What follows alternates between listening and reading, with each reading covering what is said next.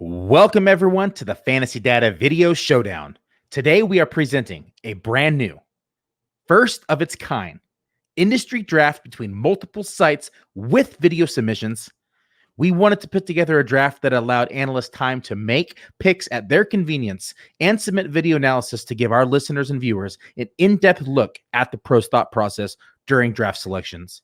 This draft includes analysts from FantasyData, Run the Daylight Podcast, Rotoviz, Draft Sharks, Goat District, First and 15, Elite Fantasy, AS.com, FF Diagnostics, FF Faceoff, Fantasy Alarm, and Chasing the Helmet. This draft is held at FFPC. The format is best ball slim. For those unfamiliar, that is an 18-round draft that starts one quarterback, two running back, two wide receivers, and two flex spots. Without further ado, let's kick this thing off. What's up, everybody? This is Adam Krautwurst from DraftSharks.com, also the Deep End Fantasy Football Podcast, and I have the first pick in this 125 best ball tournament here on FFPC. And I'm going to go Christian McCaffrey. I mean, I think it's an easy pick, best ball, going with a running back, and I got him as my number one running back over at DraftSharks.com.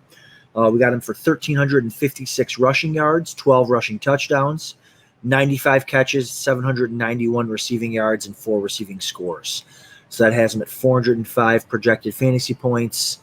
Easily my number one pick, my number one running back. So yeah, that was pretty easy, but looking forward to rounds 2 and 3. Hoping to get running back there. I like to start running back heavy in these best balls. So hopefully these studs let these running backs fall to me at the 2-3 turn, but stay tuned and we'll see what happens. With the 1.02, the Goat District Podcast Network selects Dalvin Cook. He was the running back 2 on the year last year with the most expected points, and he did it in only 14 games. 10 of his 14 games, he was the RB1, and the other 4 games, he was the RB2. It's tough to find upside like that. When you have a chance to take a stud, you got to take him. Things really shouldn't change for him this year. He's got a narrow usage tree in Minnesota, and that looks identical to what it was last year. He's an excellent receiver also, who only got 54 targets. So there's room for growth there, really. 54 targets was 15th among running backs in the NFL last year. So he's got a little bit of room for more. And, so I think basically with Cook, you're looking at, if he's healthy, he's almost a slam dunk to be a top 5 running back with a path to the overall running back 1. And this also sets up a potential stack with Justin Jefferson and putting together a Viking stack down the road. So that's why we took him here. The only other player that we really considered was Travis Kelce, and but with a chance to take Dalvin Cook. I mean, this was just the way for us to go.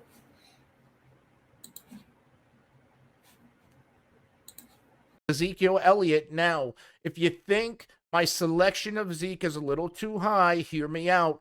Last season, when Dak Prescott was healthy, even with a battered offensive line, Zeke performed as one of the top fantasy running backs in the game. However, once Zeke was out, and then we also factor in the offensive line issues in Dallas, it didn't look very good for Zeke.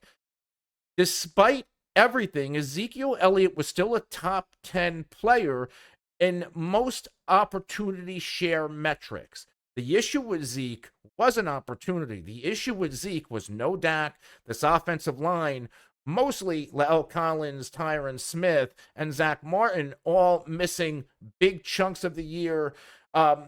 What does Zeke do best? He follows his blocks and gets to that second level. When Zeke did get to that second level last season, he was a top 10 back in yards created. He just didn't get there enough. In fact, the reason why Tony Pollard saw a career high in touches and why Tony Pollard looked like the better back was because Tony Pollard's more explosive and he can get to the outside a little bit better than Zeke. Zeke needs the offensive line. He needs to follow his blocks to get to that second level. He needs the presence of Dak Prescott throwing the ball all over the place to get to that second level. So with all of those factors considered, I believe in a monster bounce back year for Ezekiel Elliott. I'm projecting Zeke for 284 carries, 1,306.4 yards, and 11 touchdowns rushing, while adding another 51 yards for 51 receptions for 438 yards and another 3 touchdowns. See you in round 2. What is going on, everybody? John and Pemby here with Fantasy Alarm, and with the 4th pick in the first round, Fantasy Alarm selects Travis Kelce, tight end of the Kansas City Chiefs. With the scoring for this league giving an additional half point per reception to the tight end position, we had Kelce as the top option on our board at this point. Taking a tight end early allows us to essentially forget about the position until the later rounds when it comes to drafting depth. We do expect Kelce to, of course, be our top scoring tight end week in, week out. Last season in PPR formats, we saw Kelce finish with the 18th most fantasy points. However, in this tight end premium format, he would have finished with the 2nd most fantasy points for non-quarterback players, only behind Alvin Kamara. Assuming good health, we figure Kelce will once again be the top scoring tight end and be one of the top scoring overall players in the league. Hey guys, Tyler Beaker here, drafting on behalf of Elite Fantasy along with CJ Kaltenbach. With the 105 pick, we selected running back Derrick Henry. We had really hoped to kickstart this draft with Travis Kelce. It's a tight end premium format, but he went just one spot before us, so we missed out on him, ended up going with the running back pick here. And we took Henry for a number of reasons. He's had no shortage of spike weeks, something we really want to optimize here in this best ball format, especially over the last 2 seasons. Only Christian McCaffrey and Dalvin Cook have had more 25-plus PPR outings than Henry over this span. He accounted for 47% of the Titans' offensive touches, 33% of the offensive yards last year, both league highs. The Julio addition cannot be understated enough. He's going to lead the less crowded boxes where Henry routinely was running against 8-plus defenders. Should help open up the field vertically. Despite that, the Titans were still top 10 in both run efficiency and run explosiveness rank. The O-line gets Taylor Lewan back. He only played 5 games last year. They just dropped round 2 draft capital on North Dakota State's Dylan Reduns. Should be a great run blocking unit once again here. Our projections have Henry leading the league in rush attempts, 331, rushing yards, 1,623, and rushing touchdowns at 13.8. Hi, it's Todd from the Run to Daylight podcast. And with pick 1-6, the Run to Daylight podcast took Austin Ekeler, running back from the Chargers. I don't love the 6th position. I think that there's 5 or 6 guys that I have very, very rated very closely here. But I've been trying to add more Austin Ekeler recently. I want to be in an overweight position on him because I feel there's a lot of upside should they decide to run him more. And he has a really safe floor with his receiving game chops on a good offense. So that was why I selected Austin Ekeler with pick 1-6. And with pick 107, Fantasy Football Diagnostics selects Saquon Barkley, running back, New York Giants. The reason here, easy. He was my number 2 running back, my number 2 player overall in PPR formats, and I would have taken him with the number 2 overall pick. Just recently moved him up to that spot in my rankings. I'm not buying the injury stuff with Saquon Barkley. Obviously, ACLs, that's not just any injury to sneeze at, especially for an NFL running back who's going to touch the ball 300 to 400 times.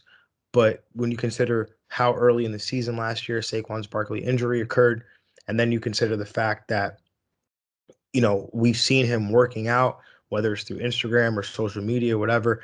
Obviously, we understand the risk that stand with Saquon Barkley. There's been some non-commitment from him in terms of his week 1 status, but it's July. Why would you expect him, especially with his head coach being Joe Judge, comes from the Belichick tree, to comment on his week 1 status in July? Doesn't make sense. So I'm buying into it. If people are going to, be wary of him because of the ACL injury, I'm going to buy the dip, and I'm happy to do that here at the 107. Well, again, like I said, would have taken him at the 102 from a projection standpoint. I've got him 2,000 yards from scrimmage, 90 targets in the passing game. You look at how Jason Garrett, I mean, obviously, there's a small sample size there, but Ezekiel Elliott had gotten 300 carries basically every season that he was there outside of, I think, the suspension season, and he was on pace for over 300. And so I think Saquon Barkley gets to that 300 carry mark, and a guy like him averaging over 5 yards a carry, 300 carries, we're talking about a 1,500-yard season here potentially. You've got weapons upgraded around Daniel Jones that should help increase Saquon Barkley's value as well. So, I'm all in. I'm all in on the player. I'm all in on the talent. And, at any point, at this point in our drafts, we're trying to find, if Saquon Barkley finishes as I don't need him to finish as the number 2 running back in order for him to come through for me. He's just got to be, top 3, top 4, top 5. And I get him at 7, sign me up all day. Coming in hot at the 1.08, team first and 15th decide to select one, Darren Waller. This was a pretty straightforward decision for me. I really wanted to corner the market on a high-end tight end, someone who had the potential to finish top 3, top 2, and per Dr. Adesai, overall tight end 1 for the 2021 season. It provides us a key cornerstone in a tight end premium league at a position that has significant scarcity. So for us, I think this also allows us the opportunity to be flexible throughout the draft and really target, obviously, those remaining skill positions like the running back and wide receiver position. Granted, no additional tight ends fall to us at significant value. But at this stage, we don't feel a need to necessarily reach or acquire and throw multiple darts at tight ends that have a potentially lower ceiling but a significantly higher bust rate as well. So I'm excited. I'm stoked. We have a key corner piece to our team. And I really think other teams should be scared. Watch out. First and 15. We're coming in hot. Hello guys, I'm Fernando Kallas. I'm a Brazilian journalist based in Madrid, in Spain. I've been covering sports for the last 15 years. I work for AS.com, that is one of the biggest daily sports newspapers in Europe. I have the pick 109 and I select Alvin Kamara. I never seen Alvin Kamara get to 109, never. I asked Larin Armani from Fantasy Mojo and he told me that this is actually the second draft that he gets to 109 in the entire FFPC this season. I'm not high on him. I made this pick, I think, at hours before the news broke out about the injury and the surgery that Michael Thomas went through. But even so, I'm not that high on him. I think that, 2/3 of the specialists or the websites that you go, they're all talking down Alvin Kamara, avoiding him this season. But everybody keeps drafting him at top 3, top 5. It's just like that. I don't know. I think that I have the same worries that everybody, that his involvement on the passing game, the quarterback situation. Nobody knows what's going to happen after Drew Brees retired. But 109 is too far. It's just too far. He's Alvin Kamara. I don't have to say that he's great. He was the RB1 last season. And maybe I could have gone with Jonathan Taylor, betting that he's going to have his breakout season. He can be Alvin Kamara this season. I could have gone with, Tyreek Hill and got this, the production that he's going to be probably the RB1, the wide receiver 1 this season. But I think that Alvin Kamara at 109, the value is just too much even, so that I am avoiding him. It's my first share this season, probably going to be my last share because I don't think that I'm going to find him this far ever in any other draft that I'm going to be. So with the pick 109, I think that the value was just too much. Even so, I'm not that high on him. Hi, everyone.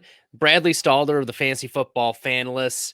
Billy, Muzio, and I are drafting out of the 10 spot for this FFPC draft. And because we're drafting out of the 10 spot, we don't have access to those top running backs. So we actually saw 7 running backs go off the board and 2 tight ends, Kelce and Waller. But that left us with our consensus number one wide receiver, Tyreek Hill.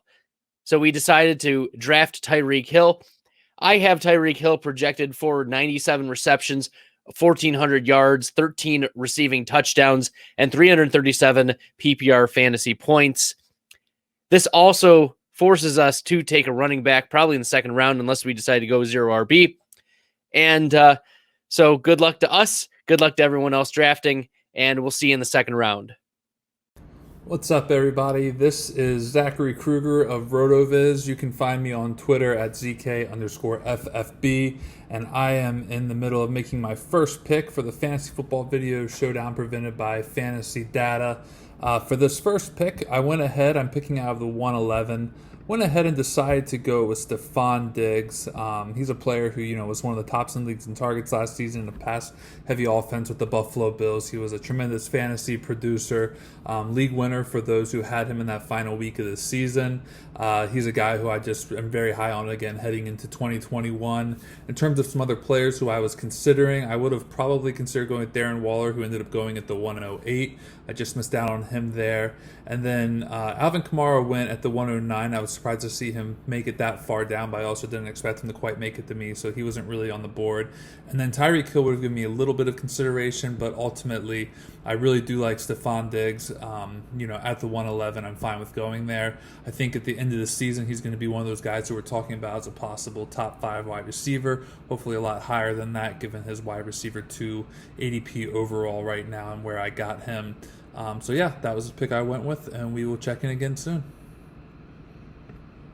Hey everyone, Chasing the Helmet, Scott Connor, Eric Vanek, Jay Reed, representing the Chasing the Helmet team. We teamed up for this one. Glad to be a part of this draft. Honored to be asked to be in this draft with so many other great drafters. And we're going to pick on the turn at the 112 and the 201. Tough spot, really tough spot this year.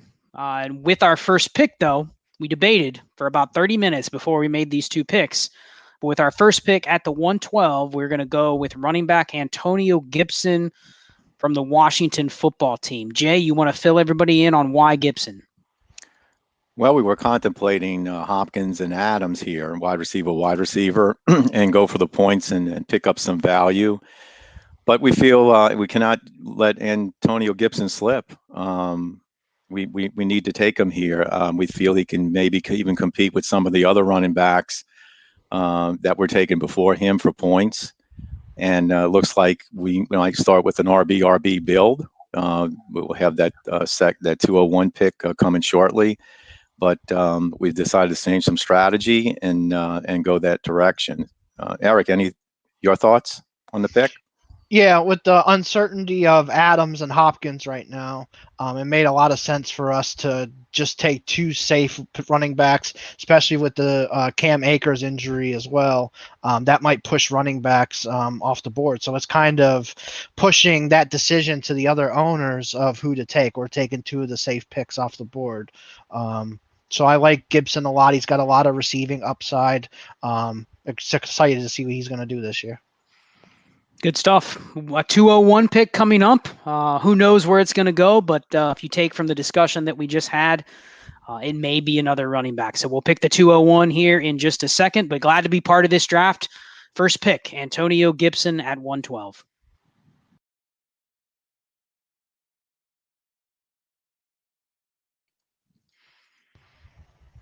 Chasing the Helmet back on the clock at the 201. Scott Connor, Jay Reed, Eric Vanek. We picked Antonio Gibson, and we're going to follow that up at the 201 with another running back, Jonathan Taylor. So running back, similar to what we did in the Pros versus Joes draft. And with Cam Akers getting hurt, the running backs interestingly get pushed up a little bit in this range. It's going to be interesting to see where they go in the next couple rounds. Do people chase them because there's now one less in this mix? But that was part of our thinking, is there's a tier break to us, and we took the last 2 running backs of the tier. So Jay, running back, not a shock that Chasing the Helmet goes RB. Your thoughts? Yeah, we selected Jonathan Taylor. We hope he picks up where he left off from last year. He had a great final few weeks there. We think he can do it again and pick up. And also by going RB, we're trying to push the board a little bit, try to make the other owners pick running back so they can push the wide receivers back to us in the 3rd and 4th round. Don't know if that's going to happen. We have some unpredictability in some of the players in here, and some players we can predict. So that's what we're hoping for by sort of starting a mini run here. A little early to do that, but we just felt that that was the best strategy for our build. Now, Rick, what's your thoughts? Yeah, and I really like Jonathan Taylor. Was one of our favorite players last year. So excited to have him again on this team. And historically, second-year running backs usually have their best season in their second year. So if these two players for us, Gibson and Taylor, hit their peaks this year, I think that could give us a really big advantage from where we're picking right now, especially with that uncertainty of those two receivers. We passed them up. So we're going to make the other owners decide whether to draft Adams or Hopkins, or we're going to see how far they fall. So I think that'll be interesting to see where the rest of these picks go. Yeah, and Jay made a great point about, we don't know what some of these players in this draft are going to do. I think if this was a football guys draft or, a different competition that we're maybe a little more sure what they're going to do, they may make us pay for going running back. Statistically, it isn't the greatest idea if you have a really heavy receiver draft. So we'll see. Long time till we pick again, gentlemen. 22 picks away. But we'll see everybody when we're back on the clock at the 3:12. What's up, guys? Zach Krueger back here from Rotoviz, ready to make pick number 2. With this pick, I went ahead and decided to go with George Kittle, tight end for the San Francisco 49ers. Kittle was the 3rd tight end taken off the board, and one of my personal favorite tight ends to be adding for drafts this year. Kittle has a lot of upside when it comes to working as a tight end and a pass catcher in the San Francisco offense. He also has a very generous schedule for the fantasy playoffs in terms of at the FFPC Best Ball Tournament. I think he fits nicely with this build. Hopefully the goal will be to find other tight ends later in the draft and not have to focus on doing a 3 or 4 tight end build. Get a good tight end and get out. And that's what we went to accomplish here. So I was pretty happy with the pick. We'll see what it looks like in the 3rd round. Hi, everyone. Bradley Stalder here again from FantasyData for the Fantasy Football Fanless. Billy and I took Tyreek Hill at 1.10, and now we're into the 2nd round, and we need a running back. Jonathan Taylor went off the board since our last pick. Antonio Gibson went off the board, and George Kittle went off the board. So the big 3 of tight ends are off the board, and we're 9 running backs in. So we're going to have to dig pretty deep for our running back here, and this is Nick Chubb. He's my projected running back 11, but Billy and I felt that he was probably the safest at this point in the draft. We hadn't heard of the Aaron Rodgers news and would have considered Aaron Jones here at this pick had we known about it, but Nick Chubb seems just like a safe pick in the 2nd round, especially with Jonathan Taylor, Antonio Gibson, as I mentioned, off the board already. So I have Nick Chubb projected for 1,336 rushing yards, 11 rushing touchdowns, 33 receptions, and a receiving touchdown as well, 262 fantasy points.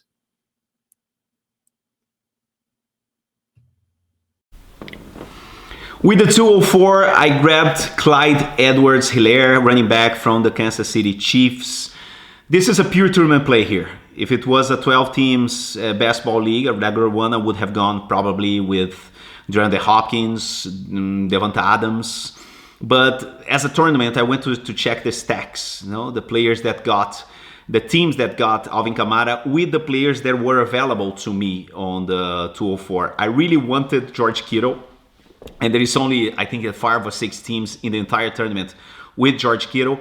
But there is 20 plus teams with Kamara and Hopkins, with Adams and with Calvin Ridley.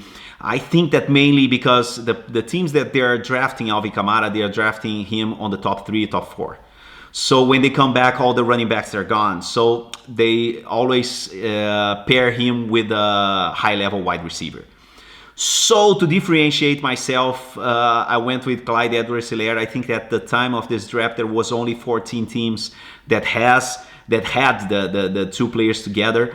And I think that Clyde Edwards-Helaire can realistically be the number 1 running back in fantasy this season.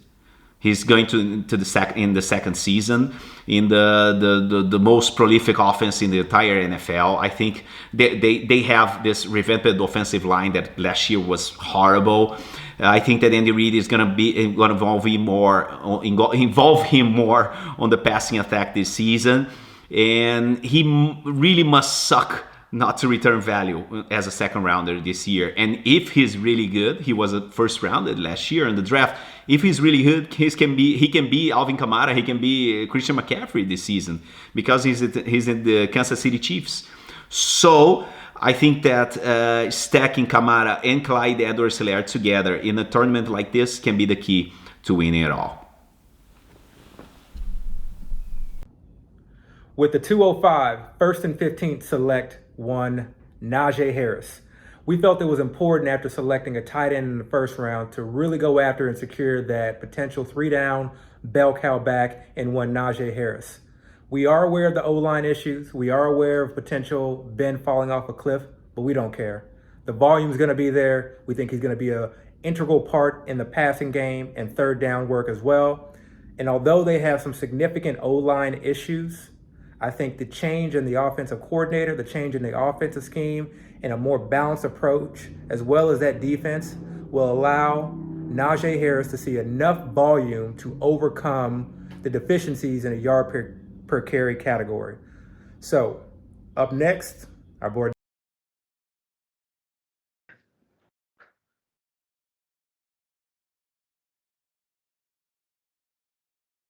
And with pick 206, Fantasy Football Diagnostics, we select Aaron Jones, running back, Green Bay Packers.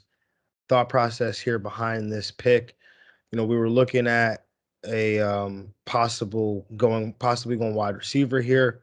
We had guys like Davante Adams and Calvin Ridley who highly rated. Davante Adams I have as my wide receiver 3. Calvin Ridley is my wide receiver 4. So, both those guys definitely in consideration, but saw the running backs dropping off the board. I mean, we've seen 13 go, and again, we're halfway through the second round here, and I have Aaron Jones as my RB10. So for me to be able to get him here at 13 as RB13 when I have him as a top 10 running back, that was really good value, I felt like, for me.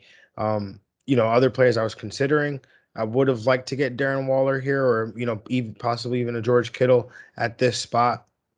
Darren Waller went with right after my previous pick at 108 he went, and then George Kittle went at 202. So had no shot at getting those guys. Kyle Pitts, I mean, quite possibly was in the range of outcomes, but was too early here in the second round to go tight end. But I do have him rated highly. Maybe we'll see if we get him on the way back. But to be able to get Aaron Jones, a back of that caliber, compare him up with Saquon Barkley, that's two guys with top 5 potential there.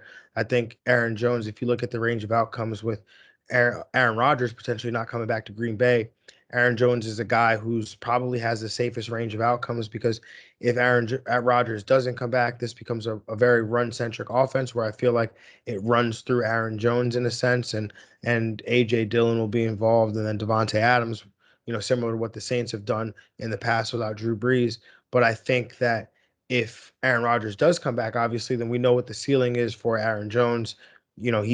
Has that capability of being a dual threat running back at a very high level in the mold of a Christian McCaffrey or an Alvin Kamara. So Aaron Jones definitely has top 5 upside. We've seen it before. We've seen his top 3 upside. So player like this in a best ball league, I'm shooting for upside all the time, right? So Saquon Barkley, Aaron Jones, it's not a bad way to start my teams off here. From a projection standpoint, I've got Aaron Jones about 1,300 yards rushing or 1,200 yards rushing, 10 total touchdowns, about 53 targets in the pass game or so. So, I'm 58 targets in the pass game, 1,300 yards, 58 targets in the pass game, about 1,600 yards total from scrimmage. 13 total touchdowns. I'm excited about what Aaron Jones could do, and I think we're getting him at a discount because of the Aaron Rodgers situation.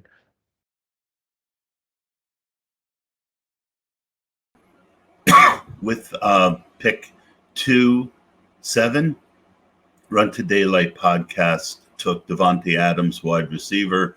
This was before Aaron Rodgers decided to come back, so I really agonized over the decision. But I felt like I had been high on him at the end of the second round, hadn't gotten enough shares, so I took him over Calvin Ridley, who I have 15% of at the time, and Joe Mixon.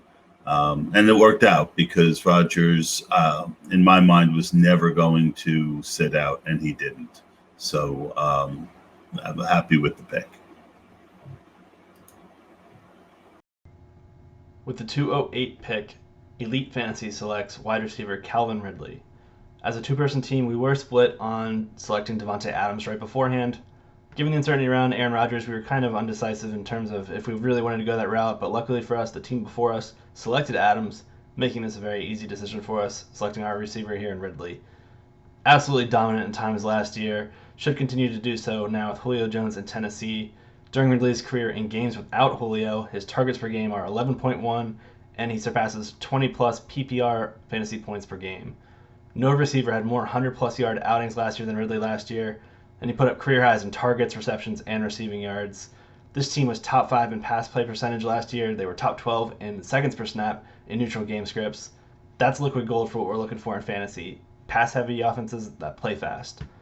Yes, there's a new coaching staff here, but nothing really about Mike Davis and his one-year sample really invokes much confidence in this team suddenly becoming a run-first offense and really changing their whole philosophy. The status of their defense, which was top 5 in yards allowed per game last year, won't offer those type of game scripts anyway for them to have ice away games with a rushing attack. It's going to be a pass-centric offense once again in Atlanta, and Ridley should be the focal point once again as one of those few receivers that carries that potential for 30+% target share and a chance to finish as the number 1 wide receiver in 2021. What's up, everybody? Andrew Cooper from Fantasy Alarm here to talk about our second-round pick, Joe Mixon. In the first round, we took Travis Kelce because it's tight end premium. Then running backs are flying off the board, so we took our boy Joe Mixon. We think that most of the issues that have plagued him in the past are now gone. He seems to be fairly healthy at this point. Gio Bernard, who had been taking pass snaps from him, is gone. Jonah Williams, who is the left tackle they took at 11 overall, is finally healthy.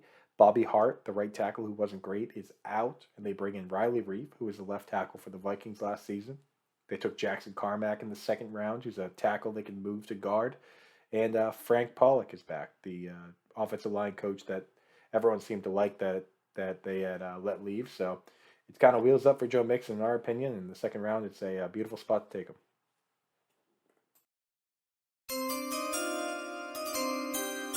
With the 10th pick in the second round, the FF Face-Off selects Baltimore Ravens running back J.K. Dobbins, and I'm all in on J.K. Dobbins. I'm all in on the Baltimore Ravens, especially on the offensive side of the football. Now, if you go back to this offseason, it looks like they addressed pass catchers, and they have, and it looks like they might want to throw the football a little bit more, and they could. But you also have to take a look at the offensive line additions, especially in the interior, drafting Ben Cleveland, the future of this offensive line inside, who could see some time this season as a starter, and also bringing in all-world guard veteran Kevin Zeitler. Both of these additions really tighten up the interior of the Baltimore Ravens offensive line, which tells me they're going to run the football. They're going to run the football in between the tackles, and a lot of that is going to go to J.K. Dobbins. And sure, Gus Edwards will also get some run, but this is J.K. Dobbins' backfield, and any receiving work, there's not a lot to go around, but we know Gus Edwards is not a very talented receiver out of the backfield. My guy, Justice Hill, when the hell is he going to be a thing? Probably never. This is J.K. Dobbins, the pass catcher. It's all going to go to him. And even if it's, 30, 40 targets, for a guy like J.K. Dobbins, that can really make the difference in propelling him into that back-end RB1 tier. I started this draft with Ezekiel Elliott. Coming back, I wanted a guy with a high ceiling who could potentially really pop into that top-end RB1. I don't think so, but at least the upside is back-end RB1 tier. Ezekiel Elliott, J.K. J.K. Dobbins to start. My projections for J.K. Dobbins, 215 carries, 1,075 rushing yards, 10 touchdowns, 34 of 44 targets for 271 and 2. Yes, 12 total touchdowns for this Baltimore Ravens running back. And if he hits those numbers and Ezekiel Elliott plays like the player I think he will play like in 2021, my team's going to be extremely difficult to stop.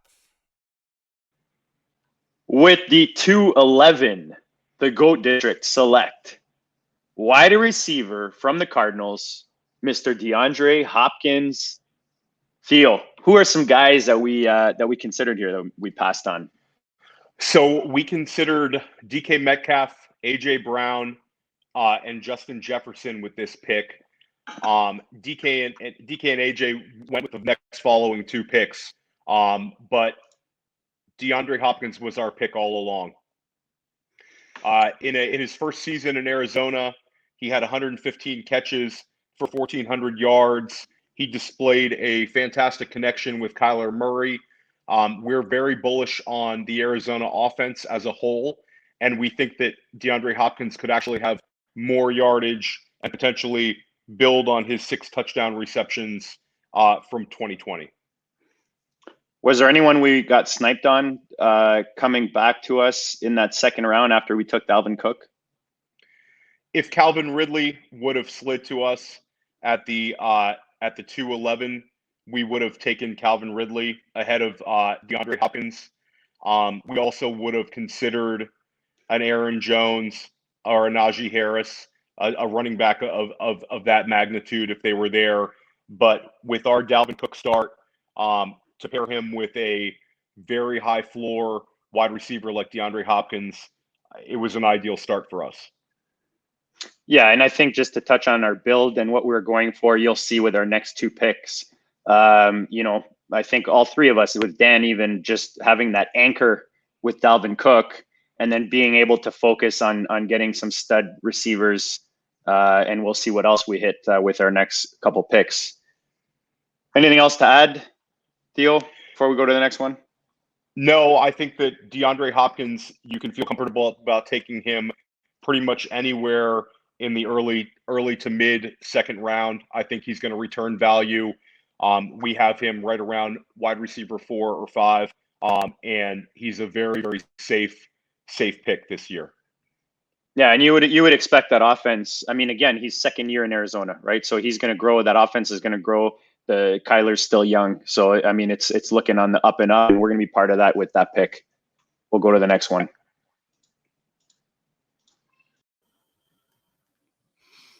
What's up, everybody? This is Adam Krautwurst from DraftSharks.com.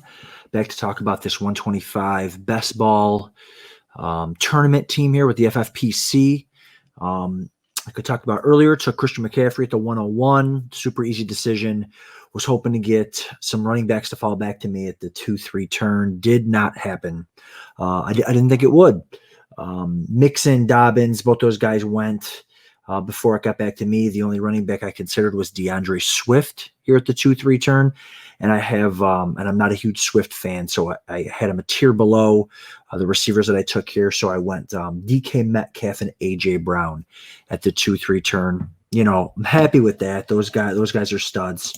Again, in best ball, I like to hammer running back early, but I wasn't about to reach, especially with those two stud receivers on the board. Over at Draft Sharks, we have AJ Brown listed for 89 catches, 1,350 yards, and 11 scores. So, that's great to have at the 2-3. Have him ranked as my wide receiver 6. And then I reached a little bit on our rankings here and went for DK Metcalf just for the upside, for the best ball nature of it, to try to smash. I mean, this is a tournament. So I went with Metcalf. Got him down for 85 catches, 1,300 yards, and 10 scores. So again, both those guys double-digit touchdown upside there. Love that. Consolation prize, considering I couldn't get any running backs there. Probably the last running back I would have gone with was Mixon. Running backs went like crazy. There were 15 selected before it got to my pick at the 2-3 turn. So hoping, crossing my fingers, I can get some running backs coming up here soon.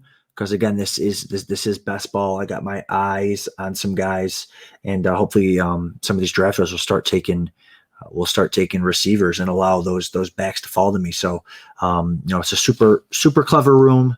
Guys know what they're doing here. So we'll see how it goes. Catch you in rounds 4 and 5.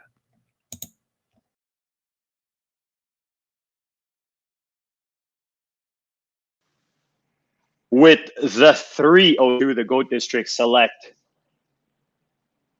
wide receiver from the Minnesota Vikings, Justin Jefferson. Theo, who else did we consider here at this pick? We considered CeeDee Lamb of Dallas, who we're very bullish on, another second-year wide receiver. And we considered Keenan Allen from the Chargers, another very, very high floor wide receiver. Anyone else we were hoping would come back to us that maybe we got sniped on? We also would have liked to have seen AJ Brown or DK Metcalf, but we pretty much expected them to go right before. Jefferson seems to be slightly below them at this point.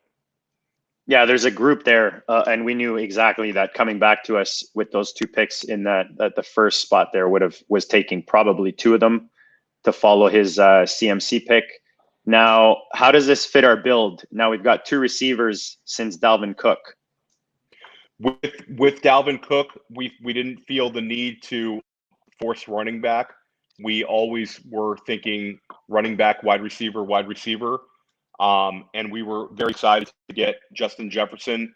He also gave us the potential to build a stack with Minnesota Vikings. We love Jefferson. Jefferson had historically one of the best wide receiver seasons of all time for a rookie. He had 88 receptions. He had 125 targets, 1,400 total yards, and 7 touchdown catches. And he did this all with Adam Thielen having his career high in touchdowns. So Justin Jefferson, we feel, again, much like Hopkins, is a very, very safe pick, a ton of upside. Yeah, and he gives you week winning results as well. Almost 40 points as a rookie in week 6 against Atlanta last year, 30.5 points in week 3 against Tennessee. Again, talking about a rookie. So we like our Jefferson pick here.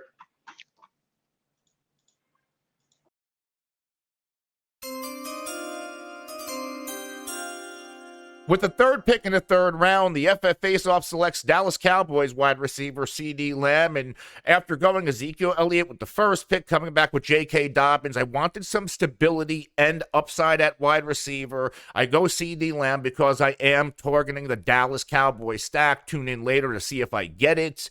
But CeeDee Lamb, this is nothing against Amari Cooper, but when I watch CeeDee Lamb play, he flashes some kind of special on tape. He also brings the workout metrics. He has it all. He could be a complete receiver. In fact, in last year's historic rookie wide receiver class, we know that Justin Jefferson was the elite, but CeeDee Lamb could have been just that if Dak Prescott played all 16 games. We have Dak Prescott back in Dallas. We have a team that could potentially lead the league in total offense and total points and pace of play. If that happens, there's going to be ample opportunities for my guy CeeDee Lamb. And if CeeDee Lamb hits, I think my team's going to be very, very hard to beat. My projections for CeeDee Lamb, 89 of 151, 1,254.4 yards, and 7 touchdowns.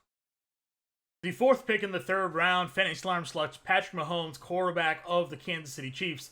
We love this move here, stacking Patrick Mahomes with Travis Kelce that we took in the 1st round. With the best ball format, we want to capitalize on the connection that those two have. When one scores, the other scores. We find that to be a great strategy here for best ball. We also love securing the quarterback position this early in the draft, getting a guy that's going to be a top 3, top 5 quarterback with 50 touchdown upside. Also allows us not really have to worry about a middle round quarterback as a backup or trying to pair another quarterback in the later rounds. We can settle on Mahomes, worry about the backup quarterback later in drafts. With the 5th pick in round number 3, number 29 overall, Elite Fantasy selects Kyle Pitts. Tight end premium league here. We want to be ahead of the field on tight end. And as much as people are worried about Kyle Pitts in terms of tight end rookies and their history. He's going to play a ton of slot. He's a dynamic player. Just turn on the tape against Alabama. They double-teamed him, they triple-teamed him, and he still went bonkers. He's a freak athlete.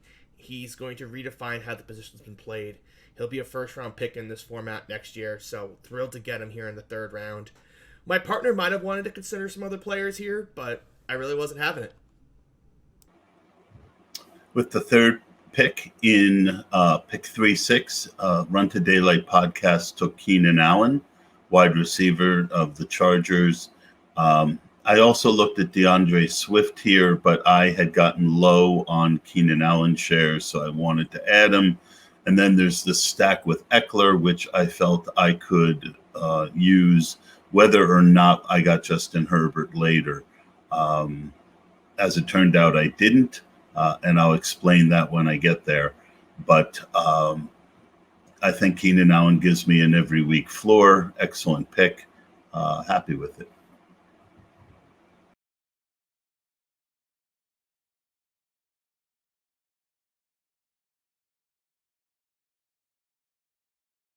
With pick 307, Fantasy Football Diagnostics selects DeAndre Swift, running back from the Detroit Lions. Swift was easy selection here. I mean, I would have liked to go tight end. Maybe if George Kittle or Kyle Pitts would have made it here, I would like to go with one of those guys, but didn't end up happening. So have no problem adding DeAndre Swift to my running back staple of where I already have Saquon Barkley, Aaron Jones. I think DeAndre Swift is going to be an absolute beast in PPR leagues this year. You look at the targets that are available with all, no receivers really to speak of in Detroit outside of Amon-Ra St. Brown or Quintez Cephas. But then you look at, TJ Hawkinson and, I think DeAndre Swift is the second leading target getter on this team. You look at Anthony Lynn, how he comes over, how he utilized Austin Ekeler out in LA. So I think that the sky's the limit here for DeAndre Swift, a talented back in year two. I've got him as my RB11 in PPR leagues. And so I'm definitely all in with the player here.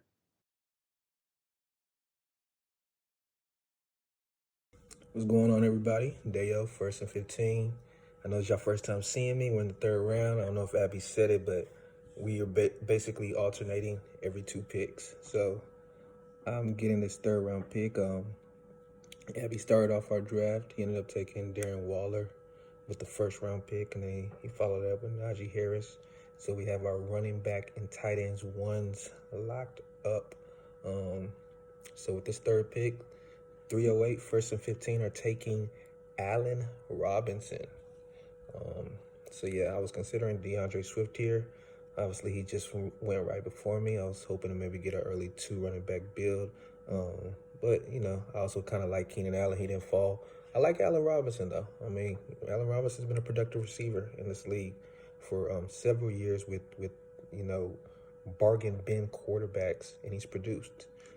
Now he gets Justin Fields, and even if Justin Fields doesn't see the field early, Andy Dalton's probably an upgrade compared to what he's had in the past. So, you can still expect him to give you hope that he can give you that top-end wide receiver production. And, I kind of consider him as far as the back end of the wide receiver 2 range. So we're going Allen Robinson here at 308, 1st and 15. Stay ready. Let's go. Well, 309, I started with 2 running backs, something that I don't like to do. It's just not optimal. It's not ideal to historical success on best ball. So I wanted to go back and attack a position that is always key to winning, that is tight ends. It's the most undervalued, but year after year, it's one of the really positions that if you nail it, it can means a really high percentage of success. Rotoviz has many studies that show how grabbing a tight end early, mainly on the 3rd and 4th round, are huge for advantage. It's a huge advantage against your opponents.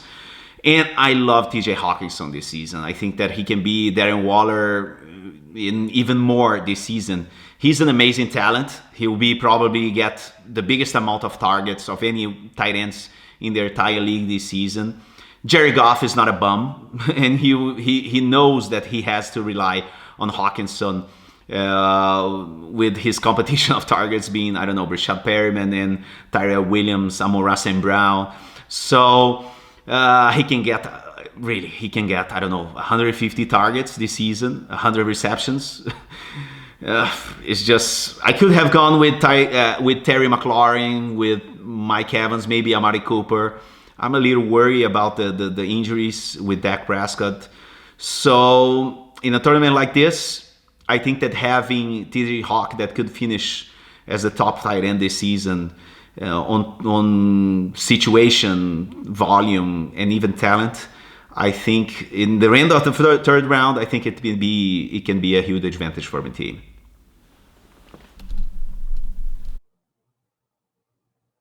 With pick 3.10, FantasyData selects Terry McLaurin.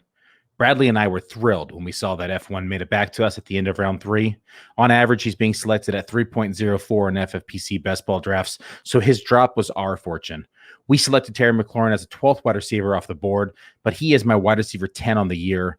He finished 2020 as wide receiver 19, despite playing with check down Alex Smith and a high ankle sprain. I have high hopes for Scary Terry in year 3. I have him projected for 22.5% target share, 141 receptions, 87 catches, 1,323 receiving yards, and 8 scores. Draft Terry McLaurin with confidence with your round 3 pick in 2021. Zach Krueger for Rotoviz, back for pick 311 of our draft. I went with wide receiver Chris Godwin of the Tampa Bay Buccaneers. A lot of running backs already off the board pretty early in this draft, I thought. DeAndre Swift was the last one taken at 307. He was the 16th running back taken off the draft. Not a lot of names out there as far as running backs who I like. Tight ends, Kyle Pitts and TJ Hawkinson were already gone, but I felt pretty good still with having George Kittle. So looking down, just kind of load up on wide receiver, see what's hanging around here for me. I'll be picking right now Chris Godwin, 311.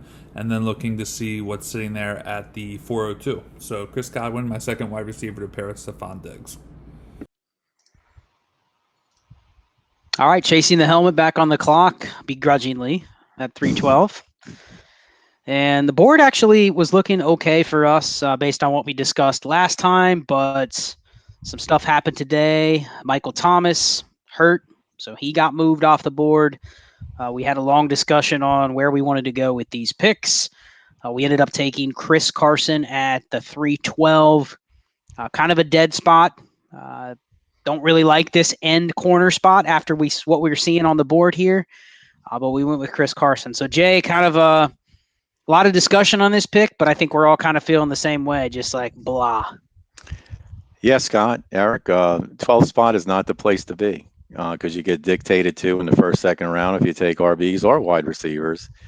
I think the Cam Akers injury and the Michael Thomas injury has kind of pushed the board up a little bit. And for the 12th spot, that's not good news. So we need to do something to shake it up.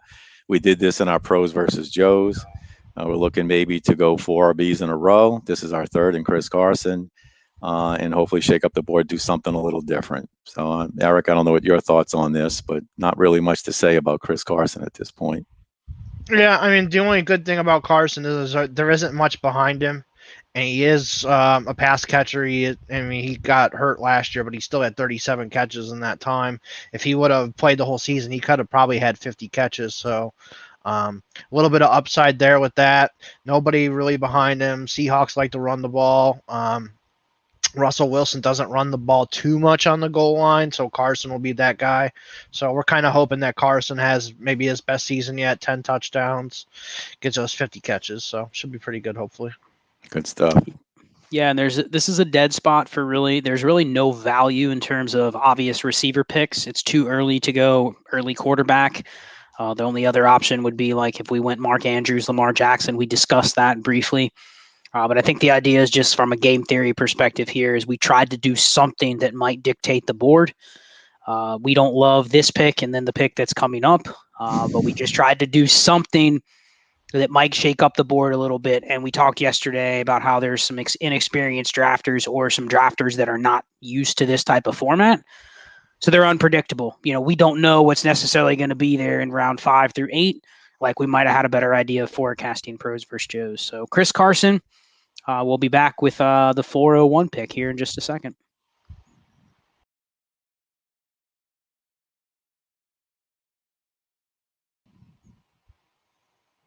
All right, team chasing the helmet back. Pick 4.01. Eric Vanek, Jay Reed, Scott Connor. Went with Chris Carson at 312 and at 401. Again, like we talked about, the board kind of blah at this point, and we took David Montgomery at the 401. So Jay, same strategy as pros versus Joes. It's best ball, a little bit different format. There's a lot more teams in this. So we're going up. We're having to kind of thread the needle a little bit more with our roster build. But we kind of mapped out the next 3 or 4 rounds and maybe a little bit of surprises that come up in the next couple rounds. But we went David Montgomery, 4 straight running backs. Yeah, it looks like we're going to push the board. That's what we want to do. That's what we talked about. Montgomery, solid last year. He was the 4th best running back according to PPR points. 1,000-yard rusher, 8 touchdowns, another 400 through the air for another 2 touchdowns. If we could get that from him this year, that's pretty solid at where we're taking him. We had to do something. We just couldn't take 2 wide receivers and just follow suit with everybody else and get dictated to. So hopefully this pushes some running backs up in the next 2 rounds and pushes some wide receivers or some better selections for us. But at some point through this draft, we're going to have to do some drastic or risky things to turn the tide. That's just my opinion. Eric? Yeah, just basically what these guys said, pushing the board. David Montgomery, decent player. He doesn't have too much backing him up. Cohen's already kind of hurt, might not be fully healthy. Damian Williams could easily get cut if he's not showing that he's up to speed. Montgomery had a pretty good season. And pushing the board, basically, a lot of teams only have 1 running back right now. And like the Aaron Jones team, he might be scrambling now if Rodgers is retiring. So trying to make these guys take more running backs and push them off the board so receivers can fall to us. So. Yeah, exactly. I think we're taking another gamble, hoping that as many receivers as we feel have a floor that we can build around fall to us in the next couple rounds. We may have to go extreme with the quarterbacks again. We're not sure where they're going to fall here. But yeah, that we looked at this from every angle, guys. Like, do we go quarterback Mark Andrews? Do we go 2 receivers? Do we go 2 running backs? We kind of felt if we took 2 receivers that were basically just chasing 3 or 4 other teams that are going to be built the exact same way as us, and we're already behind. So this was the one move to try to push the board and separate. We're going to have a different build than everybody else in the draft, that's for sure. And we're most likely done at running back now too. So that was another thing that was beneficial to us, that we don't have to look at these and decide between Alex Madison and Tony Pollards and all these guys. So. Yep. No, we're going very slim, and with our range of outcomes here, we're just kind of hoping that we hit on maybe 3 of these guys stay healthy for the majority of the season, and we can just ride through them. So we'll see what's on the board at the 512, 601. There's some players that we're eyeing that we hope fall there, but we'll see how this plays out. See you guys. For pick number 402, on behalf of Team Rotoviz, I decided to go with wide receiver Amari Cooper of the Dallas Cowboys. There are a lot of great pieces of that Dallas offense to get between Ezekiel Elliott, CeeDee Lamb, Amari Cooper, even Michael Gallup, and then the tight ends Blake Jarwin and Dalton Schultz, I think, make for interesting picks as well later on in the draft. But for this time, Amari Cooper is who I decided to go with as my wide receiver 3. He's the 14th wide receiver off the board. The goal here in terms of zero RB builds is to try to land at least 3 wide receivers in the top 12. I think that was Stefon Diggs, Chris Godwin, and Amari Cooper. I hopefully have a little bit of an outside shot of doing that, or if not top 12, hopefully top 15 is at least within range to make this 0 running back build work out. to go along with George Kittle. I think we're looking pretty good here. A lot of great pieces, like I said, in the Dallas offense in terms of stacking, or if you're looking to just correlate Dallas offensive players for later on in the season in terms of the FFPC playoffs. Lots of options that should be available to us later on, so we'll see what happens. With pick 4.03, Fantasy Data selects Miles Sanders. Ultimately, we want another top-end running back with this pick. We debated taking another wide receiver, but in the end, we both love the upside that Miles Sanders presents in 2021. Miles Sanders finished 2020 as running back 21 with 6 touchdowns, 871 rushing yards, despite only playing in 12 games. In 2021, he is my running back 18 and Bradley's 19. We took him off the board as running back 19, and he was the last running back in that tier for us. Taking a running back here also allows us flexibility with the rest of our draft and opens up the board for us in rounds 5 and 6.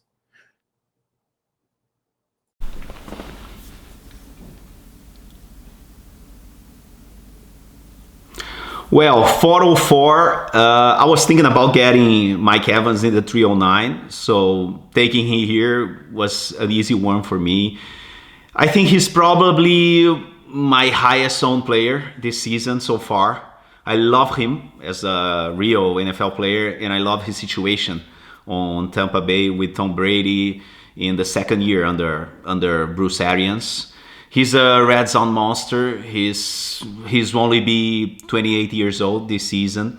His chemistry with Tom Brady will only improve. Sure, his efficiency last season was just like many unsustainable, but I think his volume is going to go up in the second year after 1 year, playing with Brady the entire offseason to prepare. I think he's going to have an increase in volume. So I really honestly think that the Bucs can be the league's most prolific offense this season, and Brady can put numbers like, 2007. So it's just, for me, grabbing Mike Evans in the 404, I think it was really easy for me. All right, everybody, so we're back on the clock. It's the 405 pick. So I'm gonna be honest with you. I was hoping, I was crossing my fingers. I really wanted TJ Hawkinson to fall. I'm a big Hawkinson fan this year. Maybe Mike Evans I was considering he went as well. Chris Carson went as well. But I really deep down was hoping Hawkinson would fall to kind of get that early two tight end build. But Hawkinson's gone, so we have to pivot. And with the 405 pick, 1st and 15 are taking Robert Woods. Yeah, I like Robert Woods. Big fan of his. Been productive last 3 years with a Jared Goff quarterback who's was basically given away by the Rams. And now I get Stafford. Major upgrade. At least that's what we hope. But yeah, Robert Woods, somebody that can produce consistent points for you. Maybe not top end wide receiver 1 points, but maybe low end wide receiver 1, high end wide receiver 2. So this is the range you take them. So we have our running back 1, we have our tight end 1, we have our wide receiver 1 as well. Adding a wide receiver 2, who you never know could end up being maybe our wide receiver 1. You never know. So again, 405, 1st and 15 are taking Robert Woods. All right, stay ready. These next 2 picks you're going to see are Abby, and then I'm going to come back for the, 7th round? All right, let's go.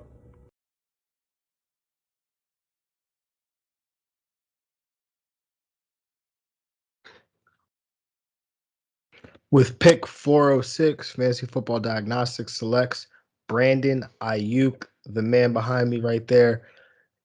I'm calling for the breakout year for Brandon Ayuk, man. This guy is a guy that I've been high on for quite some time, since before he was drafted and even after he was drafted, especially after he was drafted. But I think he really ascends into one of the upper echelon receivers in the league. We saw how he competed last year and how he produced in a Niners offense that just overall wasn't very good. I've got him projected for 90 receptions, 1,176 yards, 7 touchdowns. For me, there was nobody else that I was looking at on the board here. I was just hoping Ayuk would make it to me, and I usually don't want to take him this early, but kind of where I'm positioned in the draft, if I have to take him now because I'm not gonna I don't want to risk losing him on the way back in the 5th round. So I'm all in on Ayuk. Like I said, calling for the breakout year. I've got him in my projections as the wide receiver 12. Rankings wise, I've got him at wide receiver 15, and I'm able to get him here as the wide receiver 17. So I'm excited about that, and yes, I like this squad, man. I like this squad. Three big time running backs that are should be PPR machines, and then a wide receiver that I think has big time ability. So excited about this. Let's go. With pick 4-7, Run to Daylight podcast, took Mark Andrews, tight end, Baltimore. He was the guy I hoped was going to fall to me here. I have been on him. I have higher shares in season long and in early best ball than I did in the tournament. So I wanted to add a share, and I got him. So very happy with this pick. With the 408 pick, Elite Fantasy selects wide receiver DJ Moore. At this point of the draft, we've embraced a modified zero RB approach, with Derrick Henry being our stud running back that we're going to rely on. In this FFPC best ball tournament, we know we only need to start 2 total running backs, so we're fine with Henry being one of those guys, and we're confident that we can piece together RB2 production later in the draft.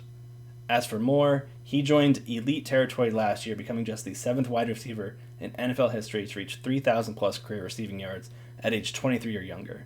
It's even more remarkable when you consider the quarterbacks he's played with: Cam Newton, Kyle Allen, and Teddy Bridgewater.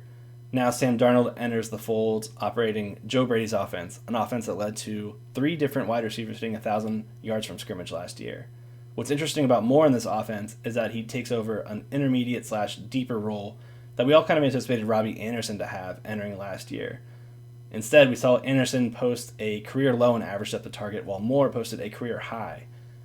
Anderson outscored Moore fantasy-wise as the wide receiver 19 to wide receiver 25, and that kind of makes sense when you see Teddy Bridgewater's strengths as a short to intermediate area and why Anderson would be the one to profit.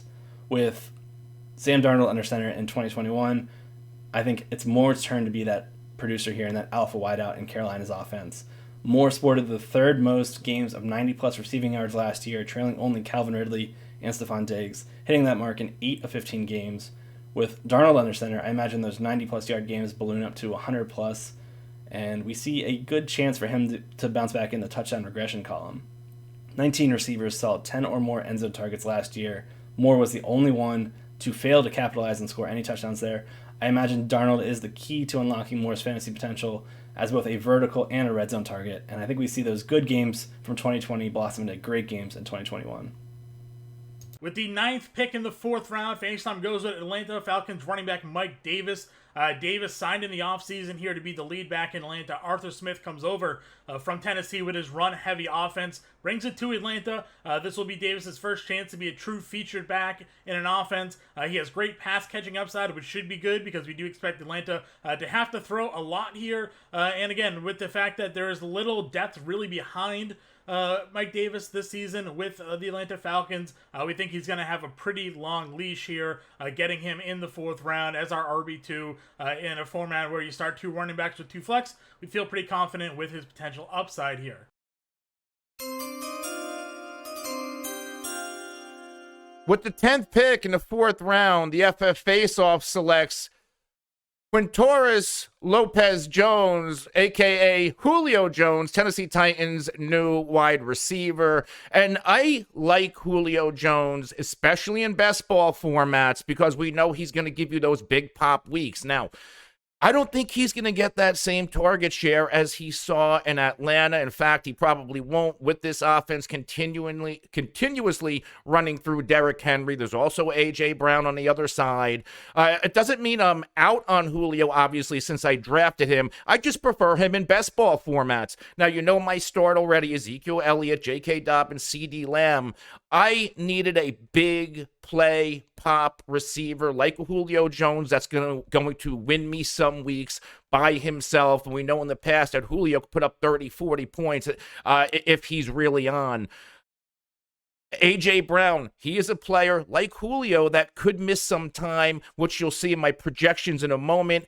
I'm a little bit lower than most. 76 of 137 targets for 1,079.2 yards and 7 scores. I know a lot of people have Julio over that 80 catch and 1,100 yard threshold. I'm a little bit lower, but still, I believe Julio Jones is going to give us some of those weeks that we saw in Atlanta, catching those deep balls from Ryan Tannehill. So best ball formats, I'm in. Redraft, I'd rather look elsewhere. Either way, in this format, I am building a team to win, and Julio Jones is going to be a big part of it.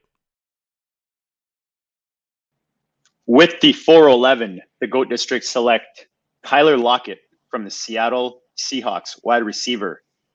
Theo, who else did we consider here? This was actually a very easy decision for us.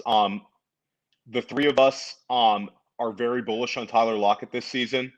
And the end of the fourth might be slightly higher than some have for him. But for us, it was kind of a no-brainer pick to have a receiver with this sort of ability as our wide receiver 3, especially in this best ball format, was something that we could not pass up. Yeah, and again, similar to JJ giving you, week winning upside, scoring 53 points in Arizona last year and 37 against Dallas. Again, perfect for best ball, both of these guys. Yeah, and Tyler Lockett's coming off of a career high 100 receptions. He had 10 touchdowns once again. He was a wide receiver 1 once again, but he's discounted at this point because he, much like most of the Seattle offense, did not end the season in a strong manner. So we'll take that discount all day long. If Tyler Lockett would have finished the season like he started it, he would be going 15 picks earlier at least. You get a discount because people are so bullish on DK Metcalf. So we're going to take that discount all day long. To have Tyler Lockett as our wide receiver 3 is absolutely ideal for our team build. 2 of his last 9 weeks are the only time he gave you wide receiver 1 numbers, whereas in the first 7 weeks, he gave you wide receiver 2 4 times and wide receiver 1 3 times. So again, just you're getting the value because of the end of last year. Absolutely.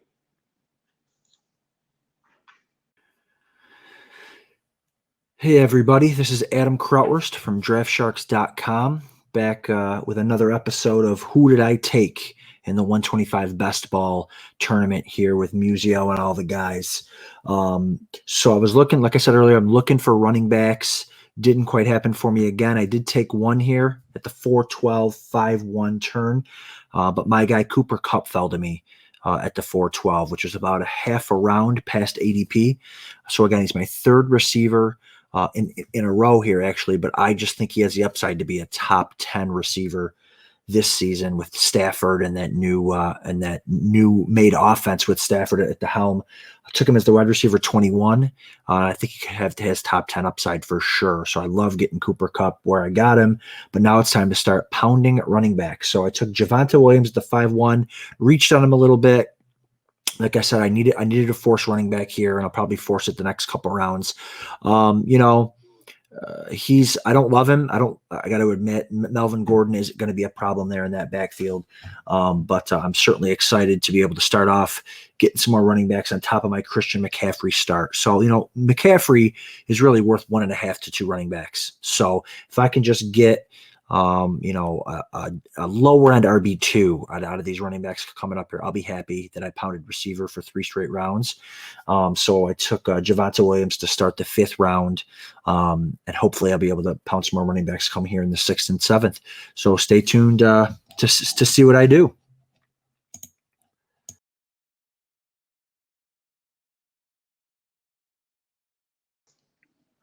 With the 502, the GOAT District select quarterback for the Arizona Cardinals, Kyler Murray. Theo, who else did we consider here? And how does this fit into our build? I mean, the obvious, I'll let you say what we want to call it. So we're pairing up our second pick, let's say. Yeah. So we invested our 2nd round pick in DeAndre Hopkins. And we took Kyler Murray as the quarterback 2 in this draft. Sometimes he's often picked behind Josh Allen, but for us, it was a no-brainer pick for us at the 502 to get that skinny stack with DeAndre Hopkins. The correlation play was something we could not pass up. We're very bullish on Kyler Murray. He had 11 touchdowns rushing last year and 800 yards, over 800 yards as a rusher. And he went from 20 touchdown passes as a rookie to 26 in his second season. We fully expect he will have over 30 touchdown passes this year, with potential to get into the high 30s. They added Rondale Moore to already potent offensive weapons for him. Also, Kenyon Drake has left to Las Vegas, which was their goal line back. So there's potential for Kyler to meet what he did as a rusher and vastly improve what he did as a passer. And it'll also help him a great deal to be able to have a full training camp with preseason as a third-year quarterback in this league. Yeah, coming off a year, 70% of the games last year giving you QB1 numbers and smashing, like some of these weeks, 40 points, high 30s, and then 90% of the time, just under 90 at 88, giving you at least QB2, which was really only 3 weeks towards the end of the year. So again, high ceiling and a nice, sweet, skinny stack.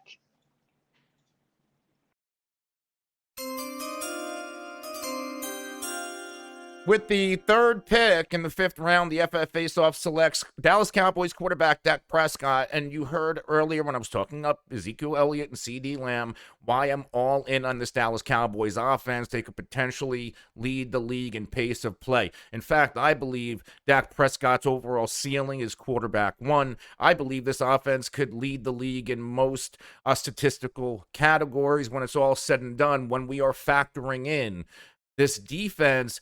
Bottom 5 last year. I do think they improved, but at best, middle of the pack for a late season playoff push. Again, at best. Dak's going to have to throw the ball all over the place, and as long as he's healthy, and I was dealing with the shoulder right now, but the most important thing, he's great coming off the ankle. It's going to be all systems go for Dak Prescott in this passing attack. And yeah, I've built it. I've completed it, and it's a risk.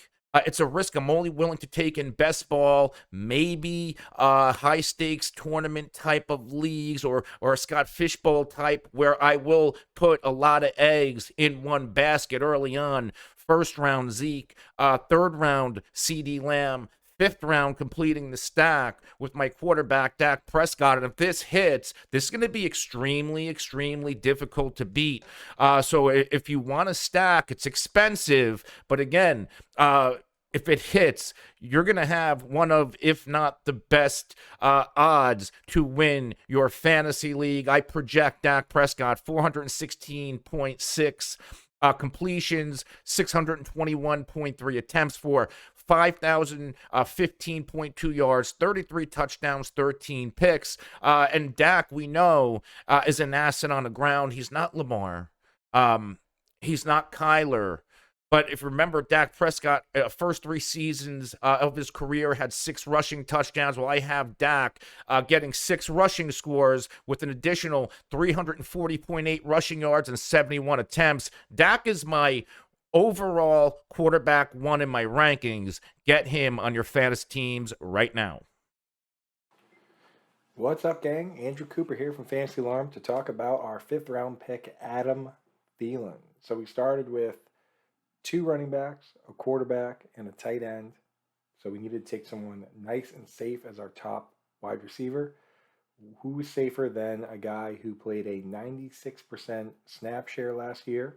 He had a 100% route participation. So every time they were throwing the ball, he was on the field. He had a 24.5% target share. The only other player, Justin Jefferson, who also had a similar snap share and target share, was just over 25%, both of them getting 1/4 of the targets. The next closest guys were guys like Kyle Rudolph at 11%, who's not on the team, Irv Smith at 10%. So they didn't draft any wide receivers, didn't draft any tight ends until the 5th round. They didn't sign anybody notable in free agency. They even lost all of BC Johnson. So Adam Thielen is pretty safe to get a similar target share, and it's a good safe pick for our first wide receiver. With the 5th pick in round number 5, Elite Fantasy selects Lamar Jackson here, 4th quarterback off the board, and looked like a quarterback run's about to start here. We decided we wanted an elite one. We definitely could have waited. We have Calvin Ridley and DJ Moore on our team, or really Calvin Ridley and Kyle Pitts on our team. Could have set up the stack with Matt Ryan, but getting an elite player that can run and pass here in this format seems pretty important to us. We could have gone with T. Higgins or Jamar Chase, but we figured there's still enough wide receiver depth on the board. Let's add a premium at the quarterback position. With pick 5-7, I took Josh Allen, quarterback of the Bills. I really wasn't looking to stack with Lamar here. I would have considered him certainly had he been here. I might have gone Jamar Chase, who was the other guy I thought about taking here. But I thought it was interesting that 3 other quarterbacks had just went ahead of Josh Allen, and I don't have a lot of Josh Allen. So one of my core philosophies is to take values, and I knew that I had the Herbert stack possible coming up, but I knew I didn't want to reach for a stack. So I said, let's scoop the value now. And I've got other Herbert teams with Keenan Allen and I think with Ekeler too. So I think one thing people don't understand is you don't need the quarterback for a good stack. And I think Ekeler and Allen are good on their own. So I took Josh Allen, and as the draft progressed, I'm pretty happy with it.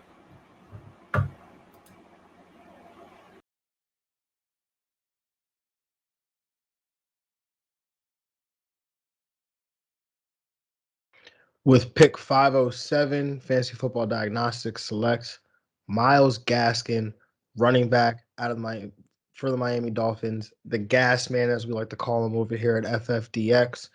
But Myles Gaskin, why did I go with him here? I mean, I'm just loading up at running back again. I mean, I see it. What I have is a borderline RB2. I mean, he's an RB2. I've got him inside my top 24, but I think he has top 20 upside when you consider how the Miami Dolphins used him last year, how they could potentially use him this year. He's an extension. I mean, he is their run game, but they use the short passing game as an extension of their run game, and Myles Gaskin fits that role perfectly. Hopefully the touchdowns can come, but I think as my RB4 here, 5th pick or 7th pick in the 5th round, RB22, I think it's good value here, and just continuing to load up on some quality running backs. I mean, I could have gone Travis Etienne here as well. You know, that could have been a direction that I went in. You know, he's another talented back who I think is in a similar tier here. Also could have gone a wide receiver. There were some quality guys here, like the 2 Bengals receivers in Jamar Chase and T. Higgins. Also could have gone with a guy in Deontay Johnson who, when, hindsight's 2020, when I sit here looking at it, I've got him inside my top 20 and he went at wide receiver 25. So if I could have paired him with Brandon Ayuk, that probably would have been the better move here instead of going with a Myles Gaskin. But hindsight's 2020. But yeah, Myles Gaskin, like I said, I've got him as my RB 23, 919 rushing yards to go along with about 50 targets for another 400 receiving yards. So, over 1,300 yards from scrimmage there for the gas man. So not a bad season here, but hopefully I can find another receiver later in the draft. With the 508, 1st and 15, select 1, Russell Wilson. This is definitely going to go down as our first controversial pick of the draft, what maybe some would consider a reach, as Russell Wilson is seen at a tier below the Kylers and the Lamars of the world. But I'm really liking this pick. I'm definitely buying into the offseason narrative of really letting Russ cook this year. I love that they brought in Shane Waldron from the Rams, who plays at a much quicker pace. I also think he's going to significantly expand the route tree and the passing game concepts of this offense, which is going to allow this offense to really take flight. They drafted a receiver in Eskridge. They brought in a receiving tight end like Gerald Everett, and we know that Russ has a rushing upside as well. If we see a tick up in his rushing TDs, that is really also going to improve his overall numbers. So it's also important to understand that this is best ball and not redraft. So this is typically not a pick that I'm making in redraft, but in best ball, I really want to lock in that quarterback one. We saw a significant QB run in this round, and although maybe I would have liked to have gotten a Lamar or Kyler, beggars cannot be choosers. And knowing what was left on the board and understanding that I wanted to go quarterback with these next two picks, I felt that it was important to lock in Russ now, and I was going to be more than happy with what was available to me in the 6th round. 509. I was hoping to get one of the top 5 quarterbacks here, but there was this huge run on quarterbacks before me. 5 went on the last 7 picks. So I went back on the wide receiver position and betting on potential in a high volume offense, and I grabbed Ja'Marr Chase. He's a top 5 pick in the NFL draft. I don't have to say how good Chase was in college. For me, he looks like Odell Beckham, and he'll be playing with his old quarterback in a team that will have to pass the ball a lot to compensate a horrible defense. I'm not worried that much with Burros and his injury history. Look at what his teammates in college, Justin Jefferson, did last year with the Vikings, and I think that Chase is better than him, so I think that Chase will make an instant impact. With the 10th pick in the 5th round for the FantasyData Fantasy Football Fanalists, Billy Muzio and I selected T. Higgins of the Cincinnati Bengals. And this was right after Ja'Marr Chase went as wide receiver 23. So T. Higgins, the 24th wide receiver off the board. We were looking for some balance here. Miles Sanders was already drafted. We wanted to pair him with McLaurin and Tyreek Hill. And T. Higgins is my wide receiver 30 in projected fantasy points, but he is within this same tier that could go all the way up to about wide receiver 15. I think that the volume could be there for T. Higgins. Ja'Marr Chase can also coexist, and I think Tyler Boyd, all 3 of them, it's within the range of outcomes having a 1,000-yard season. We saw the chemistry that Higgins and Burrow had last year.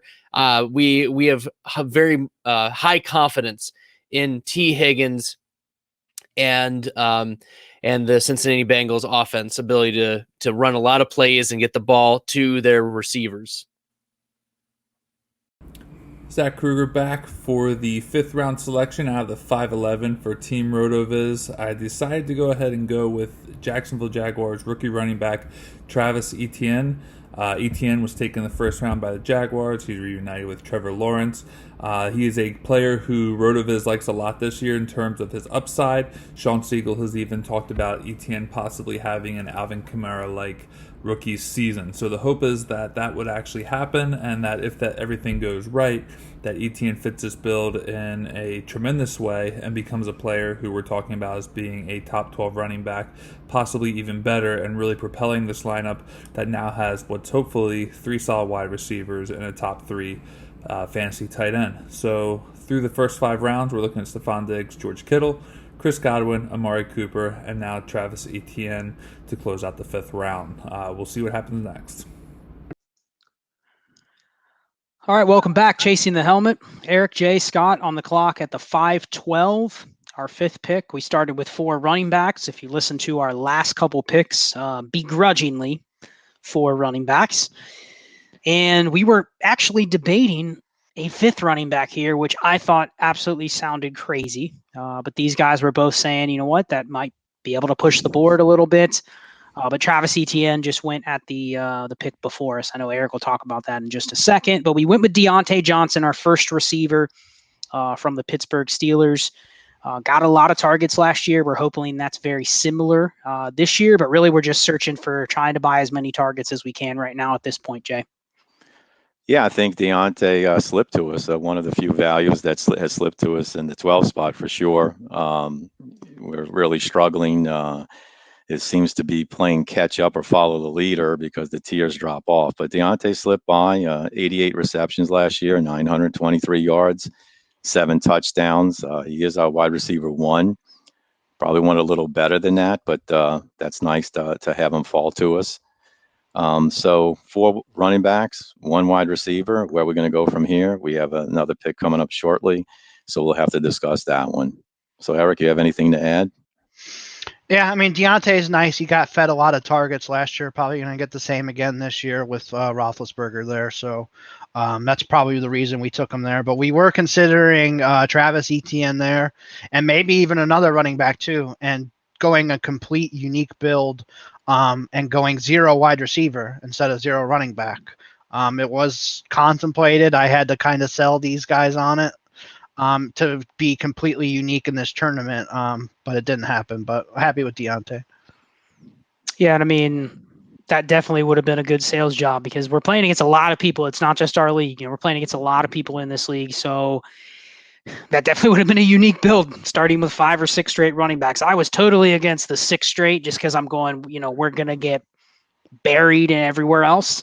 But the more I thought about it, it would have been a way to definitely stand out. But I think I would have not wouldn't have really liked the prospects. So we'll see. I think we're hoping that more running backs come off the board. There was a big quarterback run in round 5, so that kind of killed any options that we had to go at quarterback there at the 5-6 turn. We're kind of hoping more quarterbacks and running backs go off the board, so they leave us some receivers where we can buy some more targets. So we'll be back with our next pick at the 601.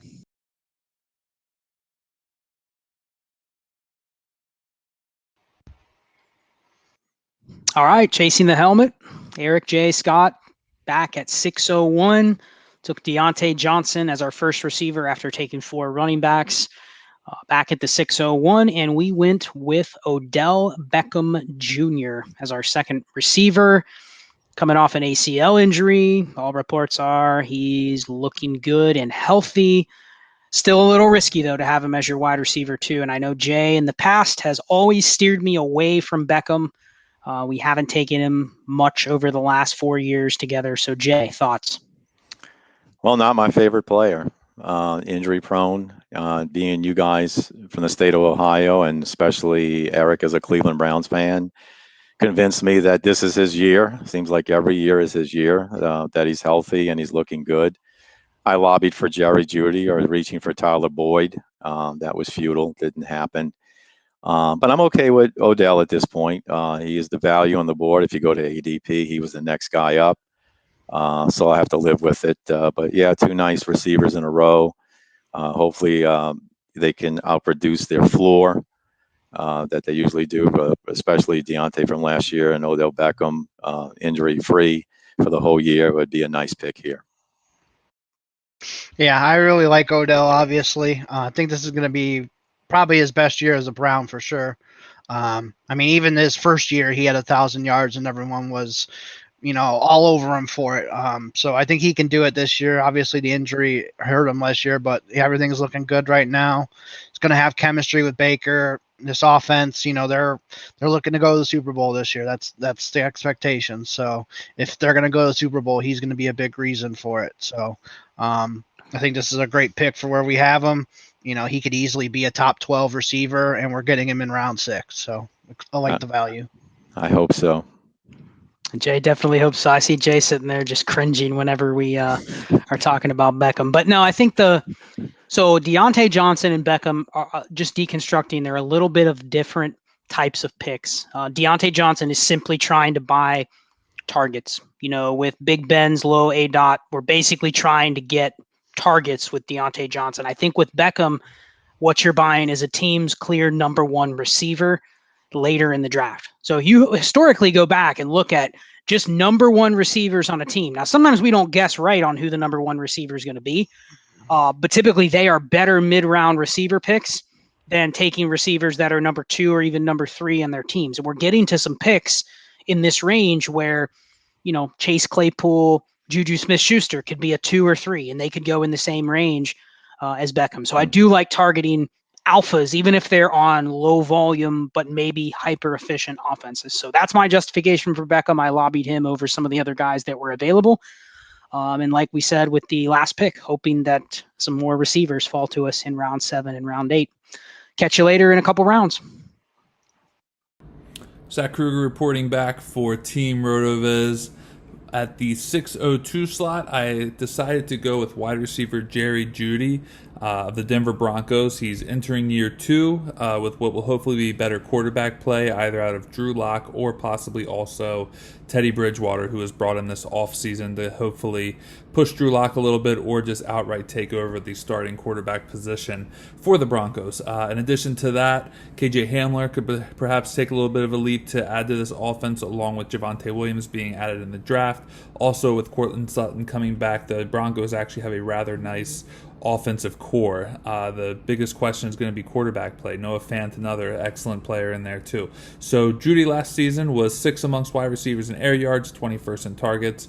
Just didn't catch the passes that we hope to see out of him, which will hopefully change in 2021. The Broncos have a very generous schedule throughout the course of the season, and that goes as far as the FFPC playoffs as well. So between the generous schedule during the season that we expect to see, and then also for the FFPC playoffs, I like both Sutton and Jeudy at this spot. Here in the draft, I decided to go with Courtland Sutton's battery mate, not Courtland Sutton. I decided to go with Jerry Jeudy. With the 6th round pick, the FantasyData football fanalists select Josh Jacobs of the Las Vegas Raiders. And Jacobs projects out as my running back 18 behind the likes of Chris Carson and Joe Mixon. I'm very optimistic about Josh Jacobs, given his usage around the goal line, his success last year behind a terrible offensive line. And yes, the offensive line for the Vegas Raiders is still not great, but that still gives me confidence that Josh Jacobs can get the volume. I'm not worried about Kenyon Drake. A lot has been made about Drake being a pass catcher and a change of pace back. I'm still confident that Gruden is going to ride his first round pick, Josh Jacobs, for 250 plus carries and over 1,100 rushing yards, 33 receptions. So with the FantasyData football fanalists getting Jacobs at running back 24, it's an excellent value. Great on us getting Josh Jacobs in the 6th round. With the pick 604, I welcome to the running back dead zone, Mr. Darrell Henderson.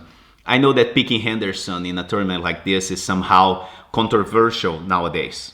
Some people say that you can't do it because you're going against, I don't know, dozens of teams that got him in the 10th, 11th round before the K-Maker's injury. But what are the odds that my team, is going to be better than any of those dozens of teams that got him late? His ADP right now is in the 4th, maybe beginning of the 5th round, but mainly in the 4th round. And I'm drafting with a lot of sharks here, the really sharp players, and they know that. They know that drafting Henderson right now in a tournament, it's not ideal. But it's the 6th round. And what if Darrell Henderson is one of those players that you need to have in your teams to win in 2021? He is the starting running back on the Rams. That is one of the best teams in the NFL, with 0 to none competition behind him. A player that could easily finish as a top 10, maybe more, running back this season. He was good last year with the Rams, and the Rams, they didn't sign anybody else, so they seem to be betting on him to be the guy. So I'm going to bet on him too here in the 6th round, that Darrell Henderson can be one of those players that you need to have on your team to win a tournament like this in 2021. With the 605, 1st and 15th, select Kenny Golladay. This was definitely an upside play. I love Kenny Golladay in the best ball formats. He is a true alpha, a true number 1 receiver, and the Giants paid him as such. I'm well aware of the issues Daniel Jones Jason Garrett and the Giants offense had in the 2020 season, but they have brought in a slew of offensive weapons through free agency and through the draft. Again, another year in the system for Daniel Jones, a real offseason that doesn't involve COVID. And this may be a potential offense that we can see on the rise. Obviously, they're getting Saquon Barkley back, so it's going to be hard for defenses to key in on one skilled player. Kenny Golladay is a player that can really take that next step, or at least return back to that wide receiver one glory. Remember, he was someone going at the end of second rounds, third rounds, only a year ago. So we hope to see that return again this year, getting him in the 6th round. Again, a wide receiver one who's really going to be playing our wide receiver 3 or our first flex spot position. I think is great value here.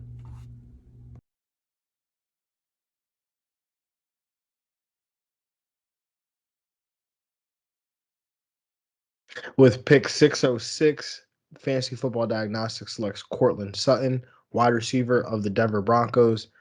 Courtland Sutton, obviously coming off the ACL, the MC. I mean, he did a lot of damage to his knee last year, but he's coming off that injury. He's been practicing. So I'm expecting him to be out there for week 1.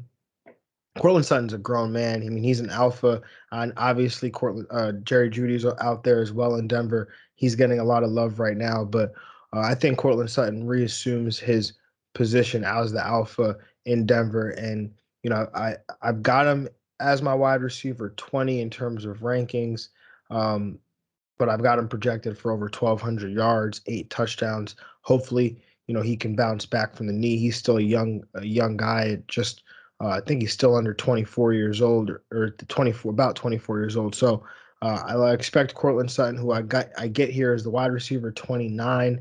I'm expecting big time things from him this year, and really looking forward to what he can do in year 3. With pick 6-7, Run to Daylight podcast selected Kareem Hunt, running back of Cleveland. I did think about Robbie Anderson here, but I do have an end of a tier of running backs and a drop off right after Hunt. Edmonds is on the border of that tier, so he's not flashy. His ADP's been dropping lately. He was the 19th running back in points per game last year. I got him at running back 26. So gives me a second running back. I like to stay balanced as best as possible. So Hunt was the pick. With the 608 pick, Elite Fantasy selects wide receiver Robbie Anderson. We've already drafted DJ Moore in round 4, and now we get to pair him with teammate Robbie Anderson here. And we've already discussed the reasons why we're bullish on Moore individually, but we'll dive into why we're bullish on Carolina's passing attack as a whole here right now.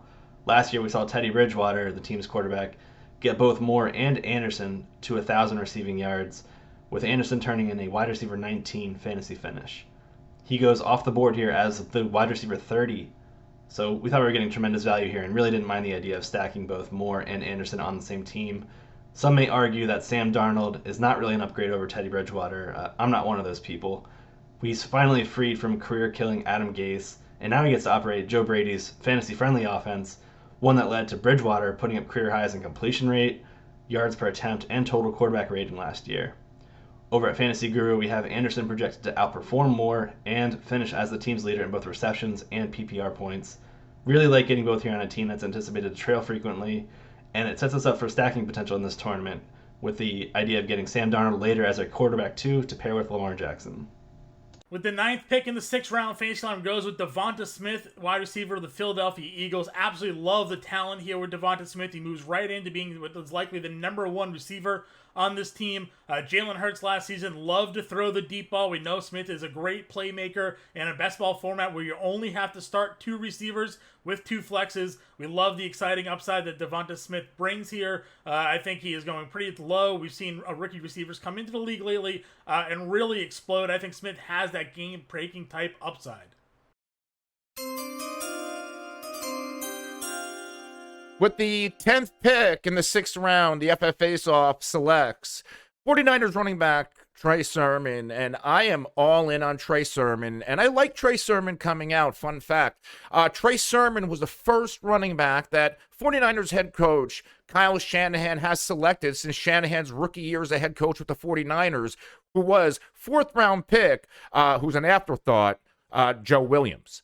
There's something here that Kyle Shanahan loves about Trey Sermon to select him where he did. Now, it took me a little bit to buy into Trey Sermon, but ever since Jeff Wilson went down, and he's going to start the year at a PUP list, there's no guarantee he comes back in 6 weeks, which is a minimum time miss, which means Trey Sermon, all the work in the preseason, all the work in training camp, and it's going to spill over into the regular season.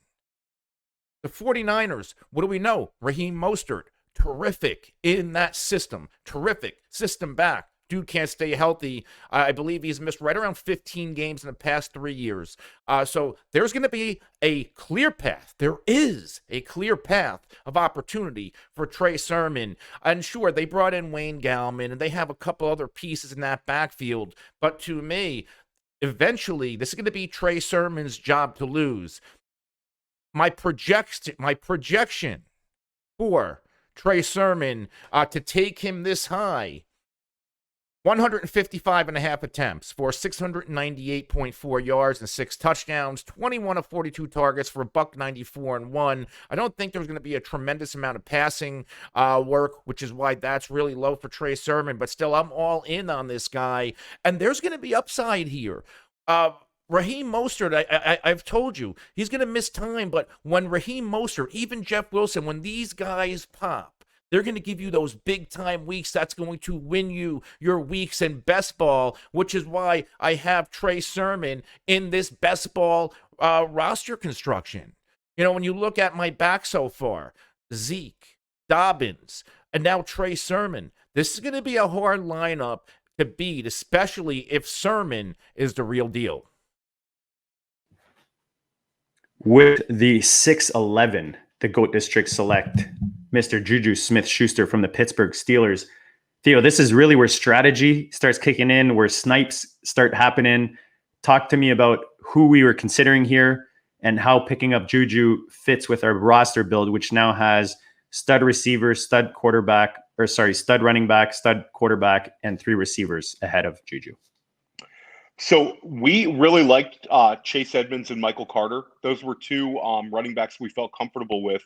And with us at the 6'11", we figured that we could go wide receiver, and one of those 2 running backs would come right back to us at the 7:02. The Draft Sharks had taken Javonte Williams with their 5th-round pick, so we thought that they could go maybe 1 RB. We did not anticipate them going running back. With their selections. We were wrong, but we were still happy to have picked Juju, despite, not ideally, if we could redo this, we would have taken a running back right here. But we're still very, very happy to get Juju Smith-Schuster. He's another player that the GOAT District is more bullish on than maybe some other podcasts and analysts are. Juju is coming off of a 97 reception season. He's 24 years old. He's been a top 5 wide receiver before. He took a 1-year contract to return back to Pittsburgh, sort of betting on himself in his connection with Big Ben. So we were very happy to get Juju Smith-Schuster. We had always anticipated having a wide receiver heavy build, especially from the 2 slot, to get Dalvin Cook and pair him up with an explosive, productive receiver core was always sort of our plan. All right, let's go to the next one. We'll talk about a bit more of the strategy, who we expected would come back to us at the next pick. Hey guys, Adam Krautwurst here again for DraftSharks.com. I'm talking about my picks here at the 6-7 turn. Absolutely loved who fell to me here. After kind of getting snapped off earlier in the draft on running backs, I think they're starting to fall to me now. So I started the draft with Christian McCaffrey as my RB1 at the 101. And I took a couple rounds off, went Javonte Williams in the 5th, and now here in the 6th and 7th, I took Chase Edmonds and Michael Carter as running backs 28 and 29 off the board. Chase Edmonds was about a half round worth of value. Love being able to get him. I'm not a huge Chase Edmonds guy. I don't have a lot of them this year, but in this best ball where I want to go running backs earlier, be able to pound receiver later, because in best ball you can get these receivers a little later on, like John Brown, Henry Ruggs, Traquan Smith, Rondale Moore, late round guys who are going in rounds 13, 14, 15. They're going to pop off touchdowns for you and get in your starting lineup. So to be able to get these running backs earlier that can give you a nice floor week in, week out, get those receivers later will be ideal. So to get Edmonds and Carter to fall was pretty awesome. It's about where Carter goes at the 7-1 turn there. Edmonds over at Draft Sharks, we have Edmonds ranked as the number 24 PPR running back, so I got a little value there. Carter, we're still trying to figure out what Carter's role is going to be, but I think he's just going to rise and rise. Like you're going to see in training camp, he's going to take control of that role as a clear best running back there. Maybe not considered a workhorse, more of like a Austin Ekeler type role where he's going to get all the catches and some of the in between the 20s work. But to be able to get Edmonds and Carter as my running backs 4 and 5, happy about that. So I've got McCaffrey, Javonte Williams, Edmonds, and Carter. Again, maybe not the most talented best backs in the best situations, but for best ball here in this tournament, to be able to just rely on those guys. And I've got a couple receivers now to be able to get my tight ends, my quarterbacks. I think I'm going to wait on running back for a while. So tune in and see what I do at the next turn at the 8, 12, and 9-1.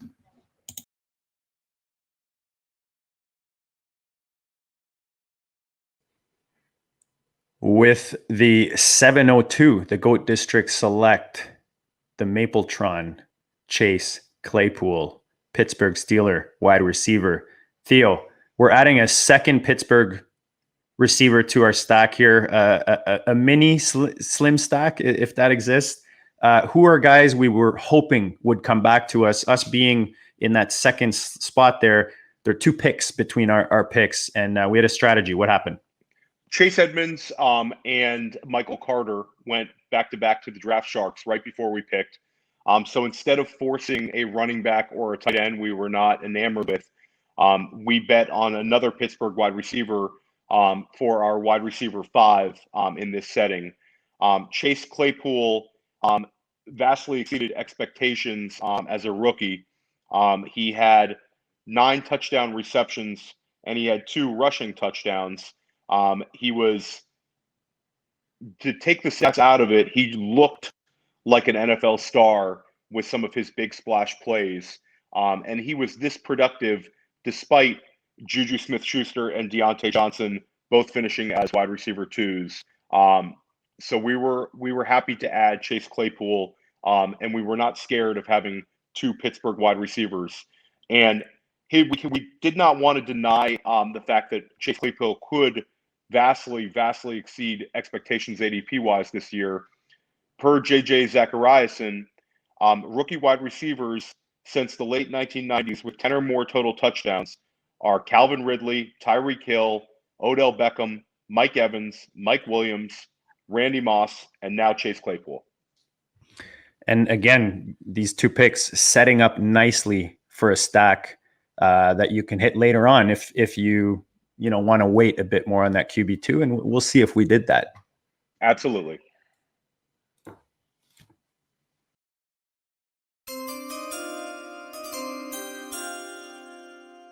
With the 3rd pick in the 7th round, the FF Faceoff selects Denver Broncos tight end Noah Fant. And I like Noah Fant, but I pulled the trigger a little bit before I really wanted to. Normally, if I don't get one of the top tight ends, I like to wait.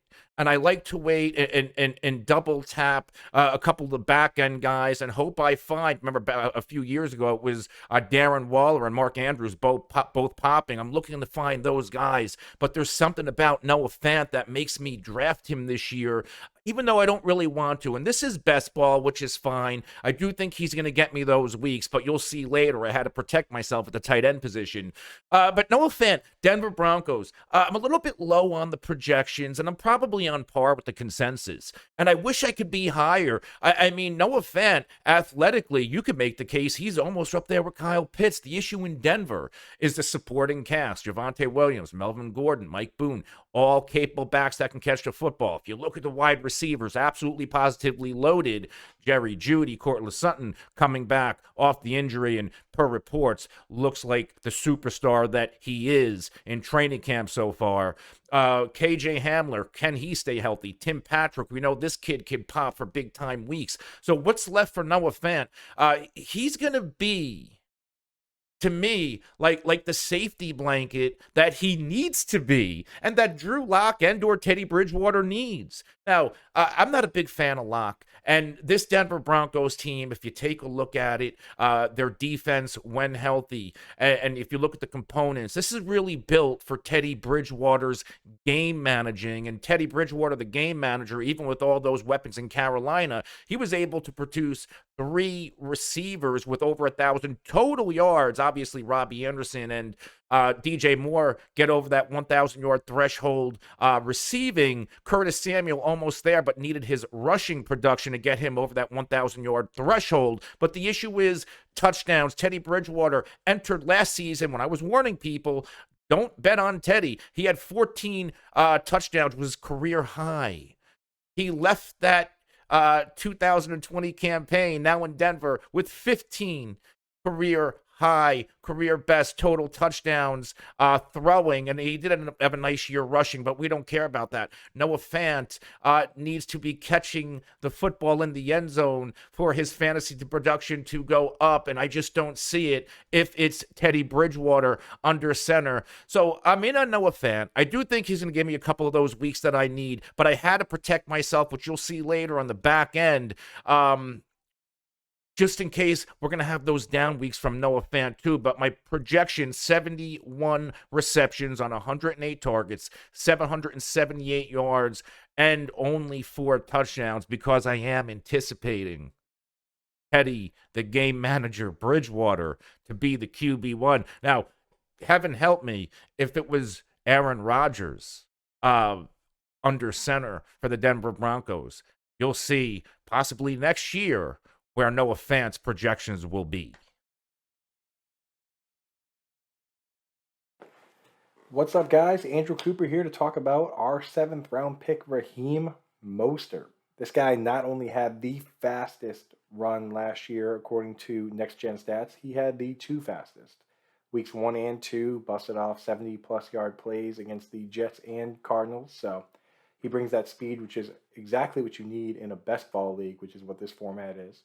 The 49ers themselves were the only team that had 2 guys graded out in the top 5 in the league in run blocking. Both tackles, Mike McGlinchey and Trent Williams, graded out in the top 5. And they also bring over Alex Mack, who played for the Falcons under Shanahan when he was over there. Comes back to the old coach, knows the scheme. I mean, I think if Mostert can wrestle that role, then that'll be great for him. And all he really needs to do in best ball is break a big run here or there for us, because we already have 2 other backs. So Mostert, another easy pick.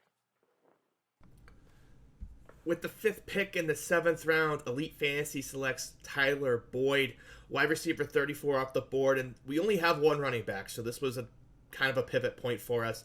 Are we going to go wide receiver heavy here and be playing running back roulette later on? Or did we kind of want to be a little more balanced? We decided we wanted to go ahead, get a piece of that Cincinnati offense, power back with Joe Burrow, high-powered, last chance to get a quality piece of that offense. So went ahead and did that, and running back will just have to wait. With pick 7-6, Run to Daylight podcast took Dallas Goedert, tight end. It was a tough decision because Goddard, we'd heard a little bit of bad news, but I was used to very recently seeing him in the 5th round. Even now, he still has this end of 6th round ADP, so I felt like it was a good bargain. It also allows me to not worry about taking another tight end this draft if I don't think I need one. or I'm open to a third, even in situations like this. If the tight end at the end of the draft, I feel, is going to give me a lot more than the wide receiver I would take. Only happens about 10% of the time. Deebo Samuel was the other guy I was thinking of.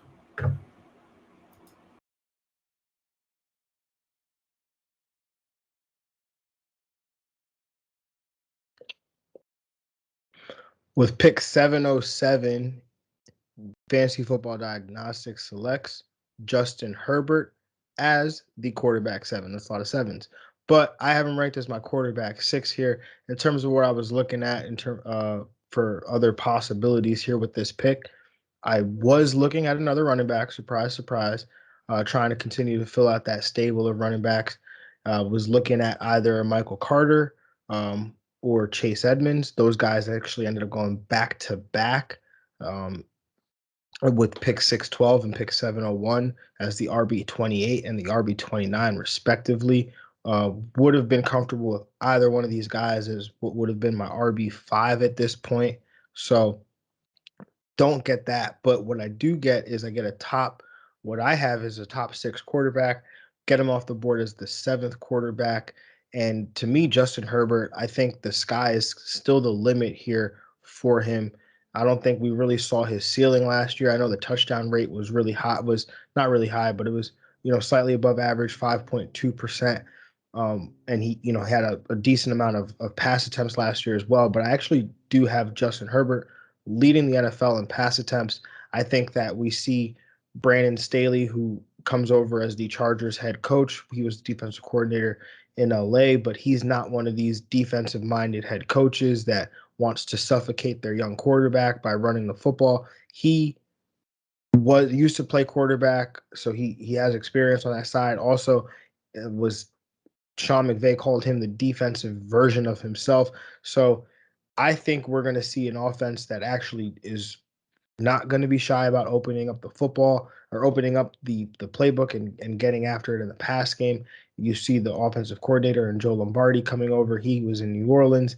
And so I think Herb, the bigger Herb, whatever you want to call him, Justin, however you want to call him, I think he's going to have continue to elevate as one of the best passers in the league. And I think the Chargers will, instead of last year where at times we saw them kind of try to hide Justin Herbert, even though he was the best thing they had going for him, I feel like this year they're going to really extenuate those strengths of his. So I think that we see Justin Herbert really take it to another level here in year 2. All right, back on the clock. 1st and 15. Deo's back. We're in the 7th round now. This is pick 708. And Abby just took our quarterback in Russell Wilson. And then he also took Kenny Golladay as our wide receiver 3. So we got 3 wide receivers on the team. Tight end field, quarterback field, running back field. This is still fantasy. We have to make sure our running backs are solid. So there's 2 running backs I was considering at this pick. 2 running backs that I think are going to be the main back on their teams. One of them is James Robinson. My only, hesitancy with Robinson is Etienne is there. They drafted Etienne in the 1st round. 1st round running backs tend to be utilized a fair amount. I know we're hearing good things about Robinson and Kim, but I was kind of a little nervous about that. So instead, 1st and 15 are taking Damian Harris, who I like this year. I think he's set up pretty well. He redshirted his rookie season, but last season they actually kind of gave him quite a bit of work. He didn't produce that much, but the whole offense kind of sputtered a little bit. You would think with all the returning players that opted out on the Patriots, and then, hopefully with a better run offense. I'm thinking Mac Jones gets that job at some point, but even if it's Cam, the offense should run better, which should provide opportunities for the running back there. So getting a expected running back starter this late in the draft is kind of ideal with us filling out those other spots. So we're going to go Damian Harris here at the 705. So you're going to come back and see me in the 8th round. Not sure which direction we're going to go. Maybe get another wide receiver. I like to have a strong wide receiver core. Or maybe, James Robinson might fall. I might decide to go him. So anyway, Damien Harris here. All right, stay ready. Let's go. 109, 709, and I got DJ Shark here. That is one of the last options from this beautiful mid-round wide receivers group that we have in 2021. I was doubting between him and Deebo Samuel that I think that is going to be great in San Francisco this season. But I went with DJ Shark. I like him a lot. I think he's going to be the number one in Jacksonville, and I like him better than Laviska Shenault. And I don't know. I think that he's young, he's talented, he's tall, he's fast. And Trevor Lawrence is good, and he's aggressive, he's intelligent. And I'm confident that he's going to identify immediately that DJ Shark is the alpha wide receiver in this team. And I think that he'll lean on him on 2021. So I'm betting on DJ Shark to be one of the biggest values in this, 7th to 8th round area on the draft this season. I would hope to have him, as my 4th wide receiver.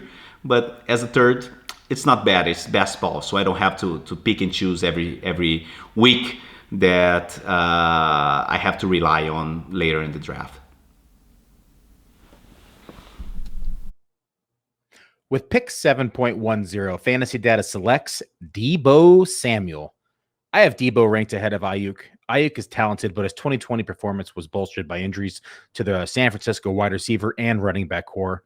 Most are scared of Deebo's average depth of target, but his yard after the catch should counteract that concern, and there's just no way he has that low of a target depth for a whole season here in 2021. I have Deebo projected for a 20.5 target share, 121 targets, 955 yards, and 6 scores. I will gladly take the discount at 3 rounds of later ADP compared to Ayuk, who went at 4.06 in this draft. Deebo is my most owned player in FFPC formats at 29% and an instant smash for me in round 7 or 8. Pick him with confidence in your later rounds in these drafts. What's up, everybody? Zach Krueger back for pick 7.11 out of the 7-11 for Rotoviz. We are going with quarterback Aaron Rodgers. He is going to be our first quarterback of this build. He is coming off the board as quarterback 8 shortly after Justin Herbert was taken at the 707. The news broke that Rodgers was possibly looking to return at the time that I made this pick, and I decided to just go for it. Rodgers, was one of the top quarterbacks in the league last year. He was the quarterback,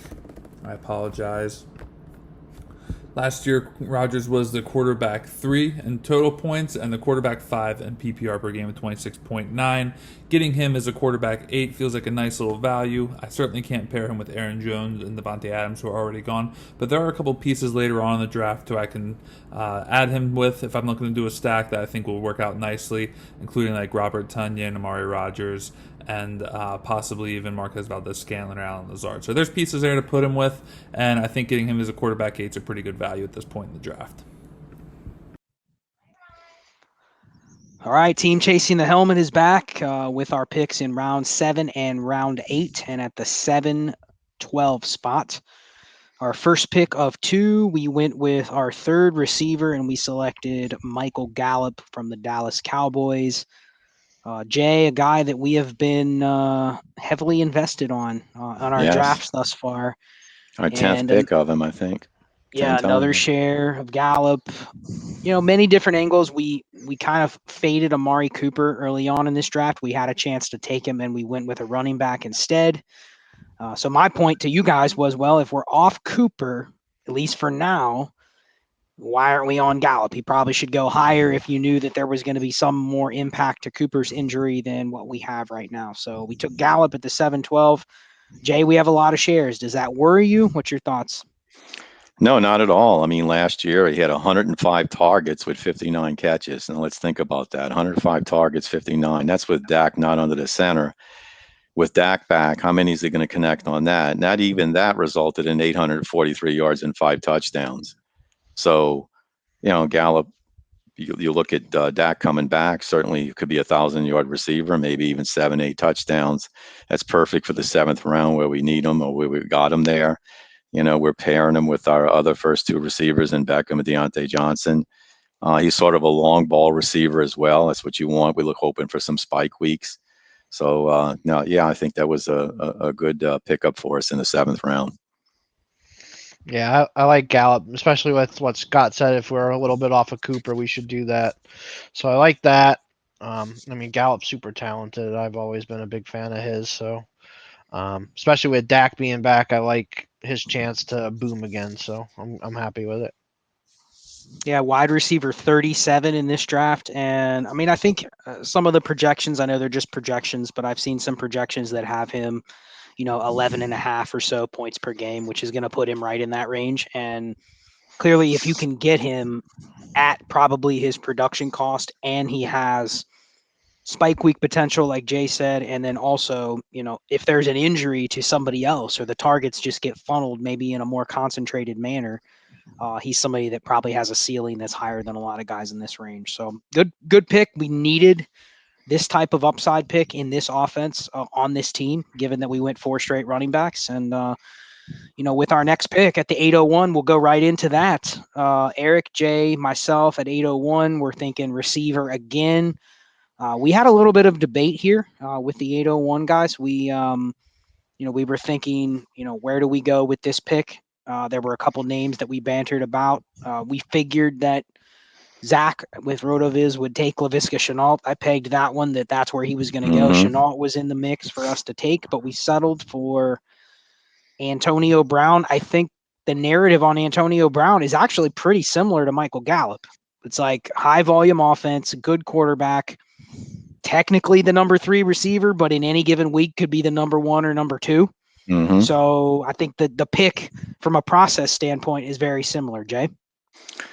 Yeah, Antonio Brown came in mid-season, and even mid-season, he snagged 45 balls for 483 yards and 5 touchdowns. If you just double that for the since he came in midway, you're looking for a big year out of Antonio Brown. And then, of course, Tampa Bay.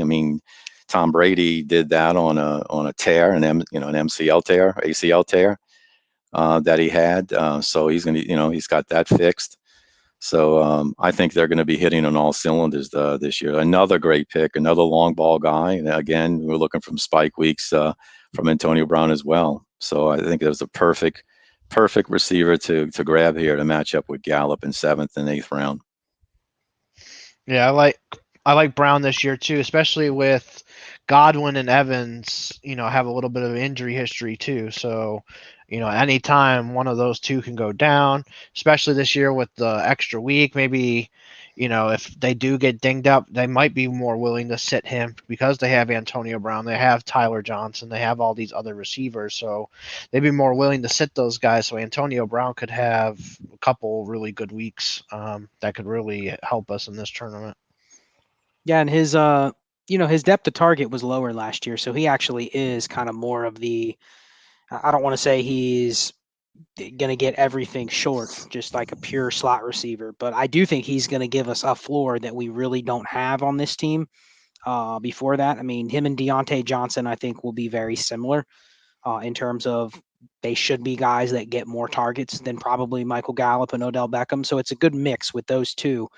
Having that combination of each of those two, each of those pairs, I think is good for the way that we structured our teams thus far. So I know we're looking at receivers going forward. 4 is not enough, especially with not taking any until round 5.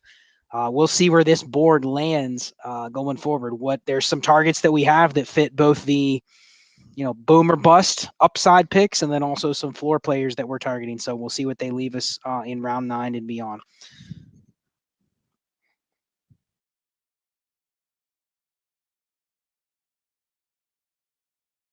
With the 802, Zach Krueger here from Rotoviz. With the 802, I decided to go with wide receiver Laviska Shenault of the Jacksonville Jaguars. Shenault has been receiving a ton of hype this offseason under Coach Urban Meyer, and just, training camp reports, mini camp reports, everything's looking really good for Laviska Shenault.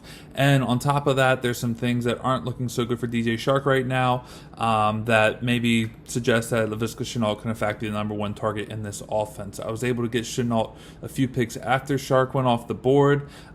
He is a wide receiver who has tremendous upside. He can be used in a number of ways in the field. He is also a player who plays in a division with a lot of soft defenses, in particular Tennessee and Houston. So I really like this Shenault pick here. He's my fifth wide receiver in this build. Yes, he's coming off the board as wide receiver 39.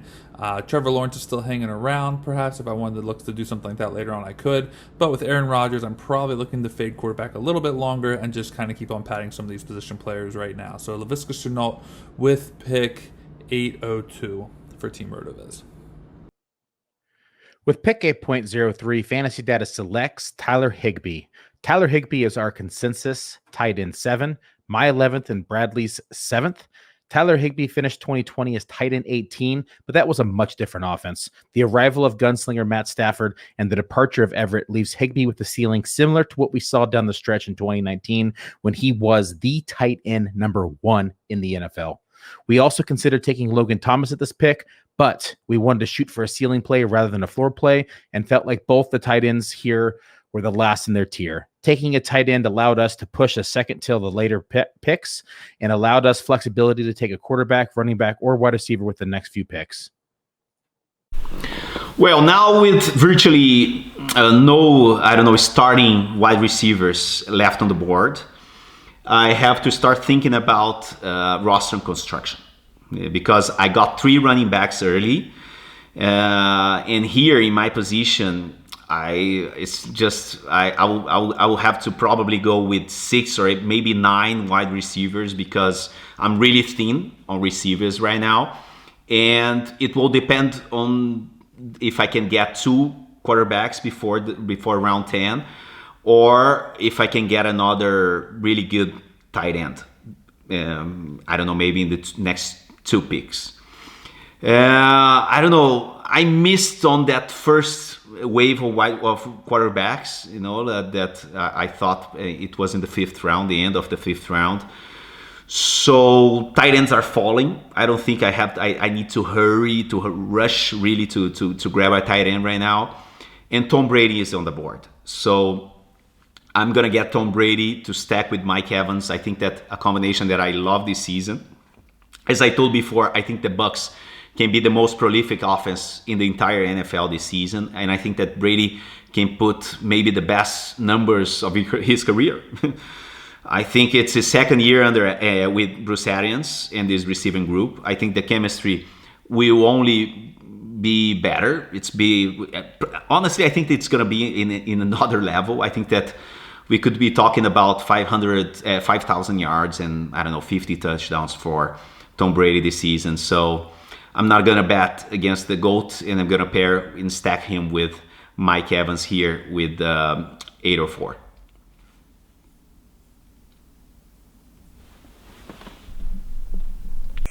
Yeah, so we're back on the clock, Theo, 1st and 15.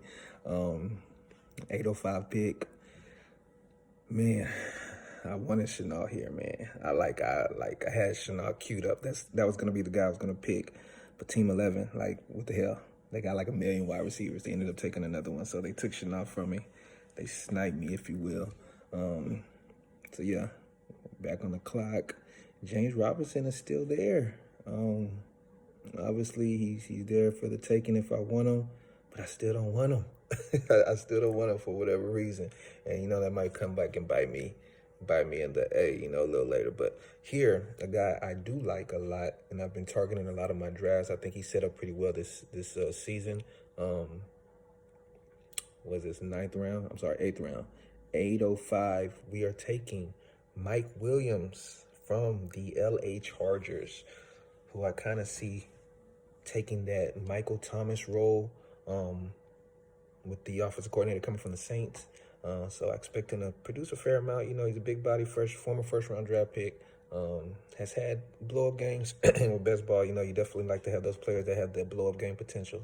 So here we're taking Mike Williams. You're going to see Abby take these next picks. I'm thinking hopefully he's going to start to look at maybe our running back room, adding there. Maybe taking a fifth wide receiver. You definitely want to have a strong wide receiver core in these best ball tournaments. Hopefully he looks at running back at some point. But yeah, 1st and 15. Let's go.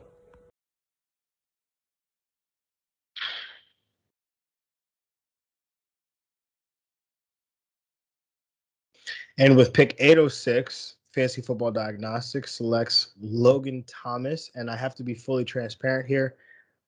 Your boy was away for a family reunion. So this right here was an auto pick. And I will talk about Logan Thomas. I'm actually not high on Logan Thomas at all. I've got him outside my top 12 tight ends.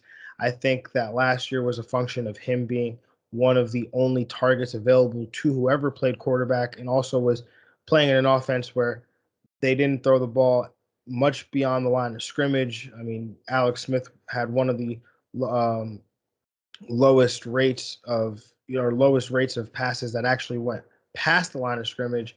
And so, I think that Logan Thomas was a benefactor of some of that last year. I also think that with the added weapons in Curtis Samuel, Adam Humphries, Antonio Gibson's elevation in year 2, I think this takes away some of the pass game work for Logan Thomas. And I think with some of these other tight ends also being healthy and some of these younger guys elevating, I think that pushes Logan Thomas down the board a little bit as well. I think on a week-to-week basis, he'll be fine. He'll have some of these maybe he'll have these big catch games or these, big touchdowns.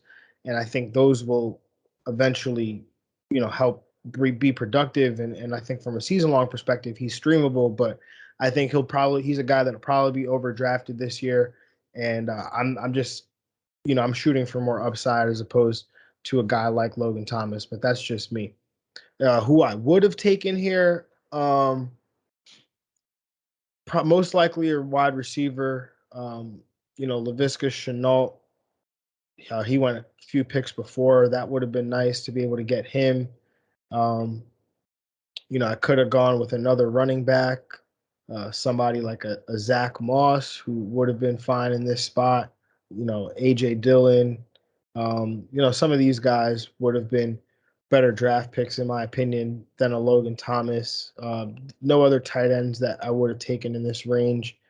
So, I'm again not happy about the pick, but at least you guys get to hear me talk negatively about Logan Thomas, I guess.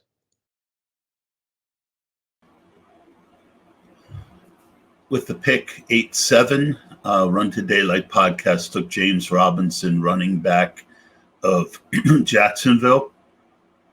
He went later than you normally see him. He normally goes before here. I think a real solid number 3 with upside. Everyone assumes Travis Etienne will be the 1A and Robinson the 1B. I'm not sure that's the case. Robinson played very well last year. He can run and catch. I expect them to have pretty similar usage myself. With the 808 pick, Elite Fantasy selects wide receiver Michael Pittman Jr. From a roster construction lens, we're trying to stockpile as many upside wide receivers as we can at this point in the draft, hitting that with the early rounds. Michael Pittman Jr., he fits that criteria to a T. Last year's service level stats, they weren't overly impressive. 40 catches, 500 yards, and 1 touchdown, but there's reason to be optimistic in 2021. First being, he goes from a dink and dunk quarterback in Phillip Rivers, who was bottom 10 in average depth of throw, to a top 5 producer in the statistic in Carson Wentz. Wentz did this last year despite operating behind Philadelphia's porous offensive line. He gets a much upgraded offensive line here in Indianapolis. Deeper targets could only mean the potential for more yards for Pittman here, who was a top 6 producer in yards after catch per reception last year. Pittman Jr. is also a massive red zone threat, standing at 6'4", 220 plus pounds. When we contrast that to T.Y. Hilton, who's 5'9", and Paris Campbell, 6'0", we could see Pittman being a large contributor here in the red zone in year 2. The Colts last year, they were top 12 in total pass plays inside the red zone, giving Pittman another path to production here.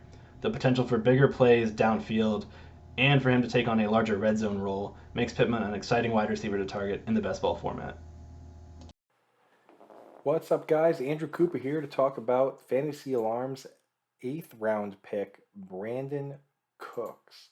Now, here's a list of guys who had the most yards in the league by the age 27. Randy Moss, DeAndre Hopkins, Mike Evans, Larry Fitzgerald, Calvin Johnson, Julio Jones, Antonio Brown, Brandon Cooks, Torrey Holt, Lance Allworth. That's the top 10. Brandon Cooks is a guy who continuously finds a way to get himself to 1,000 yards. You look at, some of the sports books that do player props, the over-unders, once again, have him at 900, 950 yards.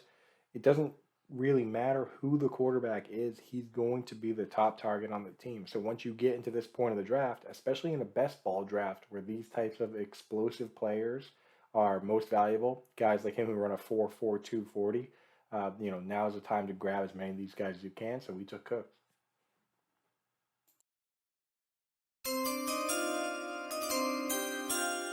With the 10th pick in the 8th round, the FF Faceoff selects football team wide receiver Curtis Samuel. And I'm always big on Curtis Samuel. I love the versatility that he brings. You can line up all over the formation. They like to use him as a rusher as well as a receiver. And now I finally think he's in a spot with Washington and Ryan Fitzpatrick where Curtis Samuel can actually be unleashed. We know Terry McLaurin's going to get the bulk of the top-end coverage from the enemy defense, which means Curtis Samuel's going to do his thing. They're going to line him up and find mismatches so he can beat the defense all over the field. They're going to give him handoffs to exploit the enemy defense. Curtis Samuel, I love the opportunity for him to potentially have a career year if he can stay healthy with Mr. YOLO quarterback himself, Ryan Fitzpatrick. And if you listen to the FF Faceoff, you'll know I'm not big on Ryan Fitzpatrick to get the Washington football team to the playoffs. But as far as a fantasy year, Ryan Fitzpatrick is going to do wonders for Terry McLaurin. McLaurin's going to put up numbers that we always believed that he could if they had competency at quarterback. And I really feel the same way about Curtis Samuel because let's face it, he had Cam, and Cam wasn't at his best. And even at Cam's best, he wasn't the best thrower of the football. Kyle Allen, Teddy Bridgewater. Ryan Fitzpatrick is going to make big things happen for Curtis Samuel. And Curtis Samuel, for what he brings, and I keep emphasizing this, and I'm sure every other analyst breaking down their team is emphasizing this in a best ball league. You're not looking for consistency, and consistency is great for your standard redraft leagues. In best ball, you almost want to treat it like DFS to where you want guys that are going to pop, and they're going to pop big time to win you weeks. And Curtis Samuel has the skill set, he has the opportunity, and he has the quarterback to make that happen. So Curtis Samuel, when you look, he is only my second receiver. This is normally how I construct my teams. I'm sorry, he's my third receiver. And this is normally how I like to construct my teams. Build running back early, and then, especially in best ball, let me get those big, weak players at the wide receiver position. Curtis Samuel fits the bill. My projection on Curtis Samuel, 68 receptions on 111 targets, 836 yards, 5 scores as a receiver, as a rusher. 26 for $141. I do think he finds 2 touchdowns.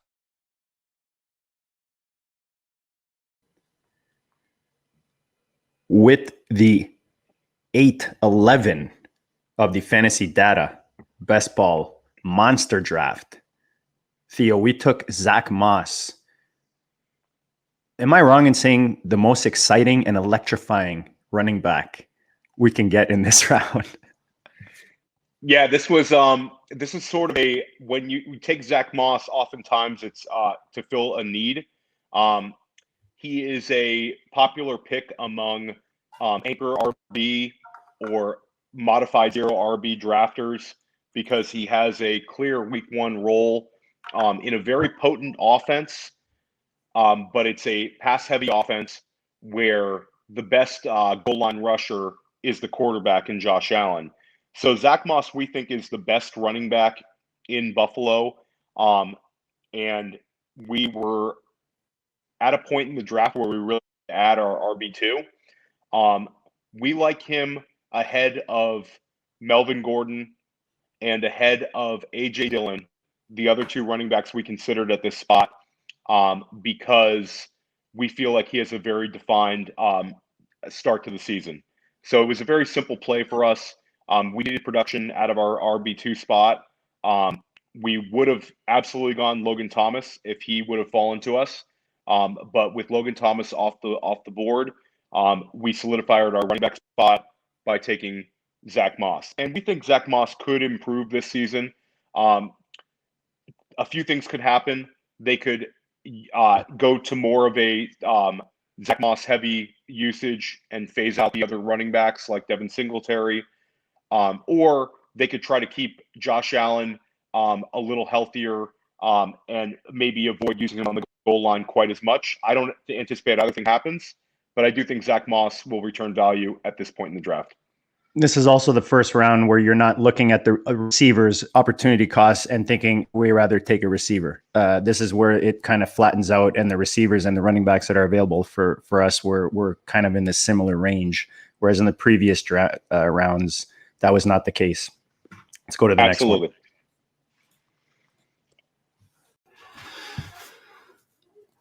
All right.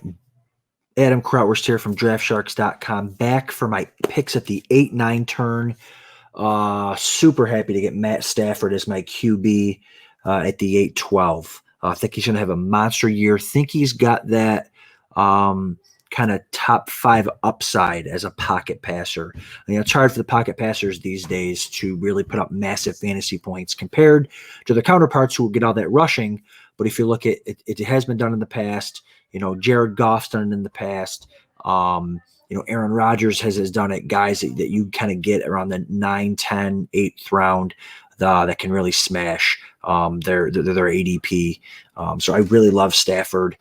This is the first time he's going to be in a really good offense. I think best receiving core he's had since he had Calvin Johnson, Cooper Kupp, Robert Woods, all those guys. So I think he's just going to absolutely kill in that offense. And again, picking at the turn, you either got to take one or you wait 2 rounds, right? So I was okay taking Stafford here, got him at value a little bit, about a half a round. But yeah, stack him up with Cooper Kupp. Let's see if I can maybe stack some guys later with him too. So then after that, I went Mecole Hardman at the 9-1. Super excited about Mecole Hardman, league winning type upside. This year, guys get better and better and better as their careers move on, right? So, Mecole Hardman might not just be a handcuff to Tyreek Hill. They've already said he's going to be the number 2 receiver there, and I'm super excited about that. So I took him at the 9-1. That Chiefs offense is so good, so I got him as my wide receiver 4, and which is great in a best ball. You know what I mean? I don't have to rely on him week in and week out. He can have those smash weeks. And so I took him about a half a round ahead at a time. But again, I love Mecole Hardman at the 9-1 to kind of pair with the rest of my receivers there. So Stafford, Mecole Hardman, 2 of my favorites in best ball. And let's go. Let's see what falls to me next.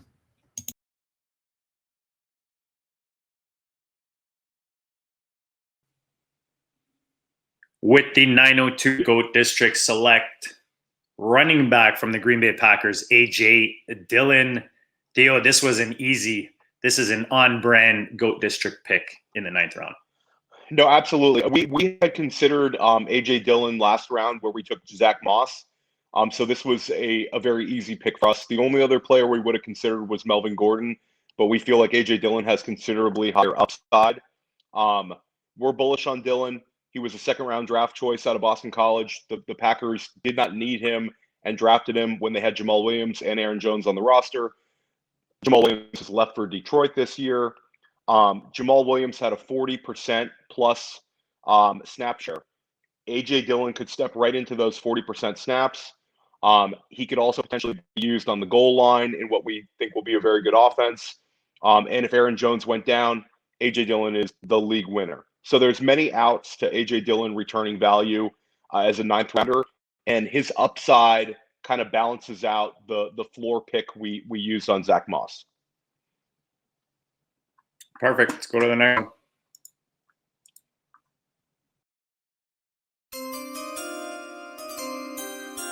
With the third pick in the 9th round, the FF Faceoff selects New Orleans Saints wide receiver Michael Thomas. And hey, somebody had to do it. The hot dog, we have a wiener.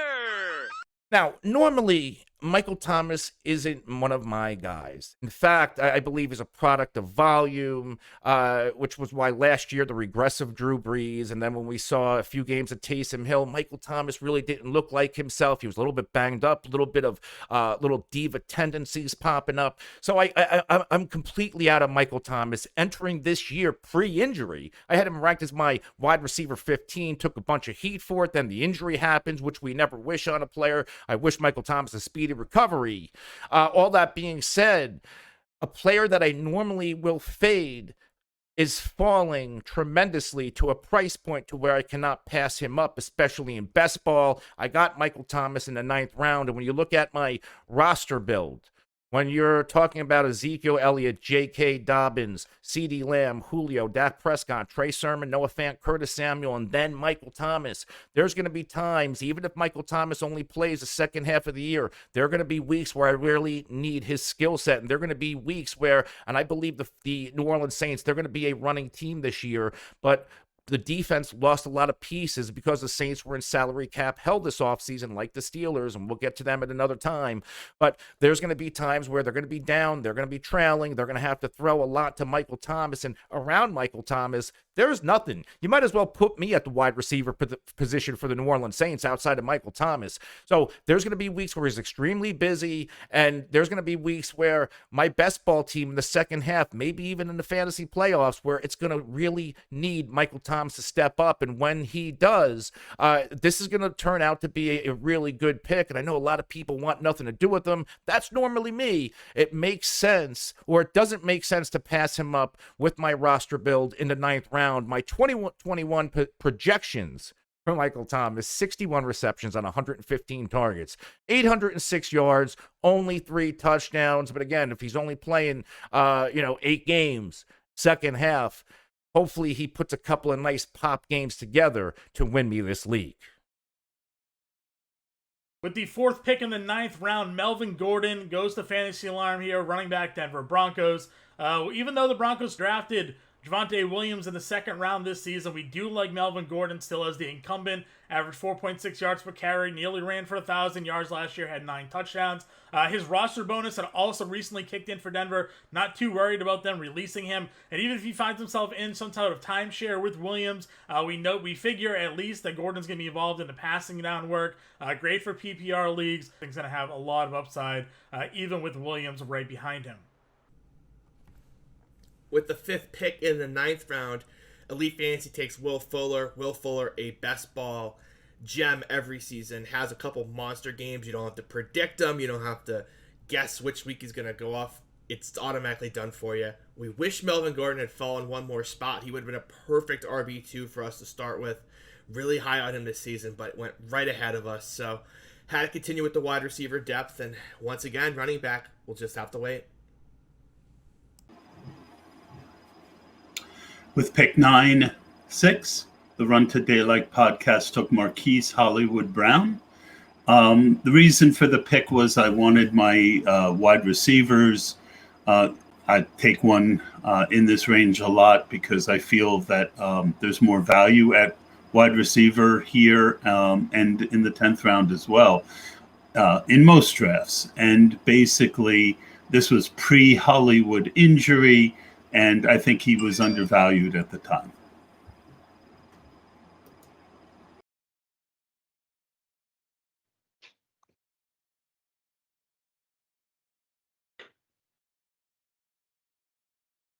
With pick 907, Fantasy Football Diagnostics selects running back Ronald Jones out of Tampa Bay for the Tampa Bay Buccaneers. And this was a value for me here as well. Like I said, A.J. Dillon would have been nice with the earlier pick, but with this pick right here to get Ronald Jones, who I think is the best back in the backfield. Leonard Fournette did have that nice, stretch in the playoffs, but look at the season, Ronald Jones was the better back. I mean, more explosive, had big playability, and I think he is being drafted below Leonard Fournette in most formats.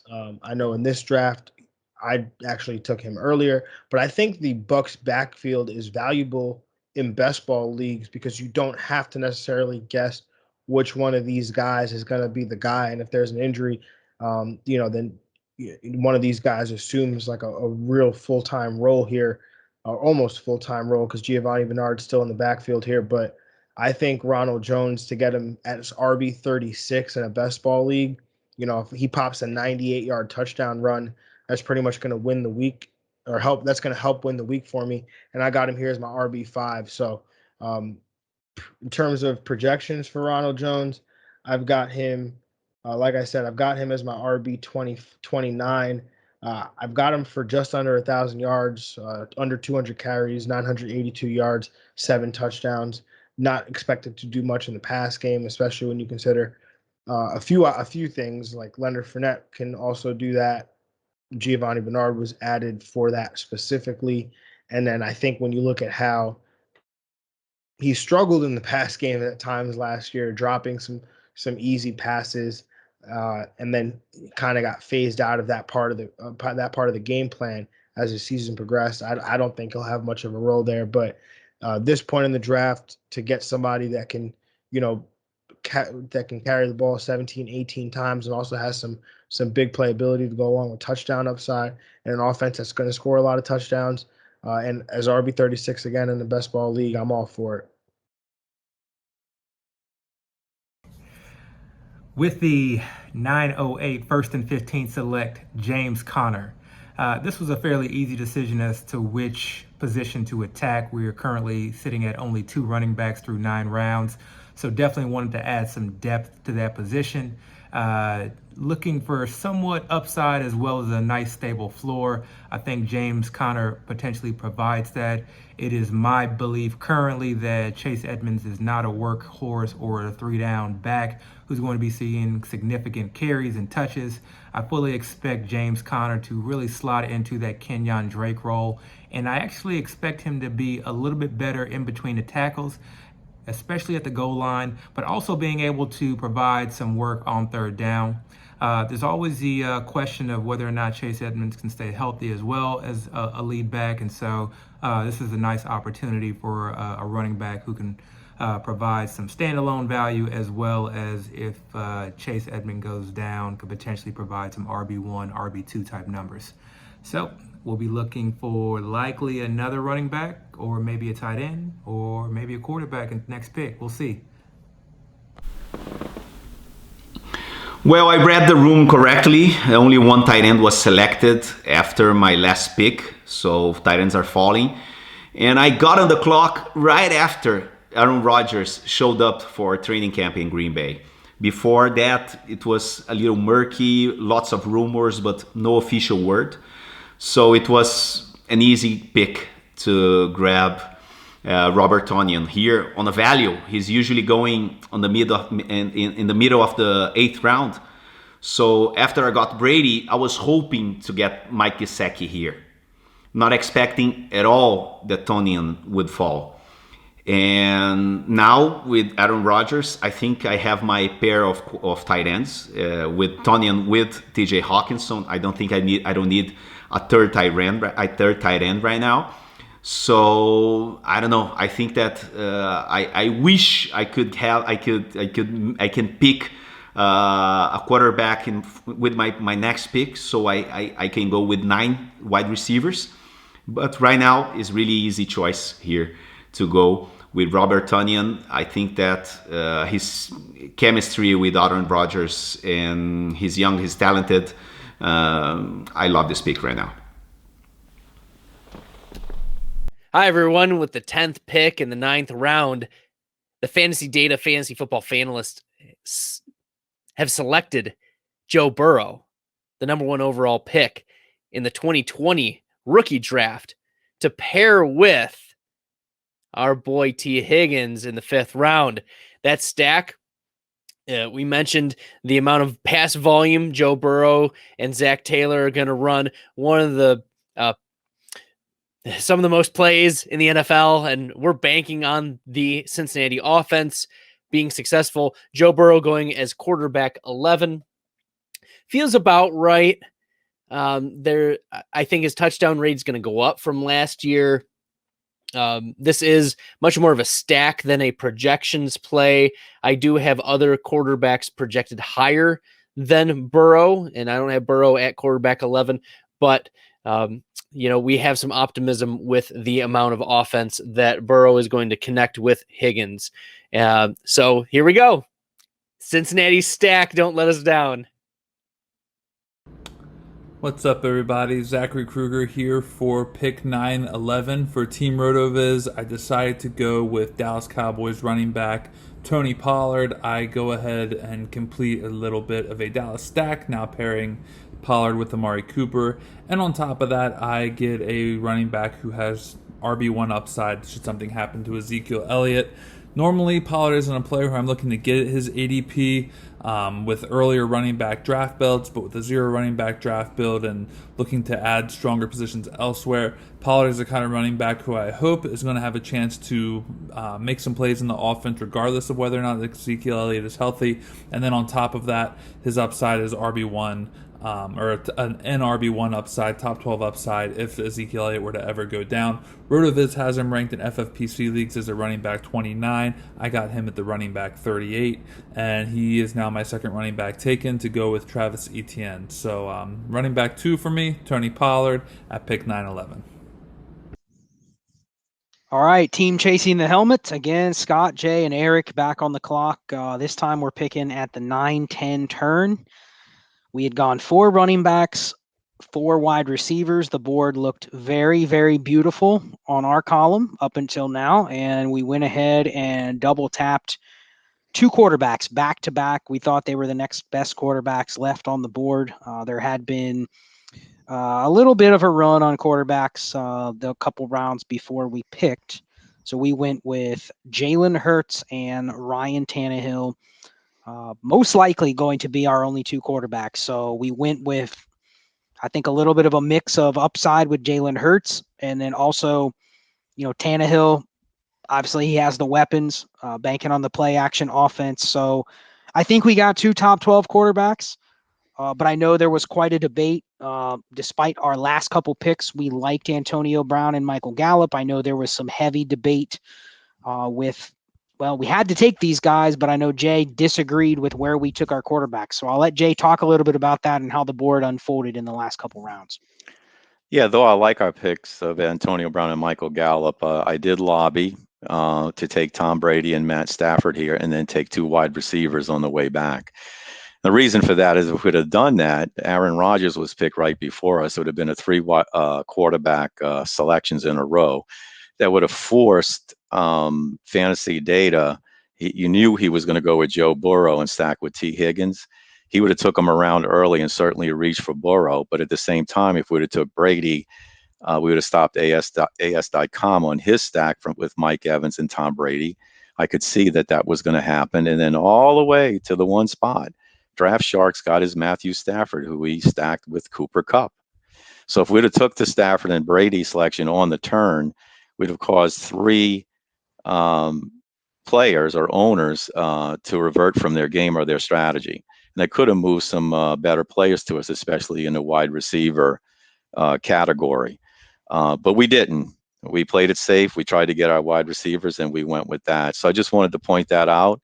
I was on board. We don't make a pick until all 3 of us agree. But I did lobby. But sure enough, it just played out perfectly where Brady was stacked with Mike Evans, Stafford with Kupp. And FantasyData did not have to reach for Burrow. He actually got him all the way on the way back. It looks like everybody's playing nice on this board, letting everybody. There's 7 stacks out of 12 teams here with their number 1 receiver and quarterback. Unfortunately, we do not have that stack. So we went with Hurts. Not one of my picks at this point, but I can see if he picks up where he left off last year. He's got potential top 10 upside, like Scott pointed out. Certainly a 1,000-yard rusher if he stays healthy, and whatever he can do with touchdowns or through the air. So we had to do that. And then we piggyback with Ryan Tannehill, which I love that pick because last year he was a 7th-ranked quarterback according to PPR scoring, 3,819 yards, 33 touchdowns, and like a Josh Allen, 266 yards on the ground and 7 touchdowns. So that was a nice grab for us because at the end of that last tier, before we got to the rookies such as Trey Lance, Trevor Lawrence, and so forth. So those are my thoughts, guys.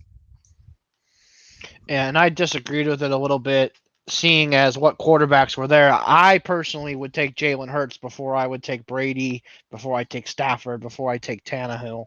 I mean, Jalen Hurts was top 6 quarterback in his limited 4 starts last year. So with his rushing upside, I believe he has 1,000-yard rushing upside. And we've seen that rushing quarterbacks are king in these formats nowadays. I mean, he's going to crush Tom Brady if he starts all 17 games and he's going to run for 1,000 yards. He's going to crush Tom Brady. He's going to crush Matt Stafford. He's going to crush all these guys fantasy point wise. So I was super happy to get Jalen Hurts where we got him. I mean, I understand Jay's point with the stacking and stuff. Sure, that sucks, but I still think we got the best quarterback before those guys did. So I think we got good value there. And Tannehill, same thing. I mean, I can argue, he's just as good as Brady and Stafford, if not better. Jay pointed out his stats last year. If he's just as efficient, now he's got Julio Jones to throw to. I mean, Tannehill is a steal at this point too. So I'm actually super happy with the 2 quarterbacks that we got here. And I'm happy we got the 2 receivers like Gallup and Antonio Brown too, because I don't think we would have gotten 2 good receivers in this range where we took the 2 quarterbacks. I think we made the right move personally. Yeah, we most likely would have come back and ended up with Jarvis Landry, Darnell Mooney, and then taken the quarterbacks in round 7 or 8. That's what Jay was pointing out, was instead of going back-to-back quarterback, instead of going back-to-back receiver, we go back-to-back quarterback and then wait to see what receivers come back to us, knowing that maybe there's not a big difference. Where, I do think we already articulated why Gallup and why Antonio Brown, I think, were probably a tier ahead of the guys we would have gotten. But again, it is best ball. And I think the one thing that we debated heavily was this is a best ball tournament where we're going up against a lot of teams. So not just 12 teams, not even like pros versus Joes where you're going up against 84 teams. In that format, I think what Jay was talking about is if you can take down 3 other teams' plans in one move, that may be worth it when you're only going up against 84 teams, right? You just took out, you took out like 5% of the field right there. You disrupted 5% of your opponents with 1 pick or with 2 picks. So I think that's where we were torn was, we're only playing against our 12-team league, but truthfully, we're playing against a massive number of people. So I see both sides. I was the neutral one here. But I see both points. I think Jay's point was we could have disrupted the board. Eric's point is I think we got just as high of upside scoring-wise as everyone else. And we're not just worried about the other people in our draft. We're worried about everybody else. So we'll see how it shakes out. There's definitely some symmetry with our team through 10 rounds. The colors are very much aligned, and it's a rainbow. We need some tight ends. So we have a specific tight end in mind that we're hoping to get to maybe try to enhance some of the quarterback play that we already have. So we'll see what comes up in round 11 and round 12.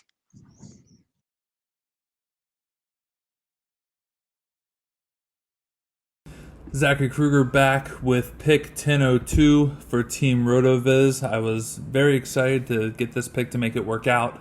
I went ahead and went with 49ers quarterback Trey Lance. Again, this is at pick 1002. I went a little bit early on him compared to his ADP, but a couple things were accomplished here. I was able to stack him with George Kittle, which I really like. Again, the 49ers have a awesome playoff schedule when it comes to the fantasy playoffs. And this FFPC tournament, if I pull it up here real quick, the 49ers from weeks 14 through 17 get Cincinnati, Atlanta, Tennessee, and then Houston. I mean, that is just like one of the best schedules you could ask for a player. So I went ahead and I got George Kittle now to pair with Trey Lance. The other thing that I really like about this, which kind of enabled me to do this and not have to worry about now doing a 3-quarterback build, is I was able to get Aaron Rodgers earlier, whose bye week is week 13. If we're treating our drafts as if we're right and that things are going our way, more often than not, Aaron Rodgers should be hitting for us, and we will hopefully have 13 or 12 solid weeks of Aaron Rodgers, even if for some reason Trey Lance doesn't play, but I would expect that he's going to actually be playing for the 49ers sooner rather than later. But Lance has a week 6 bye, Rodgers has a week 13 bye. I get 12 straight weeks of Aaron Rodgers, worst case scenario, and then hopefully by week 13 at the very least, Trey Lance is playing and ready to take our team into the playoffs. So really like this addition to our build. Lets me do a lot of other things with my future picks. Hi, everyone. With the third pick in the 10th round, we select David Johnson, running back for the Houston Texans. And at this point in the draft, it's about taking the running back one on a team. We already had Higbee and Samuel and Jacobs and Higgins. The strength of the core of our team is already set. And with David Johnson going as running back 39, he very much can outproduce that. In fact, I have David Johnson projected as my running back 21 with 210 fantasy points in PPR. So I am optimistic about his involvement. We saw how LaShawn McCoy was still very useful near the end of his tenure with the Buffalo Bills and Tyrod Taylor under center. So we can have a little bit more confidence than David Johnson at running back 39. Know that there's risk baked in there, but I think he's the right value. And of course, Jalen Hurts and Trey Lance and Ryan Tannehill were all sniped at quarterback. So we felt that David Johnson was a great value at 10.03. Well, I really wanted Joe Burrow or Trey Lance here at 10:04, but they both went right after I got Tonyan. So I got Jamal Williams here. I love to grab Williams in the 10th round. I'm doing that in almost every draft that I'm in. I'm targeting him this season a lot everywhere. He's Dan Campbell's guy, or I don't know, the entire Lions organization seems to be in love with his energy and commitment. He was really good with the Packers last year. And I think he'll be deployed in some kind of committee. He'll get a lot of touches. I think that he's going to get all the goal line and short yardage situations in this backfield. I really like DeAndre Swift's talent. I have him everywhere in Dynasty, but I don't think that the Lions liked him as much as I do. So give me all the Jamal Williams in the 10th round that I can. With the 10:05 first and 15 select Trevor Lawrence.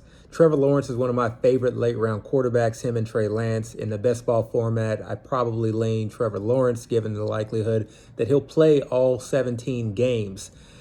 I also love the offensive weapons at his disposal. DJ Chark, Marvin Jones, Laviska Shenault, ETN, and even James Robinson, I believe. Now, what Bevel and Urban Meyer plan on doing is still to be determined, but this is a potential Konami quote quarterback, the rushing upside, but can also sling it through the air. I really love this pick. I love pairing him with the Russell Wilson to give us really those upside weeks whenever Russ is down.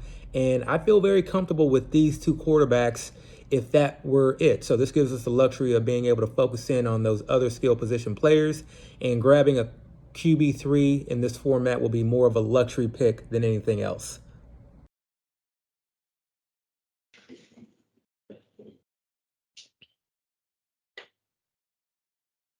With pick 1006, Fantasy Football Diagnostics selects Mike Gesicki, tight end for the Miami Dolphins.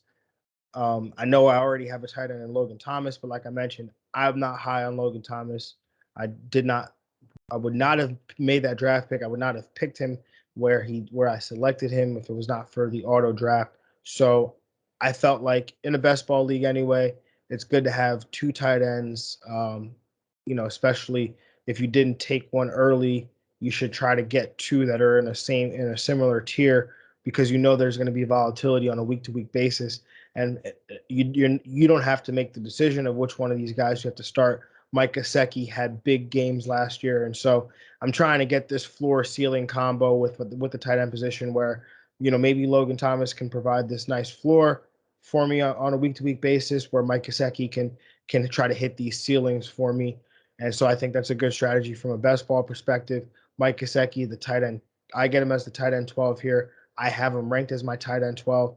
And the thing is I'm not a huge fan of Tua. I'm not, like, I have not been for a while, but a lot of people are. And so if I'm wrong about Tua, then ultimately I could end up being right here about Mike Gesicki. I've got him projected for over 600 receiving yards and 6 touchdowns. So if Tua takes that leap, you have to imagine some of that spills into Mike Gesicki's cup as well. And so I'm excited for Mike Gesicki. He was one of my breakout options at the tight end position last year, and I think he can still provide some of those big upside games that he gave us last year as well. With the 10th pick, my 10th round pick, Run to Daylight podcast, we took Jarvis Landry, wide receiver. He's going around earlier now than when I took him. And I felt that he gives you that great floor, balances Hollywood's ceiling at the same area. He was the best value at the position on my board. With the 10:08 pick, Elite Fantasy selects tight end Irv Smith Jr. At this point in the draft, our biggest dilemma was trying to figure out if we wanted to draft Matt Ryan here and pair him with Calvin Ridley and Kyle Pitts. After spending round 5 draft capital on Lamar Jackson, we opted to spin the roulette wheel one more time, hoping to get Ryan the next round, and instead pivoted to the tight end position. Paired with Kyle Pitts, we now have 2 tight ends in the tight end premium format that we expect to be on the verge of breakout seasons. With Kyle Rudolph now in New York, Irv Smith projects to put plenty of spike weeks here in this Minnesota passing attack, which is rather narrow in terms of target distribution. It's really just Justin Jefferson and Adam Thielen we really have to worry about. A third option needs to emerge here, and that's probably going to be this uber athletic second round tight end here out of Alabama. Over the course of his career, Kirk Cousins is a guy who typically targets his tight end heavily, ranking towards the top of one of the league leaders in targeting his tight end position. We saw during the final month of the season that the Vikings got Irv Smith more involved. He was the fantasy tight end 4 during the final 4 weeks of the year, an absolute beast during the fantasy playoffs. Pairing him with an upside play like Pitts means we probably won't be drafting a third tight end, opting to go with a 2 tight end build here in this format. 9th pick in the 10th round, FaceTime goes with T.Y. Hilton, receiver for the Indianapolis Colts. Hilton, at the end of last season, actually started to turn it on, averaged about 5 catches, 72 yards over the final 6 games. You come into the season, assuming Carson Wentz is healthy, we're going to see, I think, some more upside out of T.Y. Hilton here. The last few years he's struggled due to, I think, the quarterback play. Getting maybe a quarterback with a bigger arm, stronger arm, should do wonders for him. And again, low round investment. You only need to start 2. You don't have to worry about his inconsistent play. You just have to capitalize on those games where he finds the end zone or has some big catches. With the 10th pick in the 10th round, the FF Faceoff selects Buccaneers running back Leonard Fournette. And Leonard Fournette, normally in redraft, I want nothing to do with this Buccaneers backfield. Well, this is not redraft. This is best ball, and all you need is your players to have big weeks. And what the hell does Leonard Fournette do best? When he comes big. We saw that in the playoffs, second half, or really final quarter of the season, going into the NFL playoffs. You can make the case that Leonard Fournette, or if Tom Brady wasn't the quarterback of Tampa Bay, Leonard Fournette was the MVP of the Tampa Bay Buccaneers postseason. He was the MVP of the Super Bowl. However, you have a guy named Tom Brady taking all the accolades, but Leonard Fournette, he's there because of Tom Brady. Tom Brady wanted him, which means Leonard Fournette's going to be a big part of this offense. Now, Tom Brady also wanted Gio Bernard, and I do believe Gio Bernard's going to have a pass-catching role in this offense. But as far as the primary running game, it's going to run through Leonard Fournette and Ronald Jones. We know Ronald Jones is really good, but we also know that he gets into Bruce Arians' doghouse every once in a while, which opens up more opportunities for Leonard Fournette.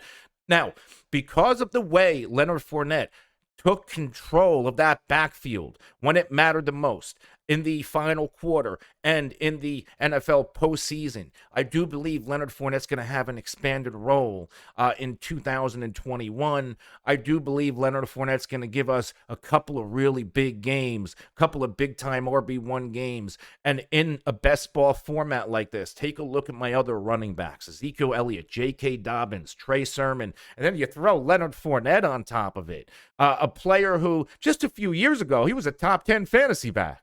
And now I have him as on my RB4. Pick your poison when you're lining up to play my fantasy team. My projections for the underrated Leonard Fournette: 171 carries, 718 yards, 6 scores as a rusher. 35 of 49, 229 yards, and 2 scores receiver. Yes, 8 total touchdowns from my guy Leonard Fournette in Tampa Bay. Best ball formats, he should be a highly targeted back for you in the mid to late rounds. Back to us in the 10th round at the 11th spot, the GOAT District select Mr. Adam Troutman, New Orleans tight end. Theo, we haven't taken a tight end yet. We're sitting here in the 10th round. Talk to us about the guys we considered and, why we decide to hit on the position at this point. So for a tight end premium draft like this was, might have been a little late for some. We were comfortable waiting on tight end. At this pick, we honed in on Adam Troutman, as well as the 2 New England tight ends, Jonnu Smith and Hunter Henry. We all agreed on Adam Troutman. He is one of the potential breakout tight ends in the NFL this year. He was a 3rd-round draft pick out of Dayton. He was an absolute superstar at Dayton in college. The Saints traded 4 draft picks to move up to day 3 to get him. Last year, Jared Cook was there. It seemed like they broke Troutman in very slowly. Jared Cook has left for the Chargers. We also have seen Michael Thomas with his situation, his injury situation, and the Saints kind of devoid of a clear number 1 wide receiver. We feel as though Troutman could end up having a surprisingly high target share as well as total targets, and he could potentially be the number 2 target to Alvin Kamara in that offense right now to start the season. Yeah, this is when you wait till this round for a tight end, for your first tight end, you want to get upside. You want to get upside, and you'll see later on how we complement that at this position, but that's the move there. And then you'll see that Jonnu Smith and Hunter Henry went literally the next 2 picks, so we weren't far off with them. We timed it out pretty well on when to take them. 2 more went right after, so you like seeing that. Perfect. Let's go to the next one. All right, we made it. Picks 10 and 11. We're in the double-digit rounds here of this best ball tournament draft. The 125 best ball. I needed some tight ends. So over at DraftSharks.com, went on our cheat sheets, went on our draft war room, and 2 guys that stood out to me: Jonnu Smith and Hunter Henry. Right, I don't see many people stacking those 2 tight ends. Both of them signed this year as free agents. Both of them signed to pretty decent deals, good-sized deals. And they're the top 2 receivers there, to me, by a mile. So I took Jonnu Smith at the 10-12, Hunter Henry at the 11-1, stacked them, looking for that weekly massive tight end 1 upside. I think one of those tight ends every week will have a big game, one or 2 touchdowns. Hey, if they both score, even better. So I'm stacking those guys in the 10th and 11th, hoping for one monster week out of them, right? So I think that's what we're going to do. They went as tight ends 15 and tight ends 16 in this draft. Over at DraftSharks.com, we have them ranked tight ends 14 and tight end 18. So I got them right at value there, right kind of where they both go. I think stacking them is a really cool thing that I don't see many people doing. Sometimes it's hard because they go around the same range. So it's hard to do that unless you pick at the turn and one of them falls. So Jonnu Smith, Hunter Henry, the top 2 receivers for the Patriots. Consider that their new Aaron Hernandez, Rob Gronkowski type offense. I think I know I'm old enough to remember when Aaron Hernandez was running as that move tight end for them. Gronkowski kind of that inline tight end, and I see that with these two guys. Probably not the same upside because neither of these guys are Hall of Famers, but I really like the possibilities there in the 10th and 11th. So yeah, we'll be back for rounds 12 and 13.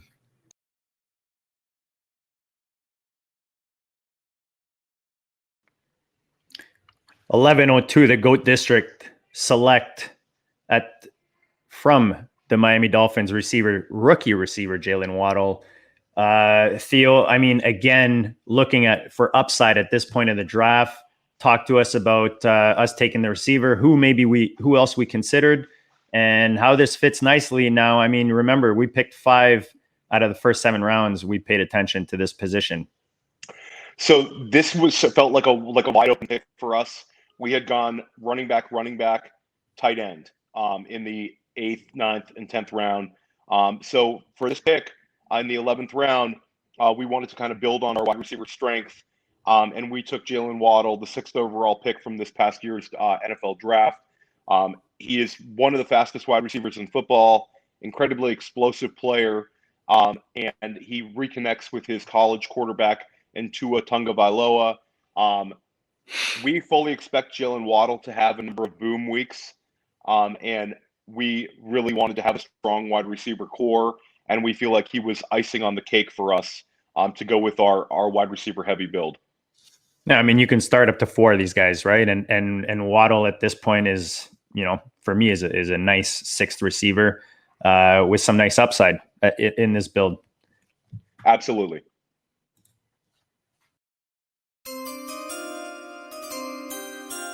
With the 3rd pick in the 11th round, the FF Faceoff selects its 2nd quarterback of the draft, Atlanta Falcons signal caller Matt Ryan. And this is going to be Matt Ryan's first year with Arthur Smith, who could be the next big-time offensive coordinator turned head coach in the NFL. We saw it from LaFleur. We saw it from Shanahan, McVay.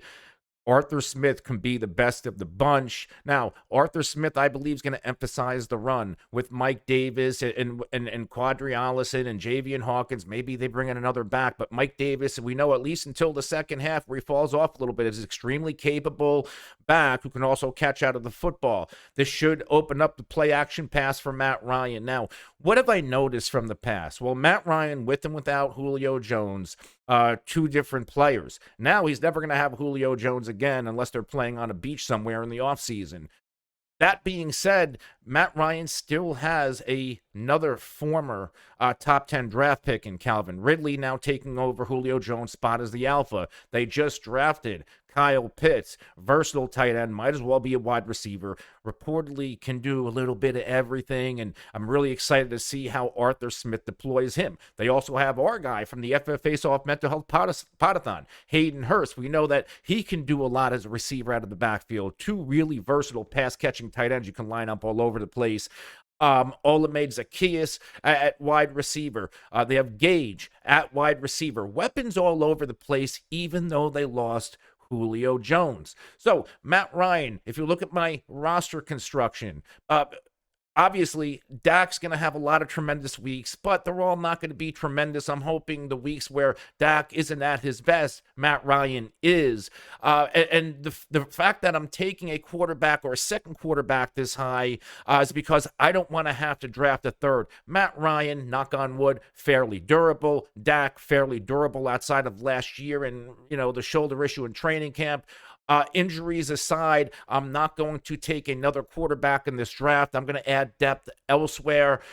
Matt Ryan isn't going to have his big pop quarterback one season as we've seen in years past, but in your best ball leagues, he's going to give you those monster weeks to help you win your league. My projections for Matt Ryan, 391 completions on 591 attempts, 4,407 yards, 26 touchdowns, 14 picks, and he's going to add another 98 yards on 27 attempts and 2 scores. You know he's going to sneak the ball in a few times. I like Matt Ryan, fringe quarterback 1, really upside quarterback 2, who's going to give you a few monster weeks, and in best ball formats, that's all you really need. What's up, gang? Andrew Cooper here from Fantasy Alarm to talk about our 11th round pick, Evan Engram. I believe this is one of the most misunderstood players in the league. He's built basically like Demaryius Thomas. Both 6'3", around 230 pounds. Both run around a 4.41, 4.42 40-yard dash. And he should be playing a wide receiver role. I believe that's what happens this year. They bring in Kyle Rudolph to play the Nick Boyle role, which lets Evan Engram play the pass-catching Mark Andrews role in that offense. I mean, last year, Engram had the 4th most targets of any tight end, the 5th most catches, the 8th most yards, but he only caught 1 touchdown pass. I mean, if Daniel Jones throws 11 touchdown passes with 21 turnovers again, then, I mean, it's something that they can't even allow to happen. You know, he's going to get benched if that happens. So this year, I think the Saquon Barkley coming back, Kenny Galladay being there, rising tide lifts all boats, and I think Engram is going to be a beneficiary of that. With the 5th pick in the 11th round, Elite Fantasy finally takes its second running back in Latavius Murray, a guy who's on the field. You know, he's not a prominent role, but he does get 35-40% of the work here, and we're just looking for guys that can just get us RB2 weeks. We're going to be behind the field, no doubt, in RB2, taking our second this late, but we've got a wide receiver edge, we've got a quarterback edge, and we've got a tight end edge. So we just need our running back 2s to just hang in there for us, and Latavius Murray should give us some RB2 weeks. With pick 11-6, Run to Daylight podcast selected Nyheim Hines of the Indianapolis Colts. He's one of my most owned players this year in best ball. I think he gives you a great floor with his receiving work. And he does have upside if Taylor should go down with injury for a few games. I do think I was going to take Latavius Murray, but he went the pick before. That's the first time I think that I got sniped, and then I might have hoped that Nyheim's made it back to me, even though I do need to continue to attack wide receivers here.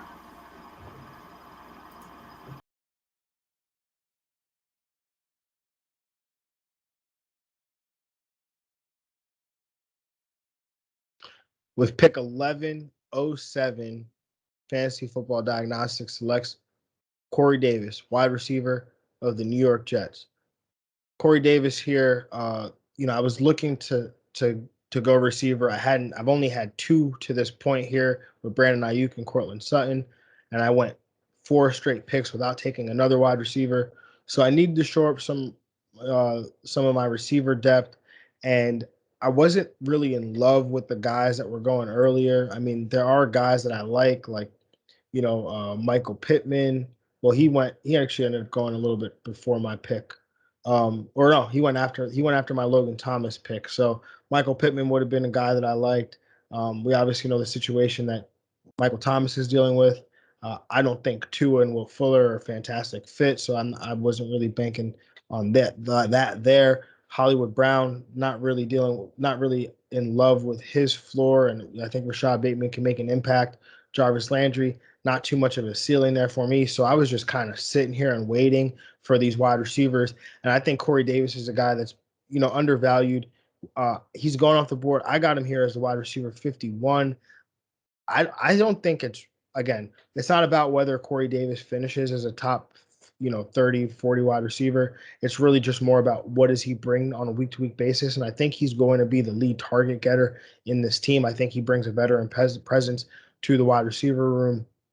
Obviously, we don't know Jamison Crowder's there, but he's projected to be just the slot receiver in this offense. I think Corey Davis projects to be the alpha wide receiver in this group, and he had a pretty decent year last year, averaged 15 yards a catch, just fell short of 1,000 yards, would have had it if he hadn't missed 2 games. So I'm expecting Corey Davis to be a steady wide receiver 2 to 3 on a week-to-week basis. So to get him here to kind of, again, fill out the depth at the wide receiver position, get some catches, maybe eventually, catch some touchdowns here and there, and just kind of fill out this wide receiver group. In terms of a projection, I've got Corey Davis down for 102 targets, 66 catches, 893 yards, and about 4 touchdowns. So again, nothing spectacular, but I think on a week-to-week basis, he will have some wide receiver 2 weeks. He'll be at worst be a wide receiver 3 that has some wide receiver 2 weeks with some wide receiver 1 upside here and there, depending on touchdowns. All right, back on the clock. Theo, 1st and 15. We are in the 11th round, specifically the 1108 pick. Abby just gave us James Conner as our running back 3. I kind of like James Conner this season, and he also picked up another quarterback for us. So now we have our second quarterback. We have Trevor Lawrence. So, you definitely with best ball want to make sure your quarterback room is set up well, anti-fragility type setup.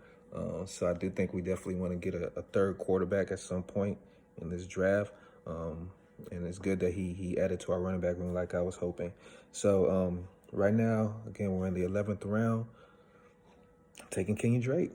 I like Kenyon Drake. I like the situation he's in. I like what I'm hearing out of Vegas as far as how they want to utilize him. I like the opportunity he has working with a running back like Jacobs, who hasn't had as much work as you would expect from a first-round running back. So I like the way Drake is set up. They definitely want to use him, or they say they want to use him in the passing game. This is a PPR league. Those receptions are extremely valuable. So, we're going to get our 4th running back right here. Once again, the 1108 pick, we are going Kenyon Drake. Stay ready. Let's go. 1109, and I got Gus Edwards here to finish with my running backs. He's my 5th and the last one. I got 3 running backs early, so I don't need to go after more flyers as running back. I have to really think about wide receivers right now, because I'm really thin with wide receivers. Probably, I don't know, I'm gonna need 8 or 9 wide receivers in this draft. I think that Gus Edwards here, it's a really, easy choice. He's a consistent producer in this Ravens running back that has, 3 monsters with Lamar Jackson, J.K. Dobbins, and him. He's one of my favorite targets in this, 11th and 12th round. And I think he's a great 5th running back to just start really my attention right now, to get my 2nd and 3rd quarterback and finish with 8 wide receivers.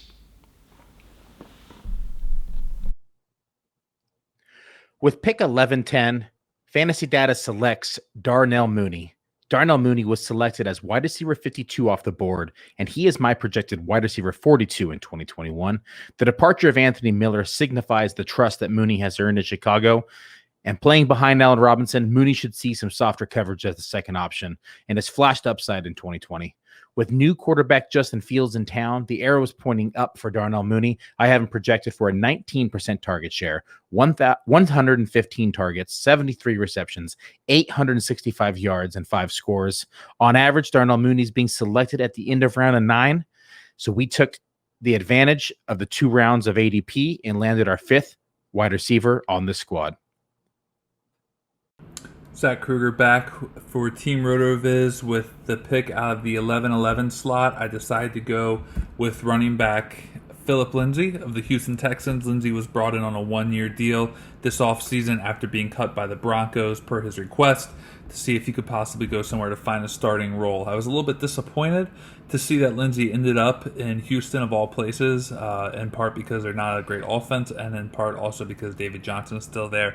And then they've also done silly things like sign Mark Ingram and Rex Burkhead. So there's a little bit of concern with this Lindsay pick, but with the 0 RB build, knowing that I'm going to be building out other running backs later on, He's just kind of another guy who I'm willing to take a shot on. He's a running back who was a overall running back 2 in each of his first 2 seasons in the league before the Broncos decided to do him wrong and bring in Melvin Gordon for year 3 of Lindsey's contract with the team. So my hope is that Lindsey went there knowing that he was going to see a significant role. My hope is that some negative game script factors into Lindsey perhaps working in the passing game. And if David Johnson ever goes down, I think Lindsey is the back to have. Mark Ingram might not even make the team. Just given his age, and there's no guarantee that Rex Burkhead is hanging around there either. So I think Lindsey has a lot of upside. I think a lot of negative game script could perhaps lead to some passing down work if he's called upon, and I don't think he's a horrible pick for this build. Going forward, we'll look to add more running backs later on to hopefully kind of strengthen the overall running back core on top of Travis Etienne and Tony Pollard. Now also joining them is Philip Lindsay as my RB3. All right, Chasing the Helmet is back again. We are starting we're ending round 11 and starting round 12. Back-to-back picks. Again, the board looks very symmetrical. 4 running backs, 4 receivers, 2 quarterbacks. So nothing would be more fitting than we double up on tight end. That's a popular strategy when you're picking on the end, to double up and try to maybe sway some of the picks in the next couple rounds after you. But we love Gerald Everett. We went with Gerald Everett, and then Anthony Ferkser was the tight end I referenced before that we were looking to pair up with Ryan Tannehill. So we did achieve a stack with our quarterback and one of our tight ends, and then obviously Gerald Everett. A new team tied to a historically efficient Russell Wilson, so we'll take the potential spike weeks in the Seahawks offense. So we doubled up at tight end, Jay. What are your thoughts? Well, 6 tight ends went off the board after we took Tannehill and doubled up on Jalen Hurts and Tannehill there. So, those were the 2 best tight ends in our opinion, Gerald Everett and Anthony Ferkser. So we've also drafted them in other leagues. We even got Gerald Everett in our Pros versus Joes in the FFPC as well. We like him paired with Russell Wilson. I think he's got, if it's a standalone tight end there, he's going to eat with Russell Wilson. He's going to have a good year. And Ferkser, yes, we have a mini stack, I call it, with Ryan Tannehill. He's a sneaky tight end. He's looking good at camp. I think Tannehill, last year with him, they've hooked up a few times. So I think it's only going to go uphill from there. We've got some good upside as well. So I like these 2 tight ends here. We did it for the sake of wide receivers. We would thought maybe of splitting and take a tight end and a wide receiver. But we thought we'd grab the best 2 on the board at this point, and it was Everett and Ferkser. Yeah, these are 2 of the guys that we've been taking quite a bit in our drafts later on. We've been pretty high on Everett all year. He's already showing tremendous chemistry with Russell Wilson at training camp, so I really like that positive news. Russell Wilson is always throwing pretty well to his tight ends, even though they're not like the most talented in the world. But now he's got probably maybe his most talented tight end since Jimmy Graham. So I'm excited to see what Everett can do in this offense. And then Ferkser with Tannehill, that was just a natural pairing. This is probably a round where Ferkser would go anyways. We've liked Ferkser. We've heard some positive news on him too. Tannehill hooked up with him quite a bit last year when he was the 2nd tight end, and they don't really have any other pass catching tight ends behind him. So it's the Anthony Ferkser show. So Ferkser has sneaky top, he could be a tight end 1, or top 12 tight end this year for sure. So I'm excited to see that. Yeah, tight end 18 and 19, Everett and Ferkser. And one thing you'll notice that we like to do in the later rounds is when we did this in Pros versus Joes. If you look at the quarterbacks tied to the receivers that we drafted at the end, we're taking guys like Byron Pringle and Dwayne Eskridge. I mean, we're typically targeting these late tight ends and receivers in offenses with really efficient quarterbacks. And that doesn't mean they're going to get a lot of volume, but that tends to be what leads to these useful spike weeks that you could look for. So I do think the Ferkser pick actually enhances both Tannehill and Ferkser in a given week. Most likely in a best ball league, the week you would use Ferkser because he has 2 touchdowns, you're naturally probably going to use Tannehill as well. So it does make sense to try to enhance maybe 2 mid-tier options into higher end options in best ball because you can pick the weeks that they go off. So you're going to probably see us targeting receivers and maybe 1 more tight end. This probably forces us into a 3 tight end build. But you're going to probably see us attacking receivers and tight ends going forward that are on really historically efficient offenses. So we'll see where we go. Probably going to be a lot of receivers coming up, boys. Hopefully there's not many that go off the board that we're targeting.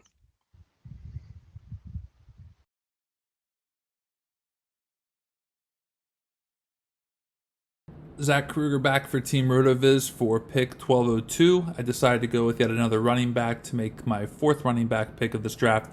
I went with Bills running back Devin Singletary.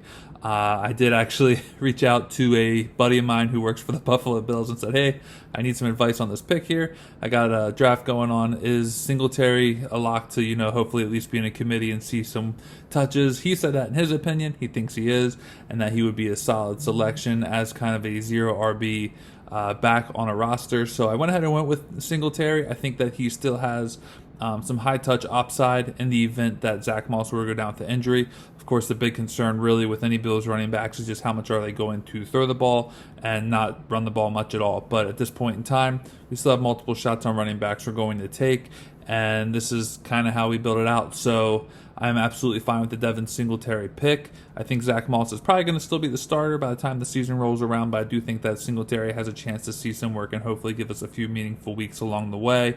And if Moss were to go down, I think the backfield is largely going to belong to Devin Singletary whenever Moss is out. So happy with the pick. We'll see what happens. With pick 12.03, FantasyData selects Marvin Jones. I've been saying this since February. Everyone is underestimating Marvin Jones this year, but not me. I've been shouting it from rooftops, folks. Sure, he's now 31 years old, but he's also coming off 1,757 yards with 18 touchdowns over the last 2 seasons. And that was all while missing 3 games. The Jaguars and their new coaching staff sought him out in free agency and paid this man $7 million per year. He also has the 5th easiest strength of schedule matchups in 2021 for wide receivers. Marvin Jones is our consensus wide receiver 35 in 2021. I have him projected for a 17.5% target share, 109 targets, 67 receptions, 919 yards, and 6 scores. And this is being very conservative. Jones could easily finish as the wide receiver 1 in this offense. I will gladly take Jones as our wide receiver 6 off the board with that type of upside. Do not, and I repeat, do not sleep on Marvin Jones in 2021. 12th round, 4th pick in the 12th round, and I still don't have my second quarterback. I went after Lance, Burrow. I was hoping to get maybe Lawrence, but right now there is nobody else that I think that is worth a shot here in the 12th round. So I think it's better to wait to grab my other 2 quarterbacks. I think I'm gonna need 3 quarterbacks now that I'm gonna go late with my second and my third. Hopefully I can get Tua and Sam Darnold later.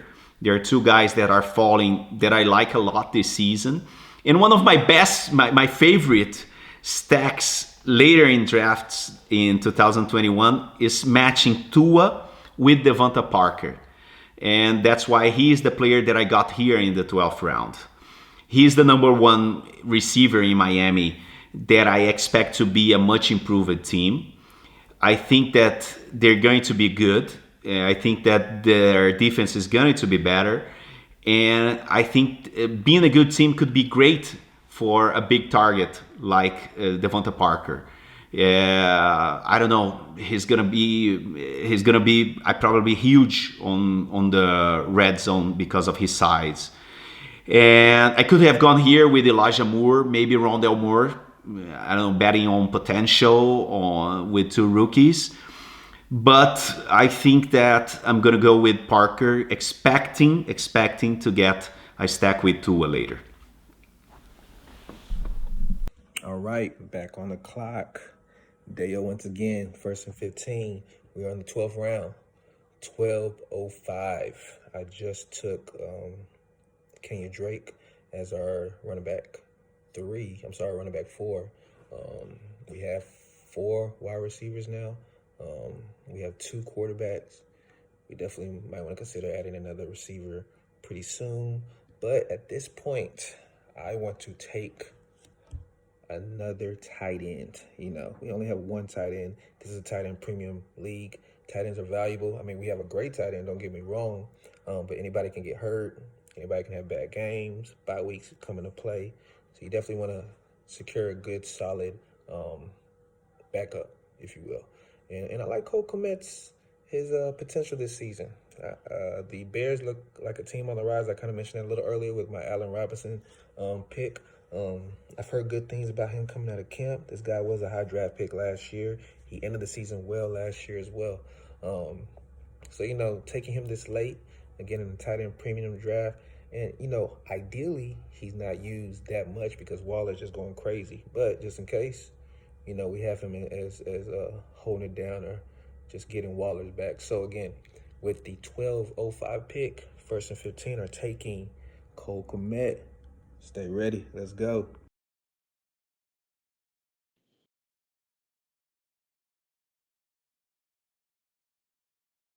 With pick 1206, Fantasy Football Diagnostics selects Elijah Moore, wide receiver of the New York Jets.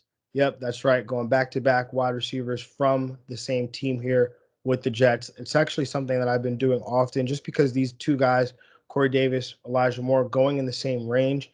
And I think both of them can make an impact on this team and in this offense. And in season-long leagues, I'm not really sure who's going to be the guy every week. And you could tell yourself a story where Elijah Moore, he's the kind of the guy out the gate, or, he solidifies himself as a player out the gate. So where it's an even share, or you could see a point that later in the season, Elijah Moore overtakes Corey Davis for the number one guy. But either way, I think Elijah Moore will be the big play guy. I think he will make a lot of, again, like I said, big plays and have a lot of manufactured touches in this Jets offense. And I've got him I've got him at wide receiver 54. I got him here as wide receiver 55. And, to be fully transparent here, Henry Ruggs probably should have been my pick here, but got a little fanboyish, took Elijah Moore. If you've been paying attention to training camp, there's no player that gets more buzz these days than Elijah Moore has been getting out of Jets training camp. And when those drum beats are loud, they tend to lead to something. And so I'm kind of banking on that there. But I think Henry Ruggs, if he can get to 100 targets at his 60% catch rate that he was at last year, at over 17 yards a catch, I think 1,000 yards is almost easy for him. And so he ends up going as the wide receiver 59 later. But if I could have got him here to potentially add to this wide receiver group, then that would have been ideal. Another guy could be Rondale Moore, who I would be interested in getting. I think he fits really well into this Arizona offense.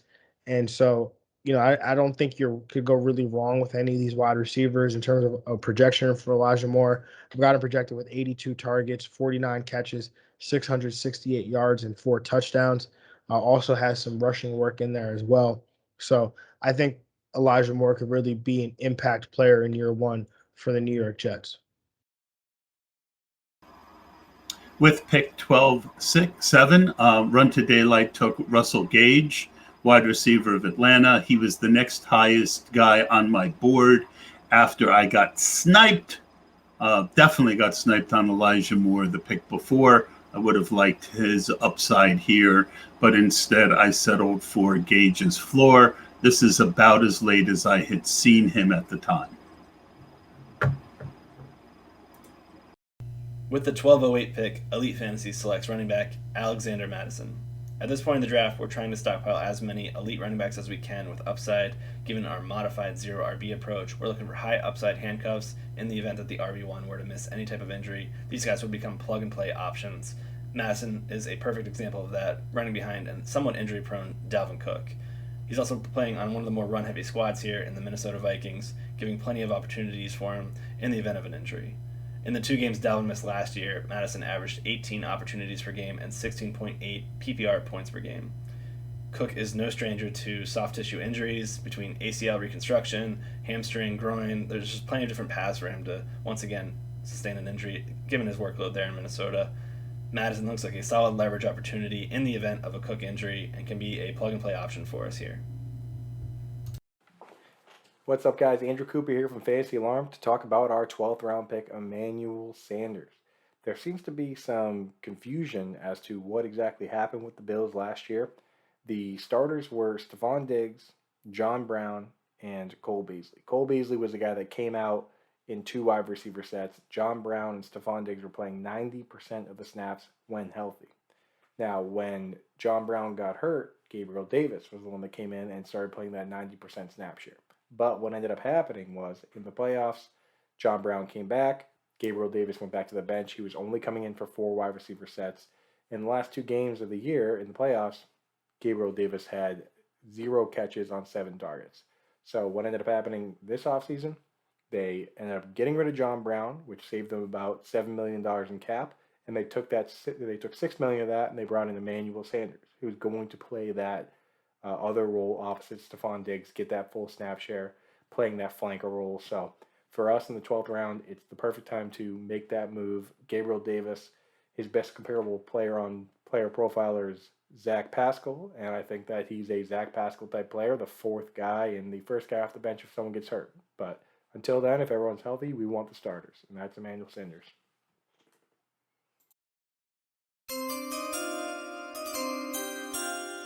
With the 10th pick in the 12th round, the FF Faceoff selects yet another Dallas Cowboy, the 4th of this roster build of this monster stack, this time in the form of tight end Blake Jarwin.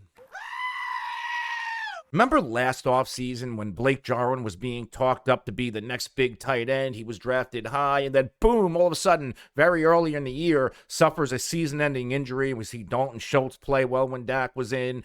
But now Blake Jarwin's coming back, and I just got him as a tight end 21 in the 12th round. And I said earlier when I was talking about Noah Fant, I like Fant. I feel like I prematurely pulled the trigger, and I do think he's going to give me a couple of big weeks, but I need to protect myself and add another tight end who can also give me some big weeks, and Blake Jarwin is that guy, uber athletic. I believe it was last offseason when I think Dak came out and said, hey, Blake Jarwin might be the best athlete on the field. That works well with this super fast and athletic Dallas Cowboys offense full of outstanding skill position players. Now, his ceiling will be capped because of all these other pass-catching assets, including Dalton Schultz, who we could see Dallas run a few more twin tight end sets than we're used to them seeing. But Blake Jarwin should be and probably will be the tight end 2 roster for all fantasy managers. I'm pushing the chips on my Dallas Cowboys with this roster build in this best ball format. Zeke, CeeDee Lamb, Dak, Jarwin. If this hits, I said it before a few times when I'm talking about my Cowboys on this team, and I'll say it again. If this roster build hits and this Cowboys stack hits and the Cowboys play as advertised, watch out. My team is probably going to win this league in a big-time way. My projections for Blake Jarwin, 55 receptions on 88 looks, 559 yards, 4 scores. With the 12-11 GOAT District, smash Rob Gronkowski, the tight end from Tampa Bay. Theo, I think people will be surprised to know this man gave you 44% last year as a tight end 1, and that was his first year in that offense, coming back from taking a little hiatus. Talk to us about how this fits nicely with our younger tight end, a couple picks earlier, and big scheme with our roster build so far. So we felt like getting our tight end 2 was the move at this point. And a few guys that we would have considered already went in this round, including Cole Kmet and Anthony Ferkser. Also, Blake Jarwin was selected. So we wanted to make this pick with the tight end, and we were very happy to get Gronk. Like you said, he was a tight end 1 44% of the time he played last year. That was his first year in Tampa, and few players in football have a better chemistry and connection with their starting quarterbacks than Gronk does with Tom Brady. There's a lot of mouths to feed in Tampa. However, we fully expect Gronk to have some very usable games. And like you said, he should balance out the young tight end in Adam Troutman. Perfect. And he's a nice second piece in a 3 tight end build, as you'll see that we hit on a bit later on. Absolutely. All right. Adam Krautwurst back at you. DraftSharks.com. This best ball tournament over at FFPC. I'm on the turn here.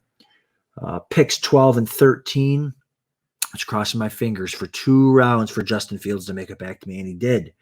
Got Justin Fields as QB 17 in this draft with top 8 upside. That's what you're looking for. That's what I'm looking for out of quarterbacks in these mid rounds, quarterbacks that can smash ADP. And I think with his rushing upside, his 4.3 speed, Fields could certainly smash at that price. Got him as my QB2 behind Stafford. So I got kind of my Stafford with who does I think he also has top 5-6 upside with those weapons in McVay's offense, but I think Fields does too. So I've got the floor of Stafford. I've got the ceiling of Fields. Absolutely love it. I have a lot of Fields this year. He's going to start. It just depends on when it is. So, and then at the 13-1, I went Traquan Smith. I mean, this is after the Michael Thomas injury, or the Michael Thomas announced that his surgery is going to keep him out for maybe 6-7 games, right? I think they have a bye week 6. So we have the number 1 wide receiver right now for the Saints going as wide receiver 58. Like that's just crazy. I know Kamara is going to get a bunch of targets, and I know they got the tight end there that's going to get a bunch of targets, but how do we not see Traquan Smith be smashing that ADP at wide receiver 58? Adam Troutman, the tight end is going to get a bunch of work there, but Traquan Smith is a guy who's flashed, right? He has double-digit touchdowns on his career after 2 seasons, and he's shown the ability to score. He's shown the ability to get better. This is only his third year. I remember back in the day, I'm old enough to remember it used to be the year of the 3rd year breakout receivers. That used to be a thing. Well, now he's in his 3rd year. He's the only receiver there so far. I trust the coaching staff there to get him the ball. Again, he's my wide receiver 5, high upside. I don't need a ton out of him. I just need maybe 4 or 5 really good weeks out of him. So love that pick. I have so much Traquan Smith. It's crazy. So give me Traquan Smith. Give me Justin Fields, some high upside guys here in the mid rounds. And let's see what falls back to me.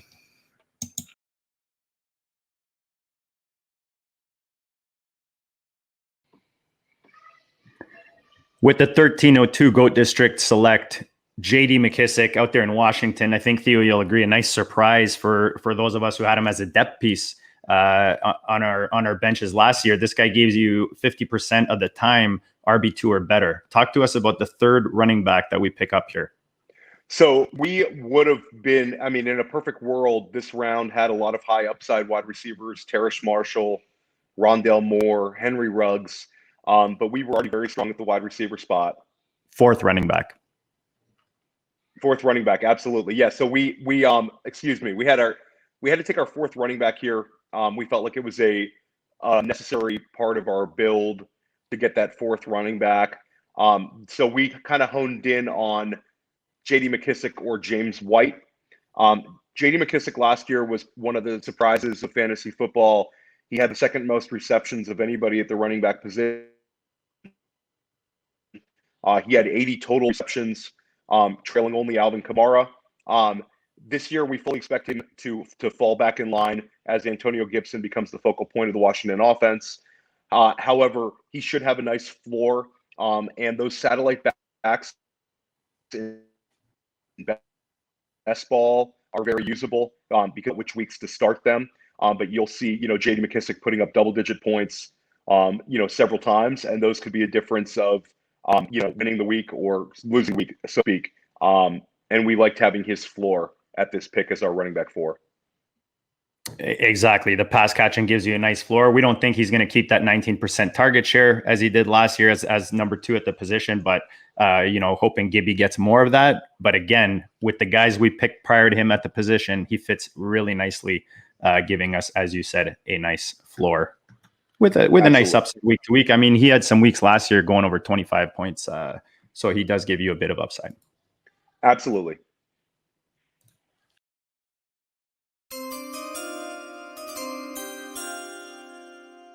With the third pick in the 13th round, the FF Face-Off selects Raiders wide receiver Henry Ruggs. And folks, Henry Ruggs, the wide receiver one, or the presumed wide receiver one in Las Vegas, who was taken as the first wide receiver off the board in a historic wide receiver 2020 draft class. I got him as my wide receiver, wide receiver 5, but the wide receiver 59 in this draft, and that's absurd. To me, Ruggs, yeah, he was a little bit banged up last year. He just wasn't used right. In fact, Ruggs, his production was taken away by Nelson Aguilar. Aguilar, former first-round pick, is now in New England. So that big play, that deep ball threat role is now Henry Ruggs is for the taking. They got other players. They brought in John Smokey Brown. They have Brian Edwards, who everybody's waiting to break out. They have Hunter Renfro. They have Darren Waller. They have capable backs that can catch the football, but there's only one speedster deep threat who could really take over a game, and that's Henry Ruggs. We saw that a few times where he flashed last season, where he can stretch the field, and he looks really, really good doing so. It's just up to Derek Carr to pull the trigger on the deep ball, and it's up to Jon Gruden to call the right damn play to exploit Henry Ruggs' skill set. Henry Ruggs, I keep emphasizing this in all my takes in this video series. It's best ball. You need big time weeks. Do I want Henry Ruggs in redraft? Absolutely, positively not. Do I want Henry Ruggs as my wide receiver 5 in best ball when I have other guys like CeeDee Lamb, Julio Jones, Curtis Samuel, Michael Thomas, and now Henry Ruggs? I will take it all day long, because Henry Ruggs might only give us 2 weeks, but just like I said about Michael Thomas earlier, those weeks that they do give us, those big pop weeks that we do get, could help us win the week and win this league. My projections for Henry Ruggs: 53 of 91 targets, 803 yards, 5 touchdowns, also 20 rushing attempts, right around 88 yards, and another score, just in case Jon Gruden decides to get a little bit froggy with his speedster wideout. With the fourth pick in the 13th round, Fantasy Alarm goes to Kirk Cousins, quarterback of the Minnesota Vikings. I talked earlier about how we liked pairing up Patrick Mahomes with Travis Kelce, so we went right back here with the quarterback wide receiver stack, going with Adam Thielen, Kirk Cousins combo. Cousins, 35 touchdowns last season. I think there's actually some upside here with him, with Justin Jefferson breaking out last year, having Adam Thielen, Dalvin Cook very much a part of the offense, and Irv Smith expecting to take that step as well, especially as a red zone threat. Not needing to rely on Cousins week to week, I think, is fine. We have Patrick Mahomes that we expect to be the weekly starter for us, but on games where Cousins does explode, I think there's some upside there potentially, as well as a safe backup and around 13th investment, which isn't too bad here either. With the 5th pick in the 13th round, Elite Fantasy takes James White. We went 0 RB here, or I guess not 0, I guess we had Derrick Henry. So basically anchor RB, call it what you want, but we need some running back depth here. James White can provide us some RB2 weeks. We'll play quarterback roulette here a little bit longer, hopefully to get a QB2 on the cheap. With pick 13-6, Run to Daylight podcast took Gabriel Davis, wide receiver of the Bills. He balances out what I had gotten with some floor guys with some ceiling. If there's an injury there, he could take off. He also is a big end zone target, red zone target. So you get the spikes with the touchdowns, add a few catches. He was a good addition to the team.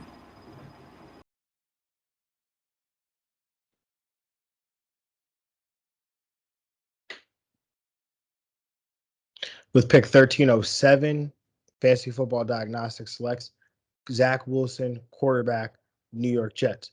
That is right. 3 straight New York Jets players. Has nothing to do with all this Jets paraphernalia you see behind me. I promise you. Actually, that's not entirely true, because the Elijah Moore pick was kind of colored in rose green glasses. But the Zach Wilson selection is more about strategy here. It's more about stacking this quarterback with these two wide receivers. If Corey Davis and Elijah Moore end up having really good seasons, the likelihood that Zach Wilson had a bad season or a poor season is relatively low. So I'm going to bank on the upside here. I want those upside weeks where if Zach Wilson goes off and, throws 3 touchdown passes, 2 to Corey Davis, 1 to Elijah Moore, like that I benefit from that. And so, I wanted to get some stacks with Justin Herbert. There was nothing really at that point in the draft. I mean, Keenan Allen and Austin Ekeler both went ahead of him. So that really wasn't going to happen there at that point in the draft. So to get Zach Wilson here, I think is fine. It gives me some of that high upside that we look for in our best ball leagues. In terms of a ranking, I've got him as the quarterback 23. He goes off the board here as the quarterback 19. So it's not an egregious overpay by any means.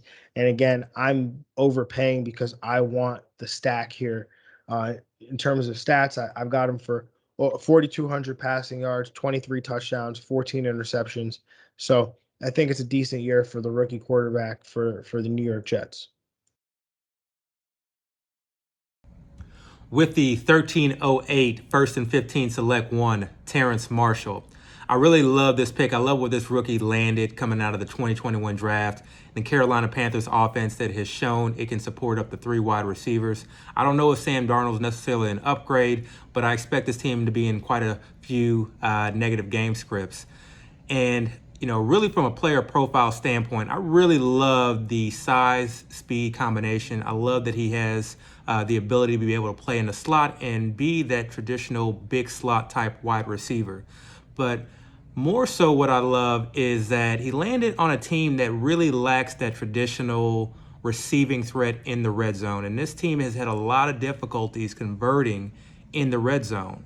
We saw them put up a lot of field goals last year. So it's not out of the realm of possibility that Terrence Marshall puts up double-digit touchdowns.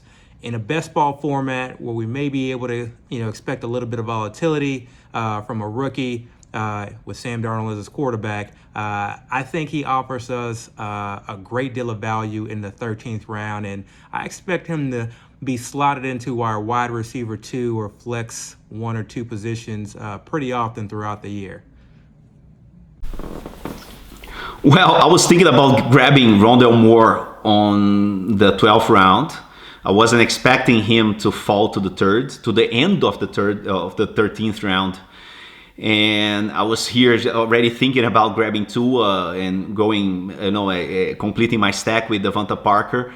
But I think that, I don't know, I love Rondell Moore. I think the Cardinals is going to deploy him as this versatile weapon.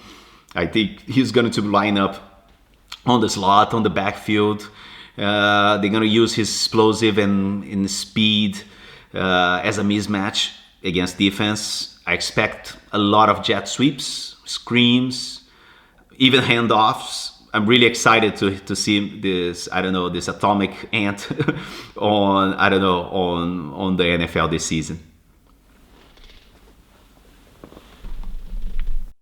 Hi, everyone. With the 10th pick in the 13th round of this FFPC draft, the Fantasy Data Football Fanalists select Baker Mayfield, the 20th quarterback off the board and our second quarterback in this league. I have Baker Mayfield projected as my quarterback 12 in fantasy points. And while we don't really have a stack going at this time, we felt that the value was just too good on Baker Mayfield. You have to be encouraged by the end of the year stats that he was putting up.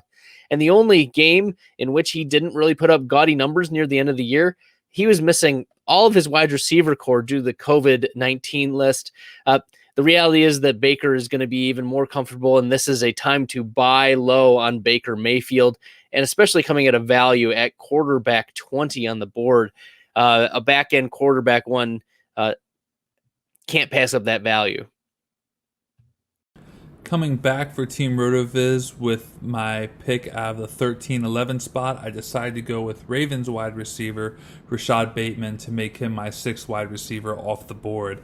There were a lot of names falling in the draft, a lot of guys whose ADPs were, kind of looking like justifiable picks for these spots.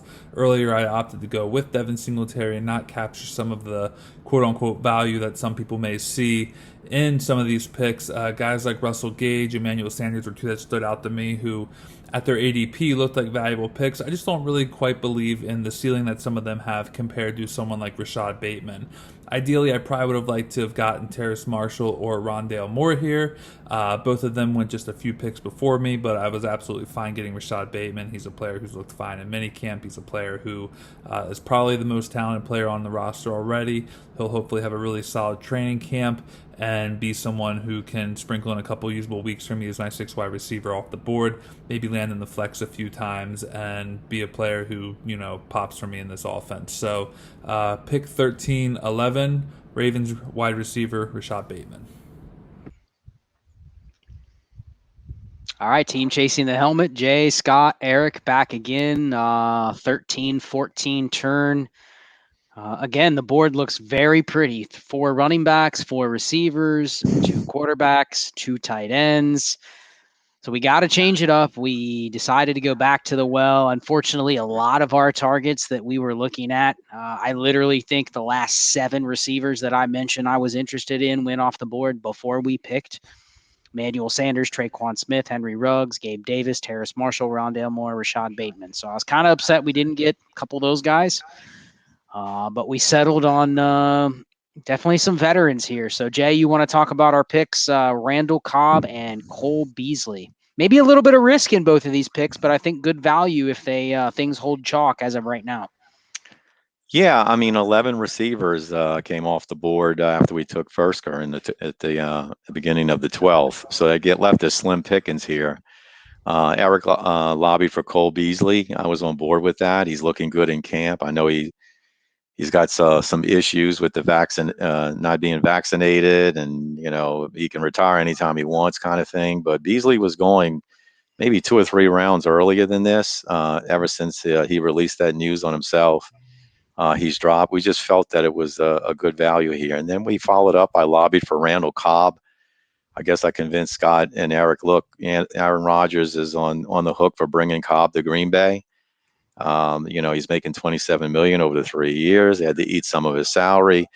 Rodgers is going to pepper Cobb. There's no doubt in my mind. He's not going to force that move and be responsible for it and not throw the ball to Cobb. So looking at it, we're at the receivers that we had to choose from. We just looked at who the quarterbacks were throwing the ball, and it can't get any better than Josh Allen and Aaron Rodgers throwing to Cole Beasley and Randall Cobb. And we needed slot receivers anyway, because most of our other 4 receivers were long ball kind of type guys. So we wanted to add that weekly points to our team as well by adding these 2 slot guys. Yeah, I agree with Jay on a lot of what he said there, especially with Beasley. He's fallen, this is probably where he's been falling lately with, a little bit of uncertainty with him. But he's already doing good in camp. He's there. He's doing his thing. If he had a problem with it, he wouldn't be there. So I think he's going to play. He has 90, 100 catch upside, even with Emmanuel Sanders and all them there. He's already got a really good connection with Josh Allen. So I'm excited to have about that. And then with Randall Cobb, Jay did sell us on him a little bit, and I agreed with him. I mean, the other receivers that we were looking at, with Wentz injury, the Patriots situation, a couple other teams that we were looking at, like the quarterbacks just are blah, basically. And you get Josh Allen, you get Aaron Rodgers throwing you the ball, especially with Rodgers lobbying for Cobb to get back here. I want to play with him. Green Bay had no inkling to want him at all until Rodgers said, I need him. So they went and got him. So obviously he's going to be a big part of the offense there. And, Rodgers should feed him. So I'm excited to see what he can do with Rodgers in this offense. Yeah, the only other pick that we considered was Jalen Reagor, because we do have Jalen Hurts. That might have been maybe a chance to get in a little more weekly upside, stacking another option. But I'm targeting, I would like to pick Travis Fulgham on this team if we can get him in the last round to achieve the same thing. And So it's kind of a compromise. I didn't really lobby heavy for Rager either. I think all of us were kind of neutral on him. So, that Nico might have been Collins is another one too. Yeah, I mean that. I guess with receivers at this point, you're just wanting to have enough of them to fill, get some targets. But I don't think any of us. I think that might be the one pick people look at Rager and say you guys should have taken Rager over one of these guys. But you would agree that none of these guys, Beasley or Cobb, would have fallen to our next pick. So I'm happy with it. We'll see. Maybe we'll shoot for a little higher upside with our remaining picks. But we're at 6 receivers now. I'm probably going to end up taking 3 more. And we'll see where they end up falling.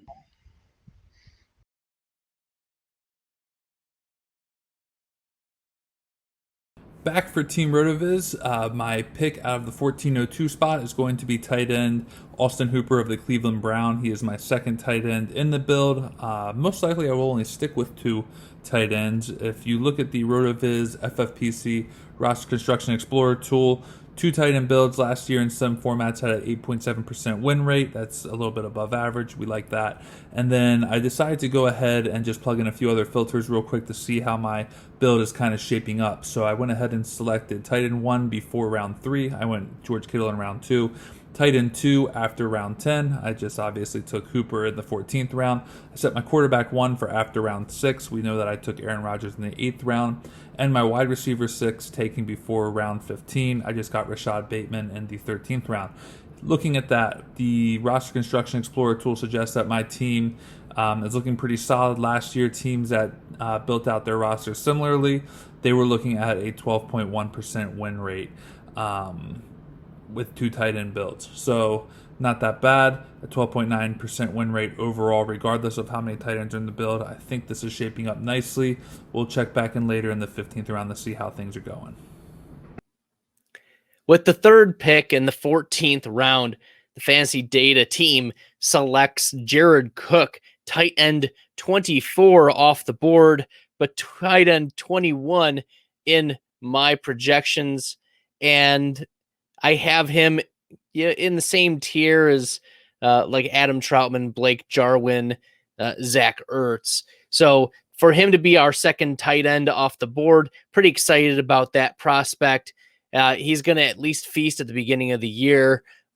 Maybe there will be other tight ends. This is where, you're taking spike weeks, and Jared Cook has always had a knack for the end zone throughout his career. So, at tight end 24 and being sniped in our possible stack with Baker Mayfield to Austin Hooper, we just couldn't make it happen. So Jared Cook is our pick here in round 14.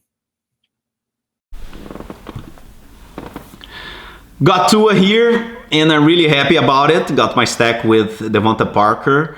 I think that the Dolphins selected him high on the draft last season and betted on him this offseason. Yeah, he got Fuller, he got Waddle.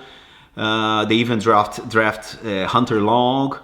I think with his running ability, a good defense, an improved receiving corps, I think he can honestly be that late round quarterback that really explode this season. Maybe he's the league winner. Maybe he's Lamar Jackson 2021. So I love getting Tua here in the 14th round.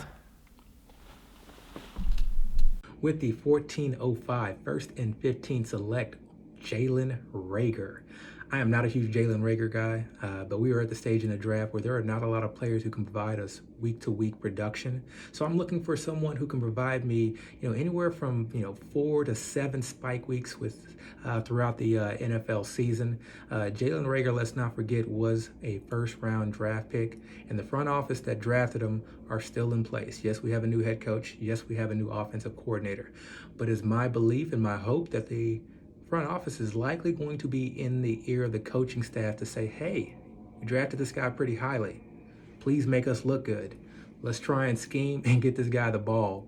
Obviously, there are not a lot of other players outside of Devontae Smith and the tight end group that really command and demand targets And again, we're just looking for a few spike weeks here, and this guy has speed. That's one thing that we can't deny. So let's get him on a couple of slants or some deep post routes, something that he can, really turn into a high yak or something that can lead into a long touchdown. We only need a few, okay? So yes, a bit of a hope and a wish, but again, that's what upside plays are, and that's how we win.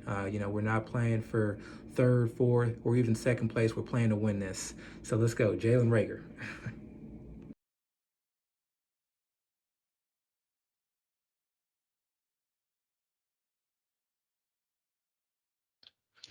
With pick 1406, Fantasy Football Diagnostics selects Paris Campbell, wide receiver of the Indianapolis Colts.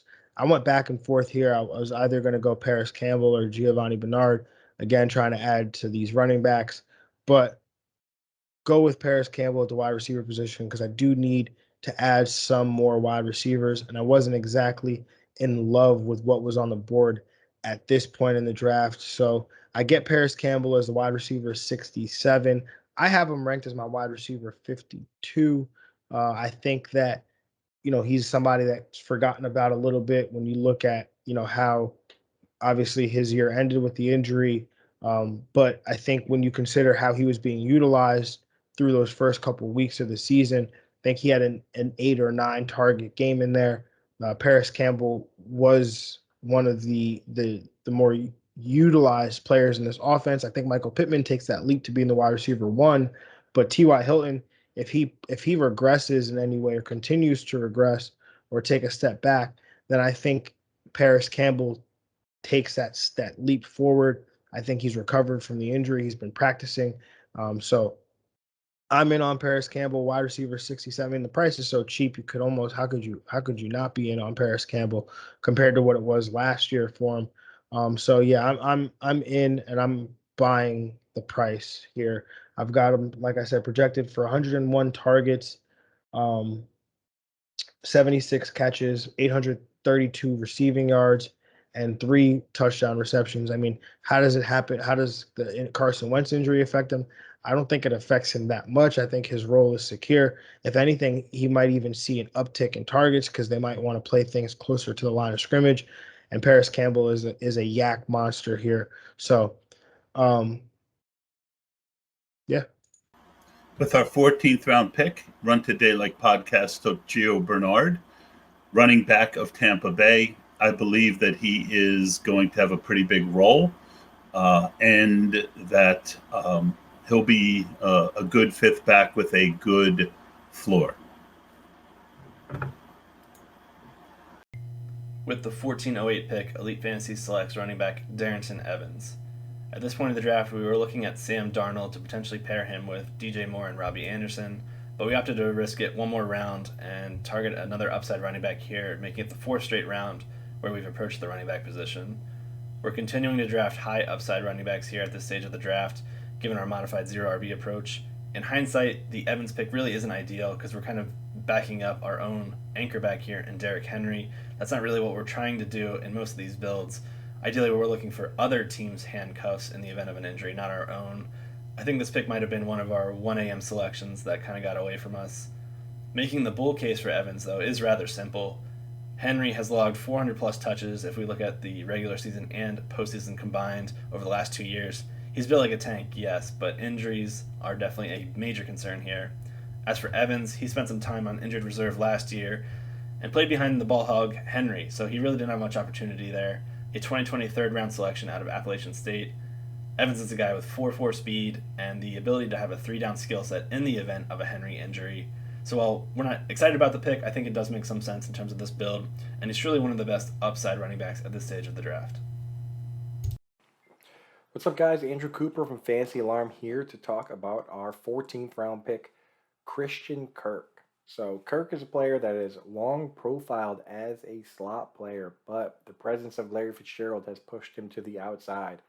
Now, with Larry Fitzgerald no longer with the team, we're actually seeing via the Cardinals' very own Flight Plan documentary on YouTube that Christian Kirk is playing the slot. They talk about it with Cliff Kingsbury saying that he's in the slot now, and it's the better role in the offense for him. So after DeAndre Hopkins, he has a real shot to be the second target on what we believe is going to be a prolific pass attack, and that's plenty enough for us in the 14th round of a best ball draft to grab Christian Kirk.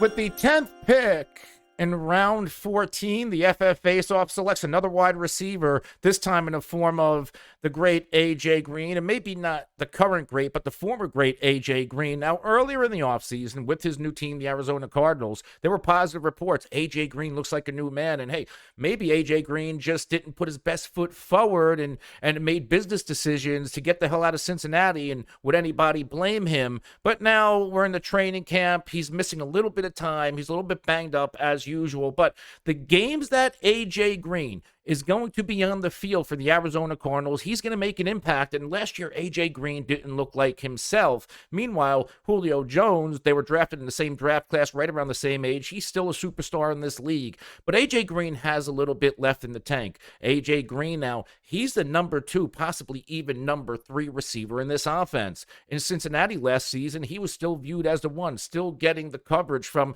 the top cornerbacks in the NFL. Now, when AJ Green has to play Jalen Ramsey and the Rams twice a year, guess what? Jalen Ramsey's going to be on DeAndre Hopkins. When the Cardinals has to play, I don't know, let's say that, I don't know the schedule, I don't have it in front of me, but if they had to play New England, AJ Green's not going to draw Stefon Gilmore anymore. AJ Green's going to get the 2, the 3 best corner on the enemy defense, which is fine for me. AJ Green's going to win a lot of those battles, which bodes well for your best ball team. I'm in on AJ Green. He's my wide receiver 6. I'm paying nothing for him. The wide receiver 69 off the board in this draft. I'm hoping AJ Green can stay healthy enough to give me a good week or two. My projections for AJ Green, I have him set as 44 receptions on 86 targets, 541 yards, and 4 scores. At the 14-11, the GOAT District select their 3rd tight end in Eric Ebron from the Pittsburgh Steelers.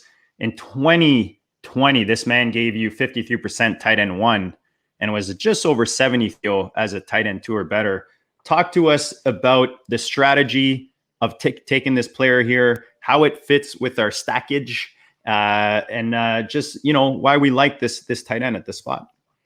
So we had honed in on Ben Roethlisberger and Eric Ebron as our 2 picks for these 2 selections. We had to weigh which one to take first. For us, the Draft Sharks had taken Justin Fields as their quarterback 2 already. So we felt as though there was a very, very small chance that they would want to roster a QB3. So we decided to go with Ebron here. Ebron as our tight end 3, we were very comfortable with. As JD said, he had some sneaky production last year in his first year in Pittsburgh. The Pittsburgh Steelers drafted Pat Freiermuth, a player we're very, very high on in the 2nd round out of Penn State, which has kind of depressed Ebron's price in drafts this year. However, we fully expect that Ebron will see the lion's share of the work at tight end there. It also gives us another Pittsburgh offensive weapon to go with Juju Smith-Schuster and Chase Claypool, thus giving us a potentially underrated stack. Perfect. Okay. Hey guys, Adam Krautwurst back here from DraftSharks.com to go over my latest 2 picks in the Best Ball Invitational here, Best Ball Tournament. 125 over at FFPC. Here to talk about my rounds 14 and 15 picks here at the turn. Gotta admit, these were kind of meh picks. I didn't really love who was available. Went with Damian Williams, okay? Running back for the Bears. Reports out of camp is that he's looked as good or better than David Montgomery. So does Damian Williams take over for David Montgomery? Probably not, but maybe he earns himself a little bit of a bigger role. We'll see. Again, not a huge fan of the pick. Didn't really love any. I don't really love any of the players kind of in this spot of the draft. Not that many people do, but I've got 2 quarterbacks. I've got 2 tight ends, so I'm just trying to fill out my roster here. So I took Damian Williams. 15th round, 15-1. I took Amon Ross St. Brown, rookie. We don't know a ton about him yet here in the NFL. Is he good? Is he great? Does he stink? We don't know. But what we do know is the Lions will be playing from behind all the time. They are one of the worst teams in the league. And they don't really have an alpha receiver there. Now, I love TJ Hawkinson. I have a ton of him. I think he could see 140 targets. But outside of him, I mean, is it Tyrell Williams? Is it Amon-Ra St. Brown? Like who is it over there? So I'm going to take a shot at an unknown rookie in the 15th round, and hey, maybe we get a Justin Jefferson type season out of him. Obviously Jefferson was a stud in college, but anyways, take a shot at Amon-Ra St. Brown here. Again, these are probably two of my least favorite picks, but we'll see who falls back to me to 16, 17, and in this best ball slims, man, this draft's going to end quick, right? It's not the 28 round normal best ball drafts. You only got 18 rounds to fill out your roster. So I might look to do a third tight end and maybe a third quarterback. We'll see. We'll see who I like in the 16th and 17th. So we'll see what happens.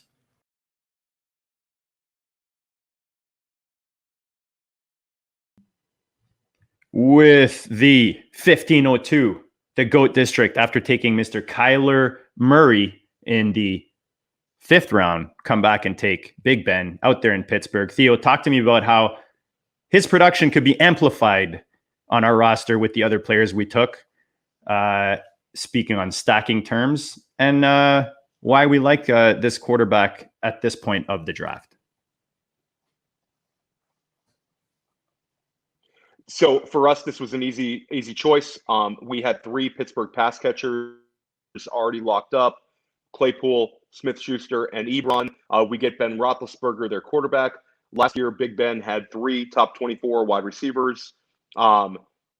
He also, like we talked about with Ebron, supported a number of tight end 1 weeks. This year, we fully expect the offense to be a little bit better. They added Najee Harris to a woeful rushing attack. Big Ben threw 33 touchdown passes last year, and we think that number could go up a bit. He is not a player being drafted aggressively, nor should he be. However, with our stack and our build, Big Ben made a ton of sense for us this year.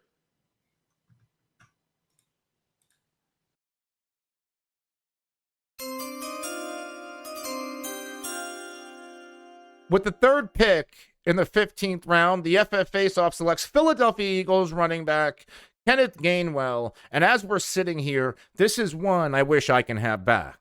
When all else fails, fresh tactics. This has nothing to do with Kenny Gainwell. I like Kenny Gainwell. I think he has a skill set to really succeed in Philadelphia. We know that head coach Nick Sirianni will employ multiple backs, as we've seen him do with the Indianapolis Colts.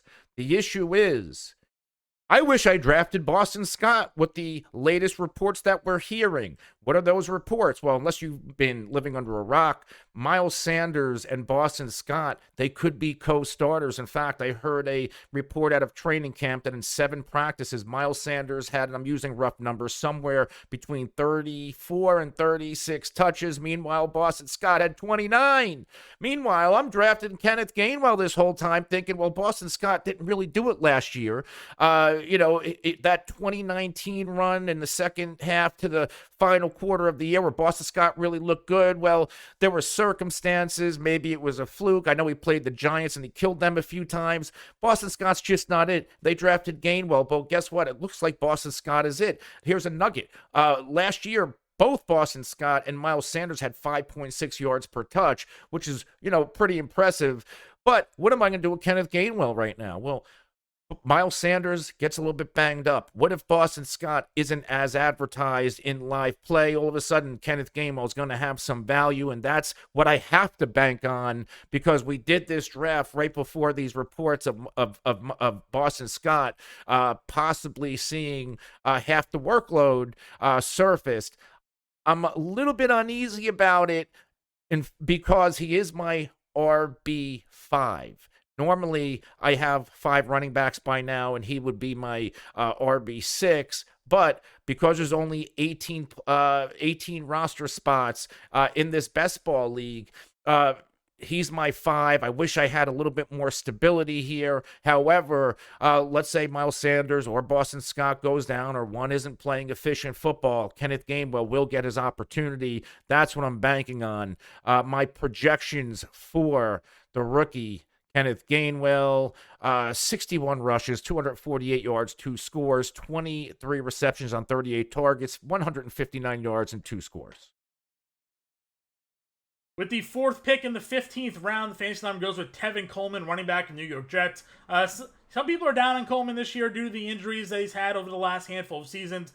Jets use a 4th-round pick on Michael Carter, who's getting a lot of hype. But we are looking at a new offensive system and new coach over here in New York, and that system comes over from San Francisco, where Tevin Coleman was part of that offense for the last 2 years. We know they like to use a committee approach at the running back position, and there's been some early reports in camp that Coleman will be used, or could be used and featured in their red zone offense. So at the very least, if he's not getting some of that early down work when they do get in the red zone, he may find his way and score some touchdowns for us here.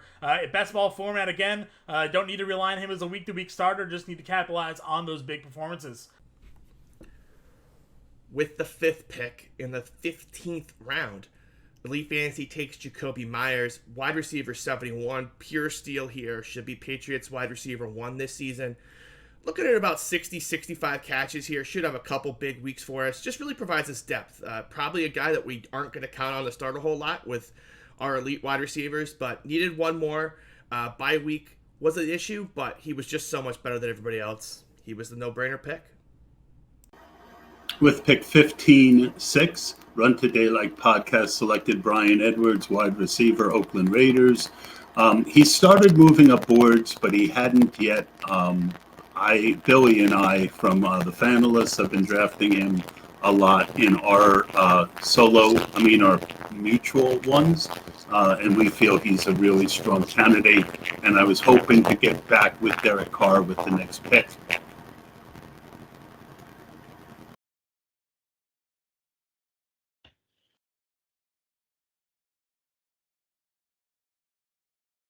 With pick 1507, Fantasy Football Diagnostics selects John Brown, wide receiver of the Las Vegas Raiders. Again, 4 of my last 5 picks have been wide receivers because I only had 2 up until the Corey Davis selection around 11. So just trying to continue to load up at wide receiver here, trying to continue to add some big play guys. I've got some floor players in Brandon Ayuk, Cortland Sutton, Corey Davis. Now I'm shooting for upside with the last 3 wide receivers and Elijah Moore, Paris Campbell, and John Brown, just kind of lottery tickets here. And John Brown's a guy, I know I mentioned Henry Ruggs earlier, but him and Henry Ruggs and John Brown, they're kind of vying for that Nelson Aguilar role that we saw last year. And if I'm wrong about Henry Ruggs, which is a possibility, right? So then John Brown has to be in the mix here. And I think that he's going to have, if he can stay healthy, he'll have some big weeks here for the Las Vegas Raiders. And that's really what I want from a best ball perspective. So that's the thoughts behind the decision there. Were there any other guys that I was interested in taking? Again, no, not really. John Brown, he was the guy that kind of stuck out to me at that point. So I wasn't thinking about a running back. I'm kind of already set at the running back position with 5 guys. I just really want to load up at wide receiver here and try to get those upside weeks to kind of lift the upside of this team here. All right, it's me again. Dale for 1st and 15. We're on the clock. We are in the 15th round. 15-10 is the pick. And we are going to go with Rashad Penny. We're going with Rashad Penny. I'm a big Rashad Penny fan this year. I love his situation. He's the backup running back of the Seattle Seahawks. And they really didn't bring any competition for him. It's almost like he's entrenched. And for a running back that's had history of injuries, you would suspect them to have a little bit more insurance. But the fact that they didn't really bring much to compete with them lets me feel like they actually have high hopes for this guy. They actually feel like he's right. They brought in the offensive coordinator from the Rams, who has a running back friendly system. And I mean, Chris Carson isn't a beacon of health himself. He's had injury issues as well. So he's one of those guys where it's one injury away. And one injury away, he can be very valuable. And we're getting this guy so late in the draft. I've kind of been big on Rashad Penny. I've talked about him a little bit in our pod. So yeah, with this pick in the 16th round, we are going to go with Rashad Penny to add to our running back room. I think that's our running back 5 now, maybe 6. I think it's 5. Anyway, stay ready. You'll see me in the next pick. Yes, sir.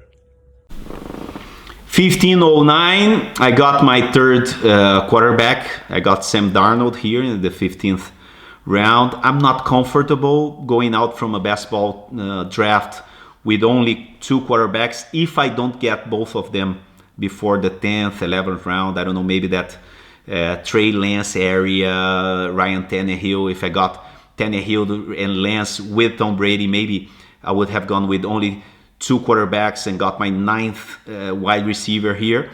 But I don't know. It's I like Darnold this season. I think for the first time in his career, he's going to be surrounded with talent and do not have an incompetent head coach. So I think he can be, I don't know, a top 12, top 15 quarterback this season. I still believe that he has talent and that he's going to shine in the NFL.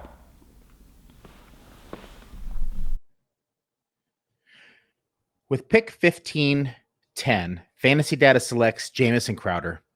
This pick was locked one day after Elijah Moore's injury. We gambled not knowing the severity and ultimately figured Crowder has a role in this offense with or without Moore in the lineup. Sure, he's not a sexy pick, but at wide receiver 74, you don't really need him to be. You just need a few spike weeks, and that's what you will get from Crowder in an offense that figures to be playing from behind most of the time. Should this injury pan out to be minor, this pick was probably made a round and a half early. But should this injury turn out to be serious, I expect a 3 to 4 round increase in ADP. Risk it for the biscuit, folks, especially in a tournament play. Back with pick 1511 for Team Rotoviz, I decided to go ahead and close the loop on a little Green Bay stack by getting Marquez Valdez-Scantling to pair with my quarterback Aaron Rodgers. Last season, MVS was a wide receiver 32. In total air yards, he had just over 1,100. And he was also the wide receiver 20 in fantasy points over expectation. Which is just a metric that we use here at Rotoviz that kind of measures efficiency. Even though MVS is known to drop a lot of balls, he's also known to offer us a lot of explosive plays on those deep balls. So when Rodgers connects with them, he usually hits in a big way. If we look at just some of his game logs from last season, he had a 19.6 PPR performance, a 19.3, 24.9, 20.5, and then in week 17, where I know that last year we weren't playing that, but this year that would be the final week in a FFPC league, he had 17.1. He gave us 3 wide receiver 1 weeks last season and 5 top 24 weeks. So MVS at this spot, I really like him. I like that I'm able to pair him with Aaron Rodgers and kind of see what happens here. So making him my wide receiver 7 at pick 1511, Marquez Valdez-Scantling of the Green Bay Packers. Chasing the helmet, back on the clock, round 15, 16 turn. And we're a little bit torn on this pick because it's going to end up being a roster construction issue. But we decided with these 2 picks, we couldn't pass up Zach Ertz if he's in Philadelphia, pairing our tight end with our quarterback, Jalen Hurts. And then also adding another wide receiver, which we considered last round, in Nelson Aguilar. So Jay, Zach Ertz, Nelson Aguilar. We didn't necessarily agree on this. Zach Ertz is somebody that we've taken, hoping that he maybe gets traded, and now it actually fits to draft him on this team where we have Jalen Hurts because it looks like he's going to stick in Philadelphia for the time being. Yeah, we went for Ertz because of the blonde hair. No, I mean, yes, we went for the stack with Hurts. It made sense. You know, the other tight ends they were looking at, Ebron, Cook, Hooper went around before us. Only A.J. Howard, Hurst was left. So, it just stuck out for us. It fell to us. He'll get a fair share in Philly if he stays there. I don't think he is. Local news here says that they're still looking to trade and make that trade at least by the trading deadline. So if he ends up in Buffalo, even better for us. So it was a win-win by going with Ertz here. Yeah, I like Ertz. I mean, pairs up with our quarterback. He's still pretty decent. I mean, last year he was hurt, so we're hoping that he is fully recovered from his injury this year. And then we took Aguilar. Aguilar is going to be the number one on the Patriots. So getting a number one receiver on a offense this late, it's a pretty easy pick for me. So I was happy to get Aguilar there. Yeah, he's a long ball. Go ahead, Jay. Yeah, he's a long ball guy. He had 48 catches last year for 896 yards, and he scores touchdowns. He scored 8 of them. So that was the receiver that stood out for us. So we couldn't pass him up, and we added to our receiving ranks. I agree. Yeah, Aguilar, pretty good value. Definitely want Mac Jones to get in there sooner than later. Ertz was a tough pick for me, only because, with Wentz going down, the potential that he gets moved, it's really just Buffalo at this point, I would think. And yes, he makes sense to stack with Jalen Hurts, but there's actually some other tight ends I probably would have preferred to take over Ertz. But now we basically committed to taking, a third tight end here. So it's definitely going to have to be likely receivers when we come back around for our final 2 picks. So round 17 and round 18 as we close out the draft.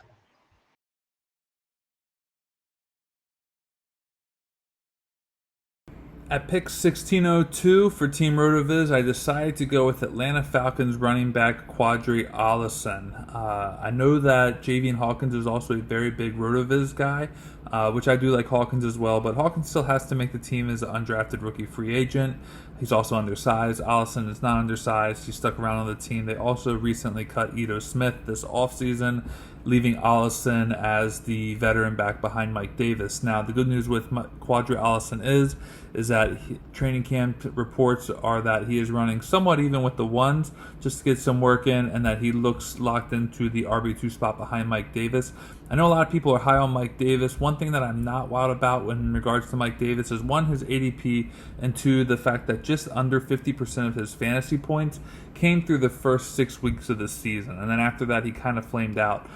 So my hope or expectation is that may happen again in 2021, in which case Allison, hopefully the immediate backup, gets to see a little bit more work and perhaps becomes a nice value pick at the 1602 spot. So again, 1602, running back Quadri Allison, Atlanta Falcons. With pick 16.03, FantasyData selects tight end Hayden Hurst. The incumbent tight end had his 5th-year option decline, but that won't stop him in 2021. Being drafted late or forgotten in some drafts, Hurst may be a difference maker in one of the most pass-heavy offenses in the league.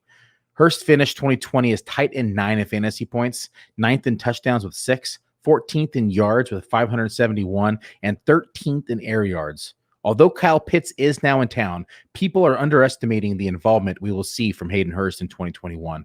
New head coach Arthur Smith ran the most 12 personnel in the league last year as offensive coordinator in Tennessee. With 137 vacated targets, Hurst will get his fair share in this offense. 16th round, 1604. My last 3 picks, I need 3 wide receivers. I'm not even looking at other positions right now. And I got Sterling Shepard here. He has his role as a slot receiver for Daniel Jones and the Giants. I don't think that he's too excited, and he doesn't have like this huge upside. But he can be consistent, and he can get some this needed points with in these weeks that your top wide receivers maybe don't deliver. So I think he's a good choice here in the 16th round. Sterling Shepard, 1604. All right, we're back. First of 15, Theo. We're in the 16th round. 1605. I just took Rashad Penny in our 15th round. So now, not even mention it, but Abby took 2 receivers, Jalen Rieger and Terrence Marshall, in his 2 picks. So I think we need to add to our running back room. And I think there's one running back that is a steal this late in drafts. I'm taking him in almost all my drafts. I like the way things are set up for him. I like the value. I like the talent. And that's Anthony McFarland with the 1605 pick. I think McFarland is he's the backup running back. Well, the way I view it, he's the backup running back for the Steelers. They have Najee Harris, the rookie, who they plan to use as a 3-down back. But injuries happen. Football's a game of attrition. If Najee goes down, McFarland is the next man up, as far as the way I see it again. And the Steelers are the type of team they like to use one running back. Not to mention the offensive coordinator for the Steelers this year was the coach of McFarland in college 2 years ago. So he has that rapport with his offensive coordinator. So Anthony McFarland, great value right here. It ties up our running back room. These last 2 picks, me and Abby are going to split. I do think at some point we need to take our third quarterback, but Abby's next, so we'll see where he goes. And then if need be, I'll tie it up with the quarterback pick, just kind of see how things go. But anyway, first and 15, stay ready. Let's go.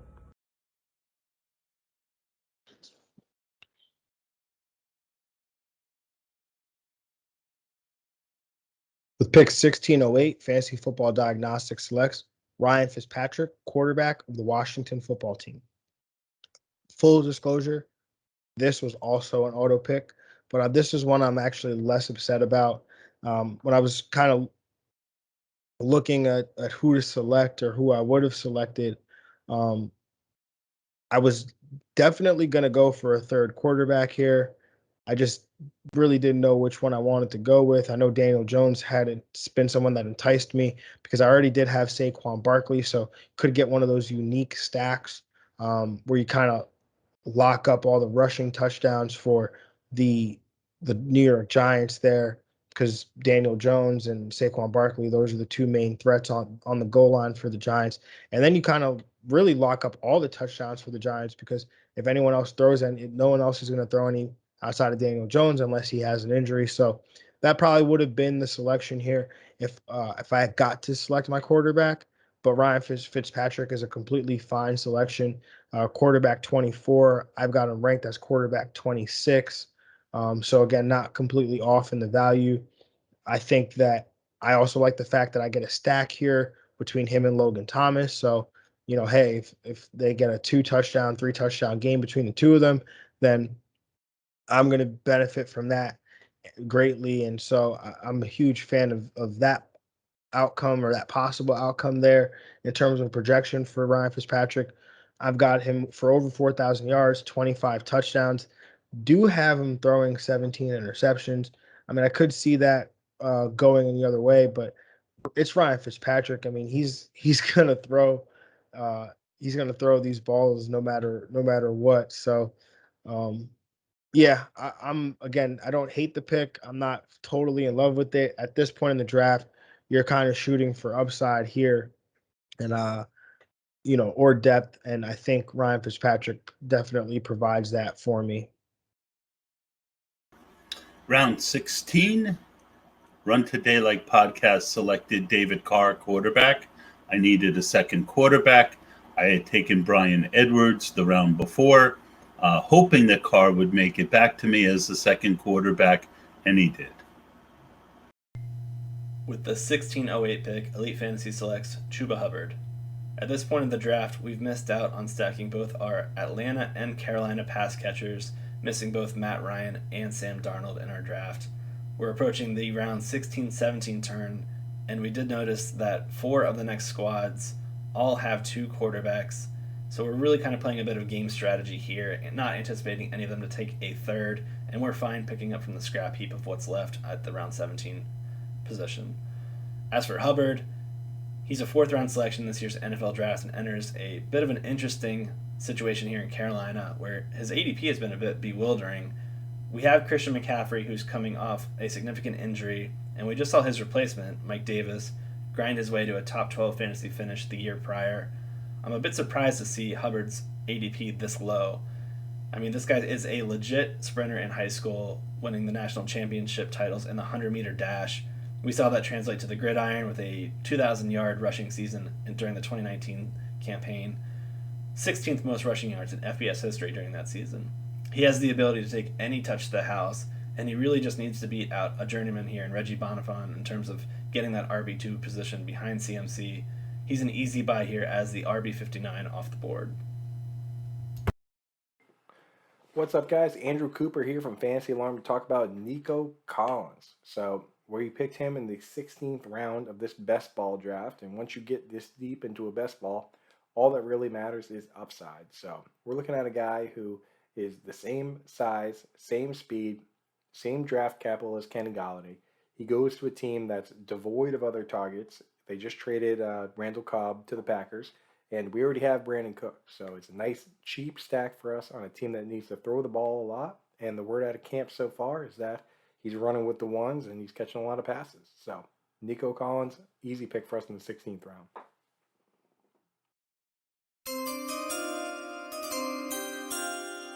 With the 10th pick in the 16th round, the FF Faceoff selects Baltimore Ravens wide receiver Sammy Watkins. And Sammy Watkins is severely cheap for a player that the Baltimore Ravens targeted in free agency to help rebuild their ailing wide receiver room and add some help around Lamar Jackson and to alleviate some of the pressure off of Marquise Brown.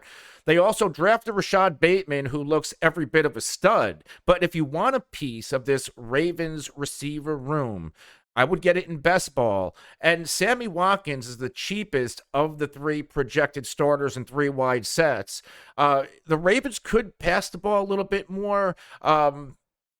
If they don't, I do think we could see, because of the added weapons, a little bit more of that efficiency we saw out of Lamar Jackson a few years ago. Lamar Jackson loves throwing that deep ball. What does Sammy Watkins do best? He's that big play deep ball receiver. We're not going to get a big weeks, maybe we're not going to get a lot of big weeks, maybe one or two out of Sammy Watkins. But when it does, when he pops, he usually does well for the best ball rosters that he is on. My Sammy Watkins projections: 45 receptions on 89 targets, 511 yards, and 4 touchdowns.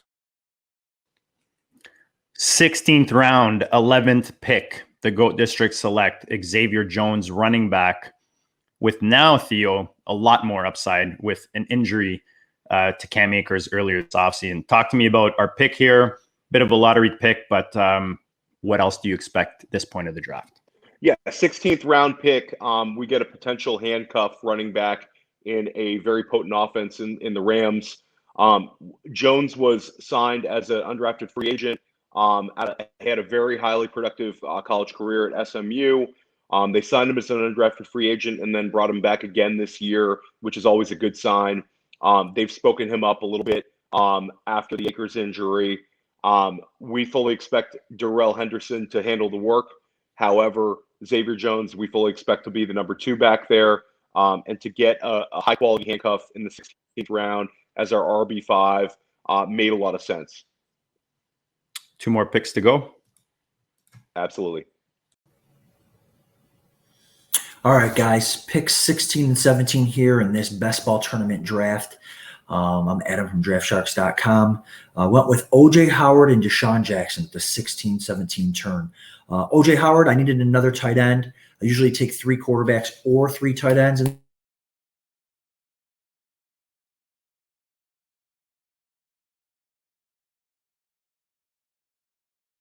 So those guys will probably start for me. One of them will start for me every week, depending on who scores, seeing as they're the top 2 receivers for the Patriots. And then the week that they have a bye, we'll slide O.J. Howard in there, and hopefully he can score. You know, when him and Gronk were on the field last year together, O.J. Howard had more targets than Gronk did. So I'm hoping that continues. I'm hoping they can find a spot for him with all the, the cluster of weapons that they have there. But and then 17, I took Deshaun Jackson. I've got Cooper Kupp. I've got Matt Stafford. Add a little cheap piece to the stack here. If he can stay healthy long enough to give me 2 or 3 long touchdowns this year, he'll start for me on those weeks, right? So as a 17th rounder to stack him with Cooper Kupp, if Kupp gets hurt, I've got a backup plan with Deshaun Jackson. Not that Deshaun Jackson doesn't get hurt, but I like him there. Wide receiver 80. So I love taking wide receivers late. Deshaun Jackson, if he stays healthy, is going to score 2 or 3 or 4 long touchdowns. So in those weeks, he'll start for me. So I definitely like those 2 picks. And we'll see who falls back to me here at the end of the draft in the 18th round.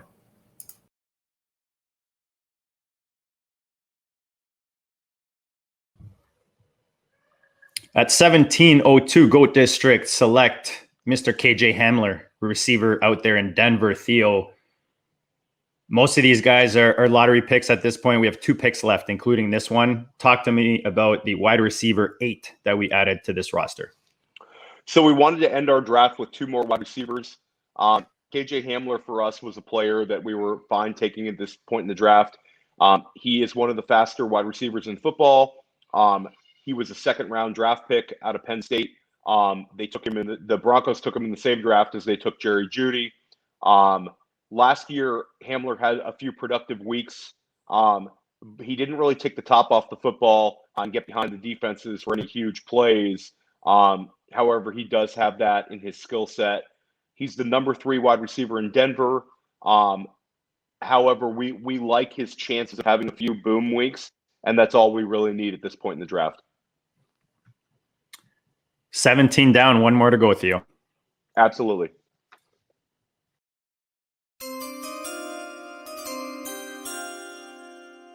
With the 3rd pick in the 17th round, the FF Faceoff selects Jimmy Graham, the forgotten tight end of the Chicago Bears. I know all the hype is around Cole Kmet, and granted, it deserves to be, but Jimmy Graham is still there. There is still a need for pass catchers in Chicago not named Allen Robinson and Darnell Mooney. They moved off of Anthony Miller. They still have Kmet, but Jimmy Graham, at this juncture of his career, what he is going to bring, he's going to bring some touchdown upside in the red zone, a non-factor in your season-long redraft leagues. But in best ball, for those weeks that Jimmy Graham is involved, who knows, maybe he gets 2 against Green Bay and finishes the tight end 5, and you have him as your 3rd tight end, as I do. He's going to probably be your optimal scoring tight end and be in your starting lineup. That could help you win the week and propel you to a fantasy championship. He's my 3rd tight end behind Noah Fant, Blake Jarwin, the 17th pick in this draft, or my 17th round pick in this draft. You could do a hell of a lot worse. I went for the scoring upside, something I don't normally chase, but with Jimmy Graham, that's really what he does best right now. And let's say it is Andy Dalton starting quite a few games for the Chicago Bears. He's going to lean on his big-bodied veteran tight end.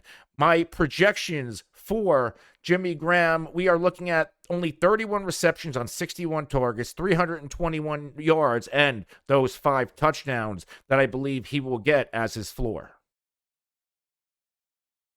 With the 4th pick in the 17th round, FantasyData goes with Terrell Williams of the Detroit Lions, wide receiver. In the offseason, the Lions signed Brashard Perriman and Terrell Williams to contracts, and Williams got the bigger payday, leading me to think that they value him a little bit more than Perriman. When healthy, we've seen Terrell Williams actually be a pretty solid NFL receiver. We're not expecting the Lions to win many games. We know Williams is a deep threat that can find the end zone when healthy. So that's what we're looking for here. Again, best ball format. Don't need to rely on the week-to-week production. We'll just take the big games where he gets the garbage time yards here for Detroit.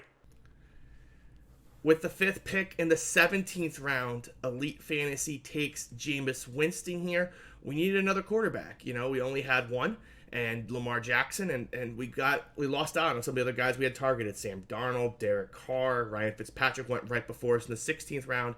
So we'll take a quarterback 2 in Jameis Winston here, give ourselves a little flexibility in the 18th round pick. Easily could go take another quarterback. Just got to kind of see how the room plays out. But basically, hopefully Winston never plays for us except during Lamar's bye. With the 17th round pick, we took Marquez Callaway, Run to Daylight podcast. We feel that Callaway is going to be the de facto number 1 ahead of Traquan Smith. With Michael Thomas out, and based on what we're hearing about Michael Thomas, that could be longer than what initially was planned. So Callaway definitely flashed last year. I'm always willing to bet on talent, so was very happy to add him late here.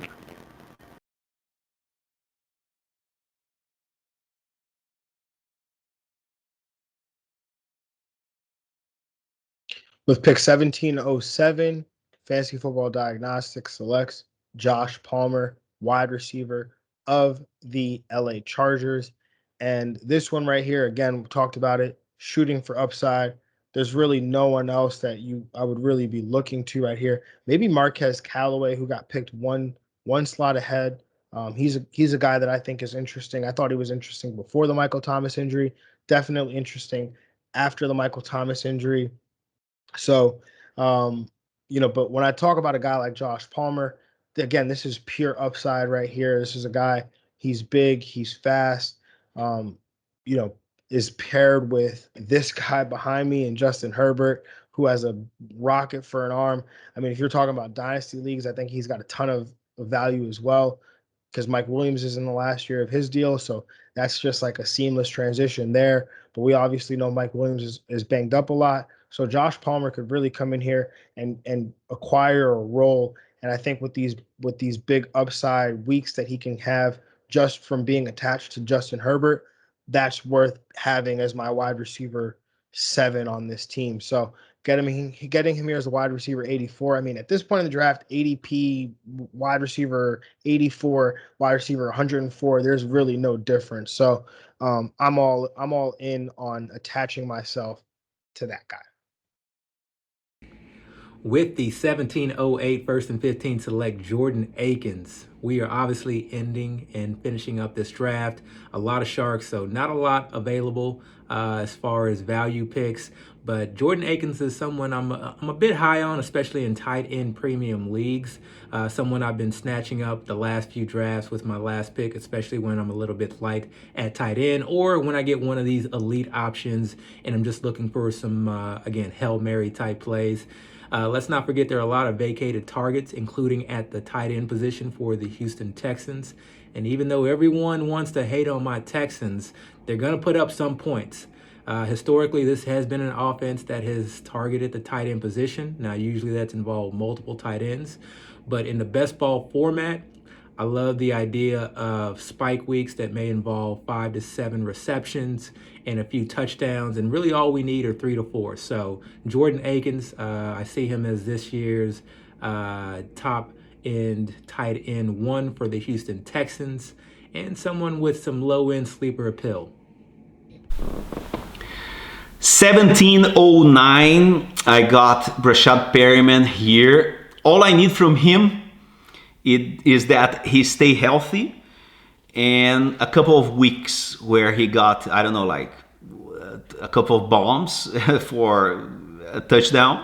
That's all I need from him, to stay healthy and use his explosiveness, I don't know, 2 or 3 weeks of the season. He can be one of these players that can win you weeks. So I like grabbing Brashad Perriman here for the upside that he offers.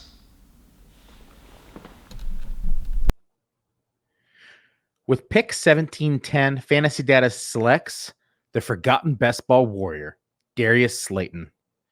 Slayton has finished the last 2 years with 180 targets, 98 receptions, 1,491 yards with 11 scores. He's a deep threat, averaging 15.2 yards per target, and seems to be forgotten altogether in 2021. Seeing how Kenny Golladay can't seem to stay healthy or on the field, and Slayton already has chemistry with Daniel Dimes, Slayton is the perfect late-round dart throw at wide receiver. He finished 2021 with 2 weeks above 21 fantasy points and 5 with 10 or more. Boom bust is his name, and best ball is the game. At pick 1711 for Team Rotoviz, I have decided to go with New York Jets wide receiver Keelan Cole. Keelan Cole is a big physical wide receiver who has spent his first 4 years with the Jaguars. He has racked up seasons of 748 yards, 491, 361, and then last season 642 yards. He has had 2 seasons with 130 or more PPR points, and now he is heading to the Jets with the possibility of seeing a starting role alongside Corey Davis and then also Elijah Moore and or Jameson Crowder. Still a little bit left to be seen there, but a lot of great reports on Keelan Cole. He's a wide receiver who has had plenty of spike weeks. If we just look back at recent memory, during his first 4 seasons, he's given us 5 total top 12 weeks. He has given us 11 total top 24 weeks over his career, and that's despite never having seen a target market share higher than 16%. Now he heads into an offense where he may be on the field for the majority of snaps. He may see a target share closer to 20%. If that ends up being the case, Cole could be a tremendous value in the 17th round on a offense that is probably going to be trailing a lot, on an offense that's going to need to throw a lot to keep in games. I really like this pick here for my final wide receiver. He will be my wide receiver 8. Again, at the 17-11 wide receiver, Keelan Cole of the New York Jets. Team chasing the helmet back for our final two picks, 1712, 1801. Jay Reed, Eric Vanek, Scott Connor. So we took our third tight end with Zach Ertz last turn. But there was some word that came out while we were in the midst of waiting for it to come back to us. And it's Dalton Schultz. So we went with Dalton Schultz, 4 tight ends. Not ideal, at least to me, who's very OCD about the type of roster construction that we have. But you guys kind of sold me on Dalton Schultz.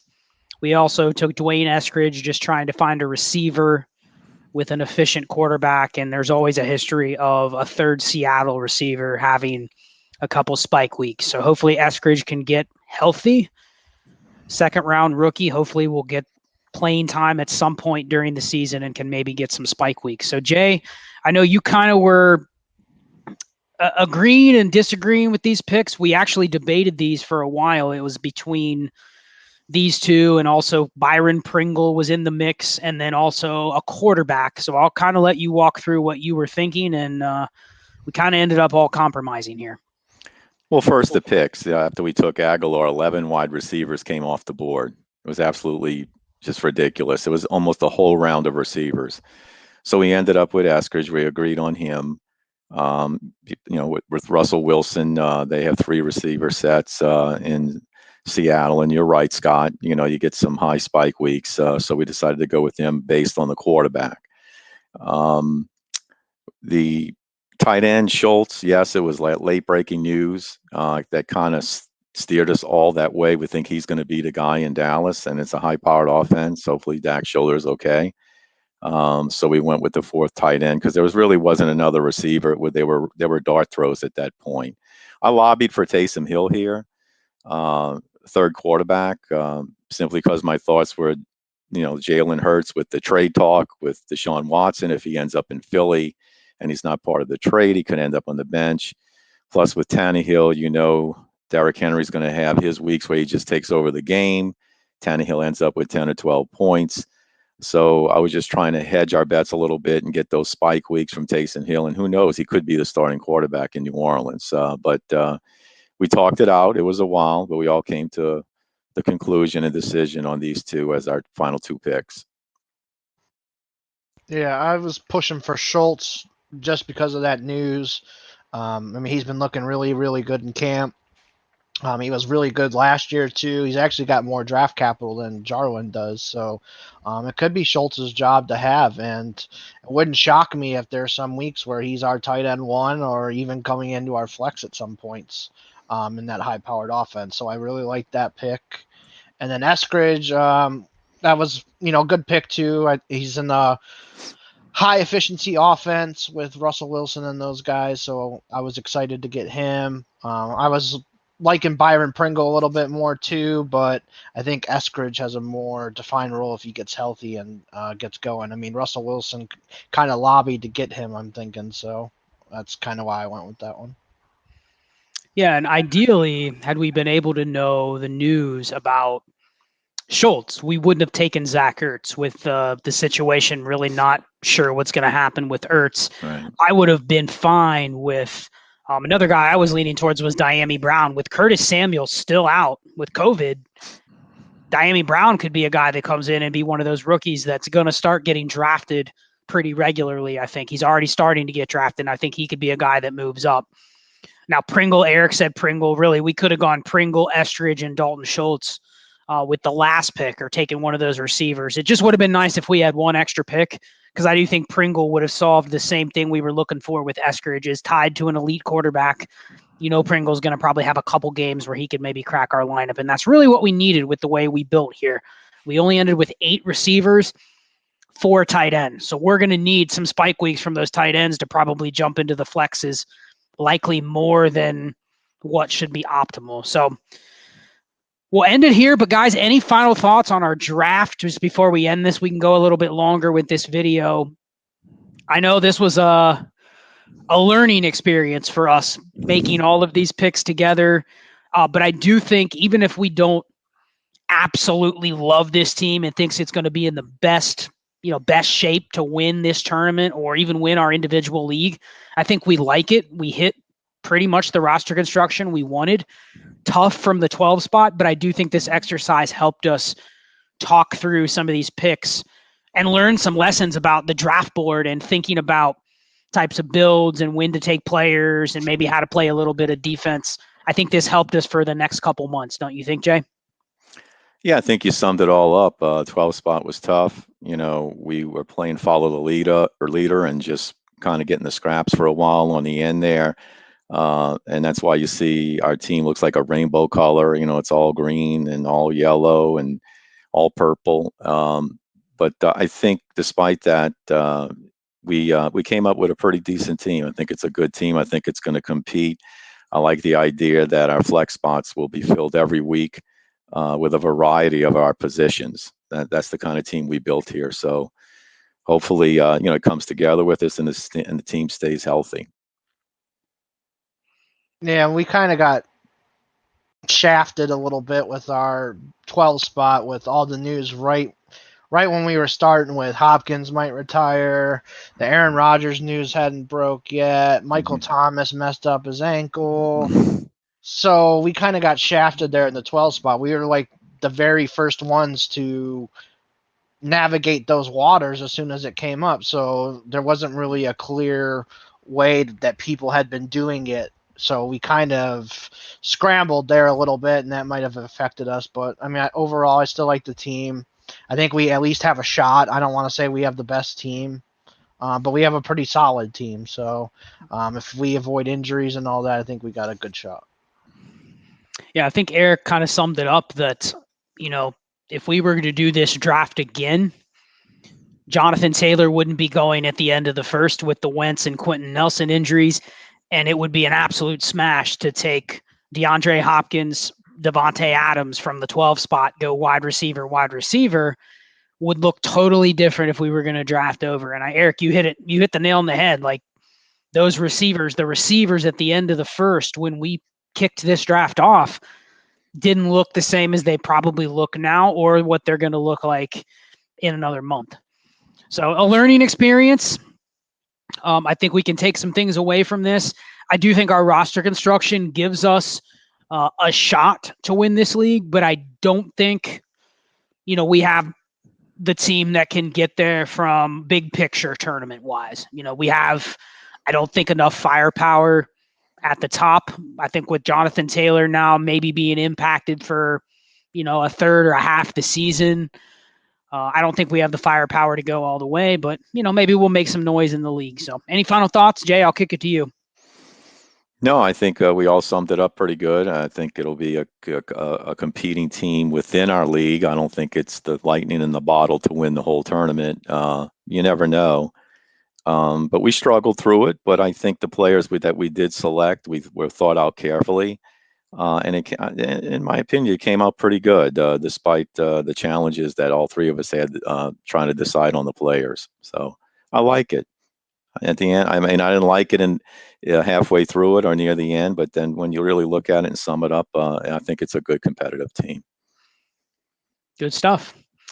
Well, Chasing the Helmet, we appreciate the invite, Billy Muzio. Good job putting this together. Absolutely. Yeah. Kudos for this is going to be, I'm sure, quite a bit of work to put all these videos together and line them up with a pick. So appreciate the invite. You can find our podcast at Chasing the Helmet podcast. Myself at Charles Chill FFB and Jay at Packers153. Eric doesn't have a Twitter, but Eric Vanek is teamed up with us this year for quite a few drafts. So you'll hear him on our podcast every so often, drafting with us or just there to be in our fantasy conscious. But again, thank you for the invite. And if everyone wants to give our podcast a listen, it'd be greatly appreciated. Best of luck to everybody else in the draft, and Chasing the Helmet team signing off.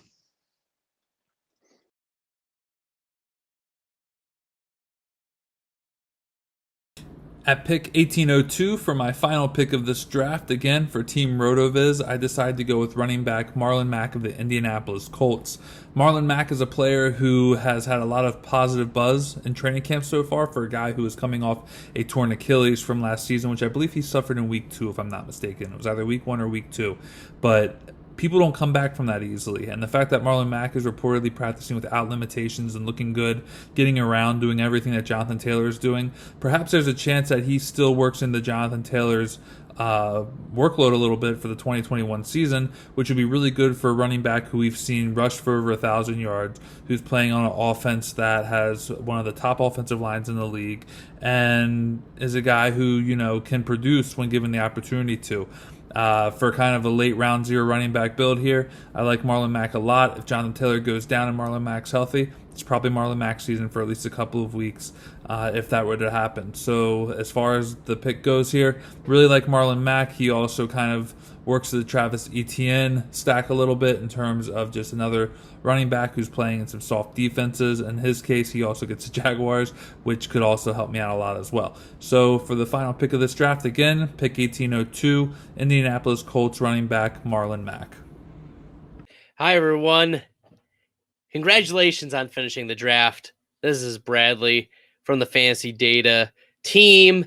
And with our final pick, we selected Devontae Booker, running back for the New York Giants. Last season, Devontae Booker had 93 carries for 423 yards and 3 rushing scores, along with 21 targets, 17 receptions, 84 receiving yards. He only had 1 fumble, and it was not lost. So in 16 games for the Vegas Raiders, he was a useful backup, and that's what we hope that Booker can step into that role and be a useful backup for the New York Giants behind Saquon Barkley. And these are the types of dart throws you got to take at the end of your drafts, running backs that might end up being a running back too. We saw back in 2016, Devontae Booker get over 170 carries, 4 touchdowns, and 46 targets. So yeah, these are the type of dart throws you want to take, just running backs that at this point, you know, we'll do our best. So good luck, everyone. Best of luck with your drafts, and we'll see you at the finish line. Well, my last pick, in the 18th round, 4th pick, this is probably my biggest bet from the entire draft. Probably a wasted pick, but if Jalen Hurd plays, I think he can be a monster as a big slot receiver for the 49ers. He's 6'4", 230 pounds. He's a former running back that was selected by the Niners 2 years ago in the 3rd round. They were expecting a lot from him, but he had really bad luck with injuries these first 2 seasons in the NFL, went on injury reserves. Now in the training camp in the Niners, he's practicing. He looks great, and he just needs to be healthy. It's asking a lot, but as last pick on the draft, for the potential that he has, I think that I want Jalen Hurd in every team that I can because I think that he can be a monster in the slot with Deebo Samuel, George Kittle, and Brandon Ayuk in this Niners offense. They love him, and they in San Francisco they want him to succeed. So he just needs to stay healthy. If he's healthy, I think he's going to be a monster. All right, last pick in the draft, 18th round, 1805. Abby just took Jordan Akins from our Houston Texans. So usually I love my Texans picks, but I'm not a Jordan Akins guy, man. I don't think he's good. I probably wouldn't have went Akins. I probably would have went like a Jacob Harris, who people that listen to our pod know I'm a big Jacob Harris guy. I don't know. Maybe took another wide receiver. Maybe would have went a different route. But, he felt like we need another tight end for our roster build, so that's fine. But I definitely feel like we have to take our quarterback. Quarterback is the highest scoring position in fantasy. And we have 2 great guys in Russ and Trevor Lawrence. But again, injuries happen. People can have bad games. You want a player that you can replace them with that has the potential to still kind of keep you up in the field. If you don't have a high-scoring quarterback, you have no chance. So I definitely am going to go quarterback here. I'm going to go with Daniel Jones at the 1805 pick. We do have Kenny Golladay, so that's that pairing right there. If Golladay has a great game, then maybe Daniel Jones also has a great game. So that's kind of a little bit of just aligning, if you will. So yeah, we're ending this draft. 3 quarterbacks, 3 tight ends, skill players filled in the rest, and I like our roster build. So let's see if we can make some noise. Regardless, first to 15, we're trying to stay ready. Good luck to everybody this season, and come check us out, man. First to 15, our podcast. It's on Apple, Spotify. We're on YouTube. Subscribe. Our Twitter page, first_15. I'm A__Dayo, DAYO, and Abby is _Skywalker, WALKA 2000. Holla at us. Let's have some fun. All right.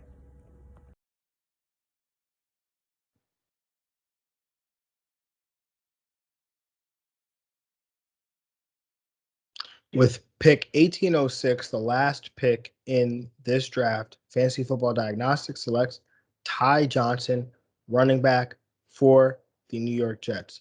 And this one, I could have gone Diami Brown here, who would have been an interesting stack to have with Ryan Fitzpatrick, deep ball wide receiver here. So that, some high potential, high upside weeks here playing opposite Terry McLaurin and Curtis Samuel. But do go with Ty Johnson here because it's been a while since I took a running back. So your boy started getting a little itch over here. 9th round was the last time I took one. So to get one here in round 18, my 6th running back here. I think Ty Johnson in best ball leagues makes a ton of sense. This Jets backfield could be volatile week to week just because we do know this coaching staff comes from the Kyle Shanahan coaching staff where they utilize a lot of running backs, and you already have a lot of running backs in that backfield. Michael Carter, Ty Johnson, Tevin Coleman, Michael P. Ryan, Josh Adams, Austin Walter. So there's guys there. And when you look at this, I'm a Jets fan, obviously, so I watch these press conferences. I see some of the stuff that the Jets social media team puts out. Ty Johnson's usually whether it was Robert Saleh or Michael LaFleur, Ty Johnson's name always is the first or second name that comes out of their mouths. And that's something to keep note of, right? So I'm mindful of that. And he was a guy that showed well at times last year. There was also a clip of Robert Saleh mic'd up at practice and going up to Ty Johnson and telling him that this scheme is built for a player like him and he'll have a lot of fun in it. So when you see those kinds of things and you see I'm getting Ty Johnson here as the RB 63 in the 18th round. It's worth a shot, right? So you especially if you're playing in redraft leagues, just pick him up, draft him. If nothing happens, then nothing happens. But I think he will have a role in this offense when it's all said and done. In terms of a projection for Ty Johnson, if I could just pull it up real quick.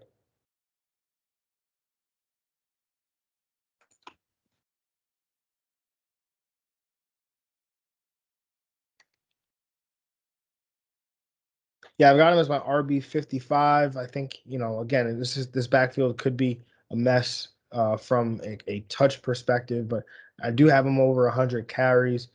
Again, his projection doesn't matter as much as, what will actually happen when the season begins. Will he assume a role? It's possible. Well, there could be injuries, and he could have value that way. It's possible. So I don't sleep on Ty Johnson. I think he'll have some value in leagues this year.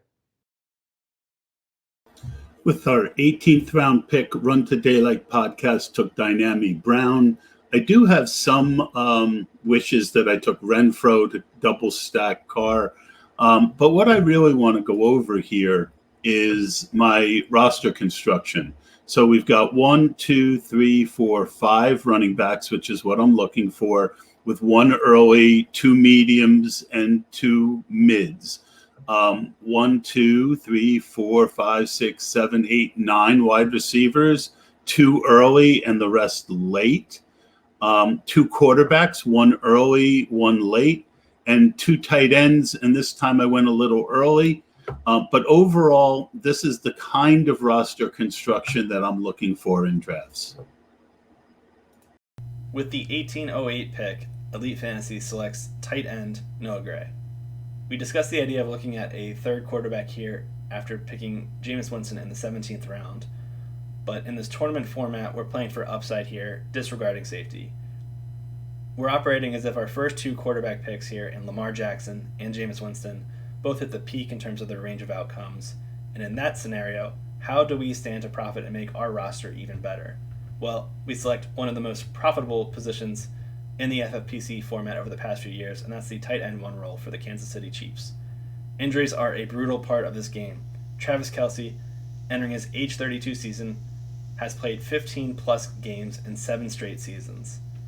We aren't wishing for a Kelce injury here, but we're playing probabilities. In the event of Kelce missing time, Noah Gray, who's had an exceptional camp by Kelce himself, beat reporters, Patrick Mahomes, Andy Reid, Eric Bieniemy, they're all saying he looks like a guy to keep an eye on, and he would slide into a very valuable role vacated by Travis Kelce here. That's a role that led to Kelce getting a 25% target share, number 2 among all tight ends, and one of the league's best passing offenses in the league. He was also number 1 in terms of all tight ends getting targets inside the 10-yard line, and we know how valuable touchdowns are in this format. Big kudos to CEH for this call. I love it. This is the exact swing for the fences type of play here to make with your final round selection and invest in this tournament format with tight end premium scoring.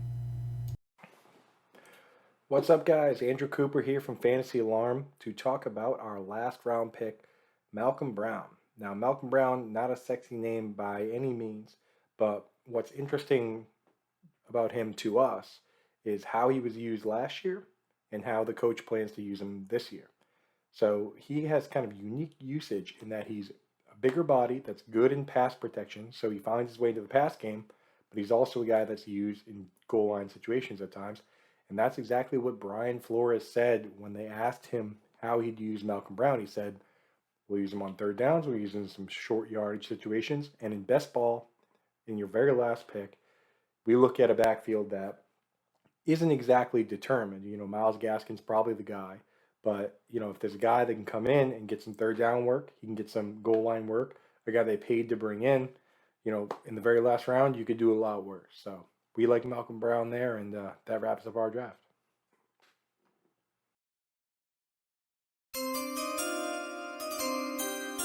With the 10th pick and the 18th round and my Mr. Irrelevant, the FF Faceoff selects Kansas City Chiefs running back Jerick McKinnon. Jerick McKinnon is a player that I feel like is flying under the radar.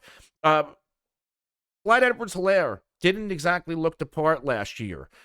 Darrell Williams looks like he's going to get a lot of the workload, but should one of those two go down, Jerick McKinnon's going to be busy. And I also think Jerick McKinnon can have a little bit of a standalone as a pass catcher in his backfield. McKinnon, when he did have the opportunity, when he did have his run, he looked really good with the 49ers. It just didn't last very long. But for the role that McKinnon can have, he could give us some decent weeks in fantasy football. And the fact that I'm getting him as my RB6, the fact that I'm getting him in round 18 as my Mr. Irrelevant, he's playing in the right offense that completely revamped their offensive line with a head coach that loves to employ the running back as a receiver out of the backfield. The stars are aligning to give me a good game or two out of Jerick McKinnon to really help out this fantasy team, this best ball team when I need it. Again, the RB6. Hopefully I won't need him, but if I do, Jerick McKinnon could come through for myself and anyone else who could potentially draft him this offseason. You could do a hell of a lot worse at running back in the 18th round.